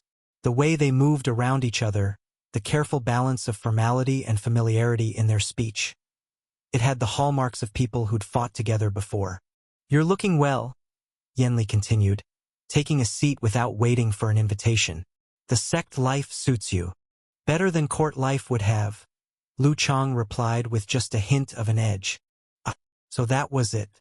Someone, presumably Lu Chang, had chosen not to follow the expected path into imperial service. Given the Yen clan's position as the empire's leading family, that had to have caused some waves. If you stumble upon this narrative on Amazon, be aware that it has been stolen from Royal Road. Please report it. "Hey, outer disciple," one of the heavenly jade cultivators called out, interrupting my analysis. "We heard you're some kind of formation expert?" I turned to face the speaker, a young man whose chi suggested chi condensation stage 8.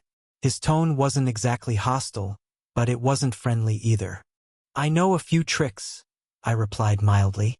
"A few tricks." Suyo es Norted.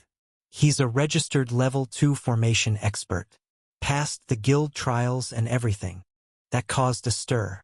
Formation experts were rare enough that even a level 1 certification carried weight. Level 2. Well, let's just say people tend to pay attention when a chi condensation cultivator reached that rank. "Is that so?" The heavenly jade cultivator's tone shifted from dismissive to evaluating. "Interesting. Very interesting." I was saved from having to respond by a commotion from the center of the room. The two heavenly jade team leaders had apparently finished their discussion. One of them stood up.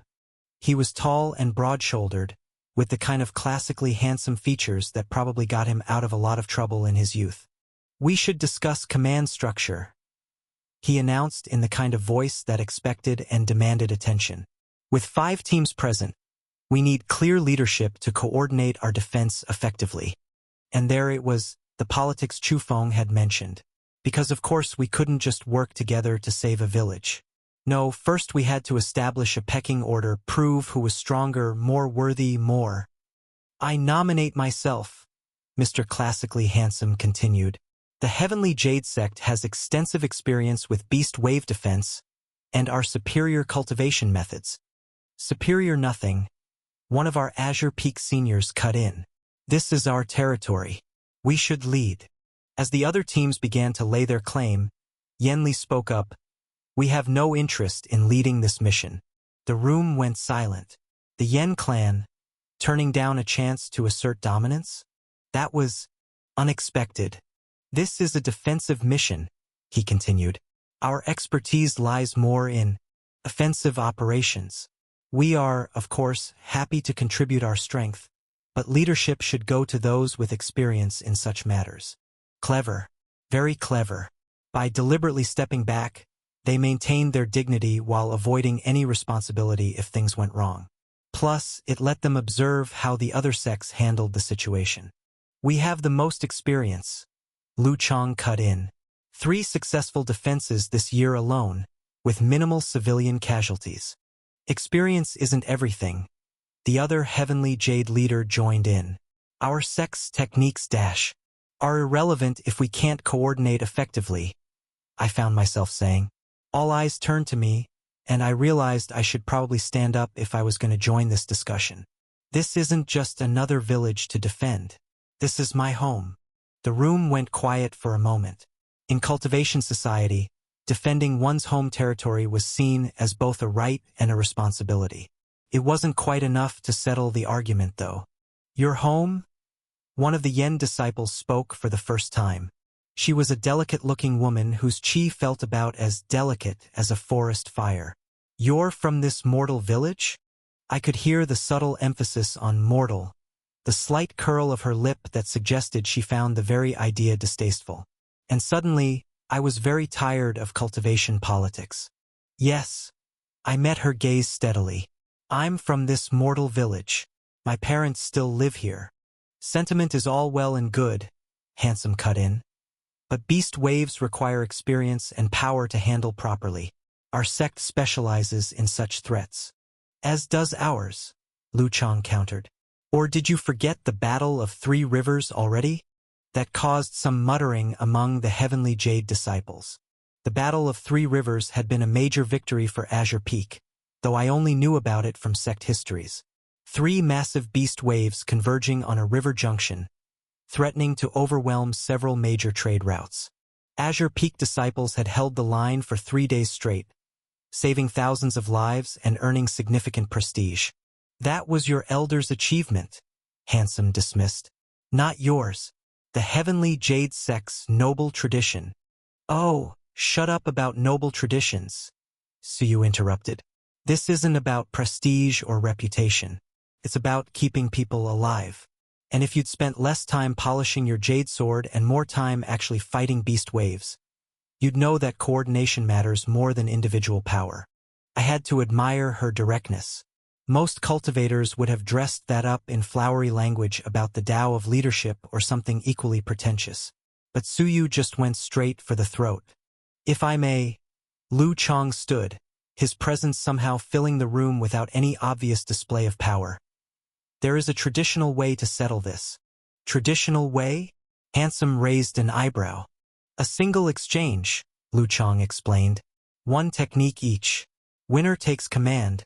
No further disputes. I didn't know exactly how to feel about this. It was exactly the kind of pointless display of power that got people killed in actual combat situations. But on the other hand, well, try getting a group of proud cultivators to follow orders without first establishing a clear power hierarchy. Handsome smiled, an expression that showed too many teeth to be friendly. Terms: single exchange, no lethal techniques, victory by clean hit or forcing the opponent to move from their starting position. Agreed. Agreed. Though perhaps we should take this outside? I'd hate to damage the Mortal's Tavern. The tavern keeper, who had been doing his best to pretend 20 powerful cultivators weren't having a political standoff in his common room, looked relieved at this suggestion. Master, this is foolish, Azure commented as we stood up. Wasting energy before a beast wave. I know, I replied silently. But without this, no one would follow orders when the Real fighting starts.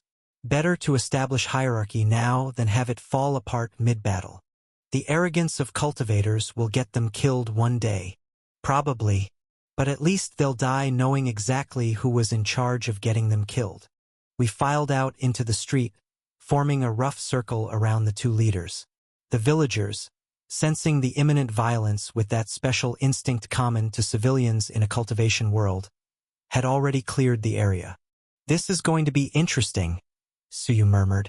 Lu Chong doesn't usually go all out in front of others. Think he will this time? I asked. He'll have to.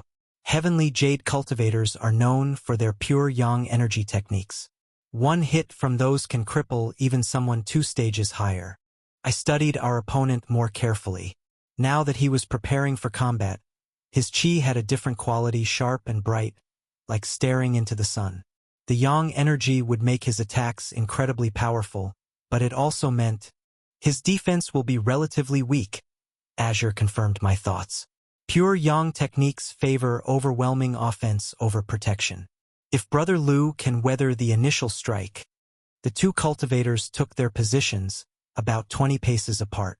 Despite the situation, I couldn't help but admire the technical display. Both were at the peak of chi condensation, their energy control refined to the point where even standing still looked like an art form. Handsome drew a jade sword, while Lu Chong simply stood there. 1 exchange. Yen Li's voice cut through the tension. No lethal techniques. Begin.